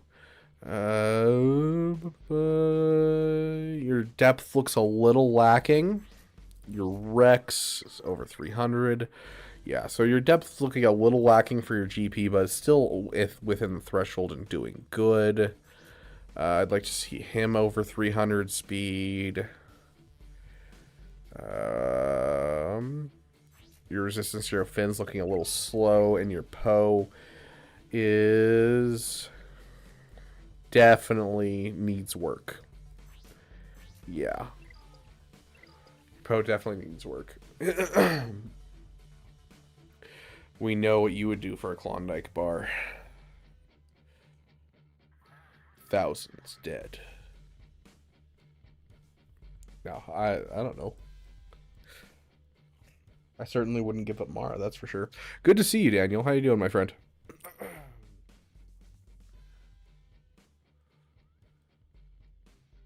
Yeah, looking good overall on mods for a good start, but like I feel like there's some characters in here that I would like to see much more speed on, you know, and some depth that could be used. Pretty good. Coming down with a cold as I'm getting back to work, so don't know how I feel about that, but hey, we're here and we're gonna survive. So, speaking of, give me just 1 second again.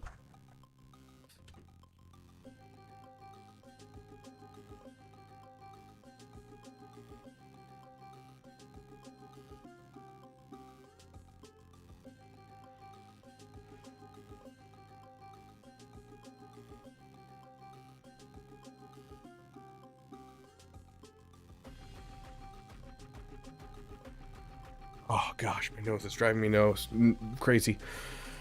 Okay, GC Devil, any questions before we end there?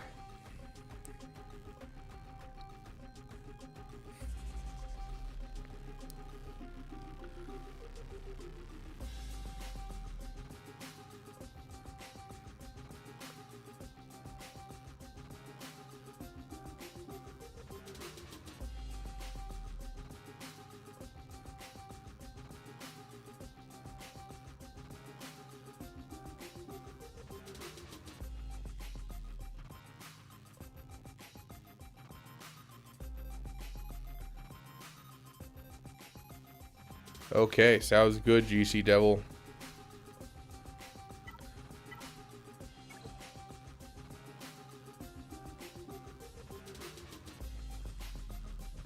I'm so close. Well, unfortunately, we're not going to get to you, my friend. I need to get going because I've got work in less than 8 hours. Yeah, if someone asks about finding a new guild, my Discord, Arnold's Discord, Nutra's Discord, when stream tomorrow. Tomorrow will be at our regular time. So like 5 hours ago, 24 hours from now. If that makes sense. So 19 hours from right now. I got plenty of hours to look and finish.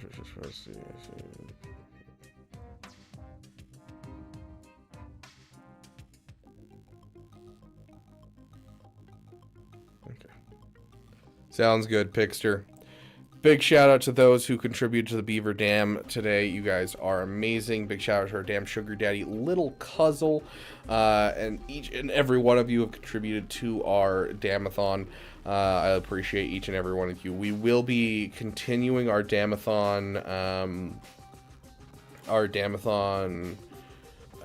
incentives as long as the timer still keeps going, and so we will continue that timer as we go into roster review streams throughout this week to make sure we make up for all of that time that I don't have time tomorrow to stream because I am working. Unfortunately, I couldn't get more time off, so we will be working off that time over the next week. Big shout out to all of our new Dam Elite. If you are part of our new Dam Elite and you haven't already, go to the Discord, go to user settings, connections, and you'll be able to connect your YouTube to your Discord. Big shout out to our Dam Best members, current and former. They always have a home on our end screen. Love each and every one of you. Thank you guys for joining us for the Damathon. I am going to go to bed and wake up tomorrow and go straight to work. So it's going to be a fun time, but I hopefully you guys enjoyed. Hey, great one. We're just wrapping up. Do we have any members in chat that can drop us a General Kenobi for a great one? I'd appreciate it. But big thanks to those who came out and helped out the Beaver Dam with our thing. As I said, all of our remaining time is going to go into roster review streams for everyone later on, and we will continue our incentives as we go through those roster review streams. So I appreciate you guys going as far as you have to help celebrate my birthday. Each and every one of you, I am very, very grateful. We're gonna find someone to raid here in just a moment, and then we will end the stream. So let's go find someone to raid. I think I saw Troopers on Break is live this late, but hopefully you guys enjoyed it. Hopefully you guys enjoyed the different people we had on. It was honestly a lot of fun to have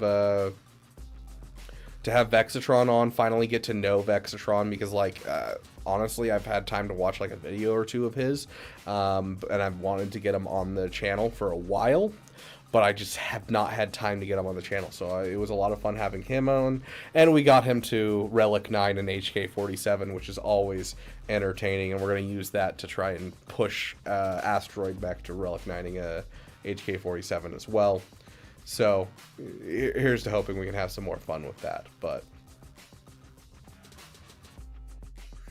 I seem to have come at the perfect time. Why is that, great one?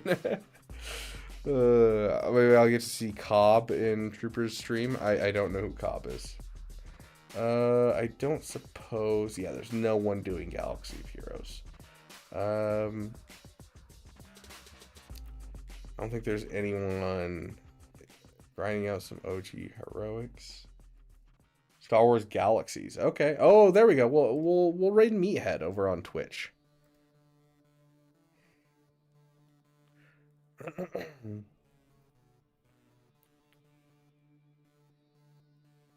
Oh, it's supposed to be sarcasm, not perfect timing. How dare you? I don't understand what sarcasm means, okay? W chair. But thank you guys so much for joining us. Before you end, have you tested Wampacron versus JML in 3v3? I have not. I've only done Leia and Jabba. I have not tried JML. But thank you guys so much for being here. Thank you for giving a damn.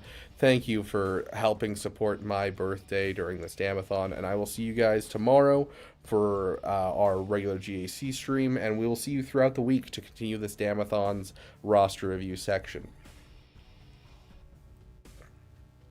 Go tell Tuscan Meathead whether or not I'm wearing pants. And for those of you on YouTube, go tell... Go tell Troopers on Break. I don't know. Let's see.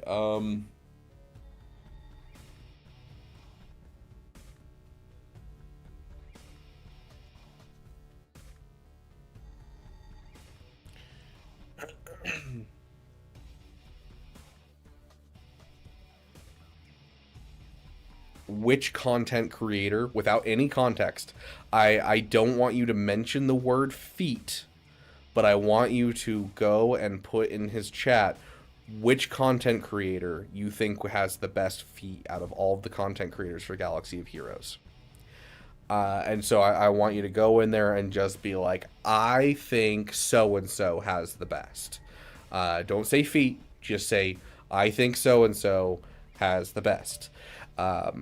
and let him figure it out. If you guys want to tell him that your guys are talking about feet, go for it. But I want you guys to start this off by like debating who has the best without mentioning what you're debating. And I'll try to like keep it back and forth and like react to each other's messages. I want to see how long we can confuse troopers on break. Thank you guys so much for watching, and I will see you guys in the next video.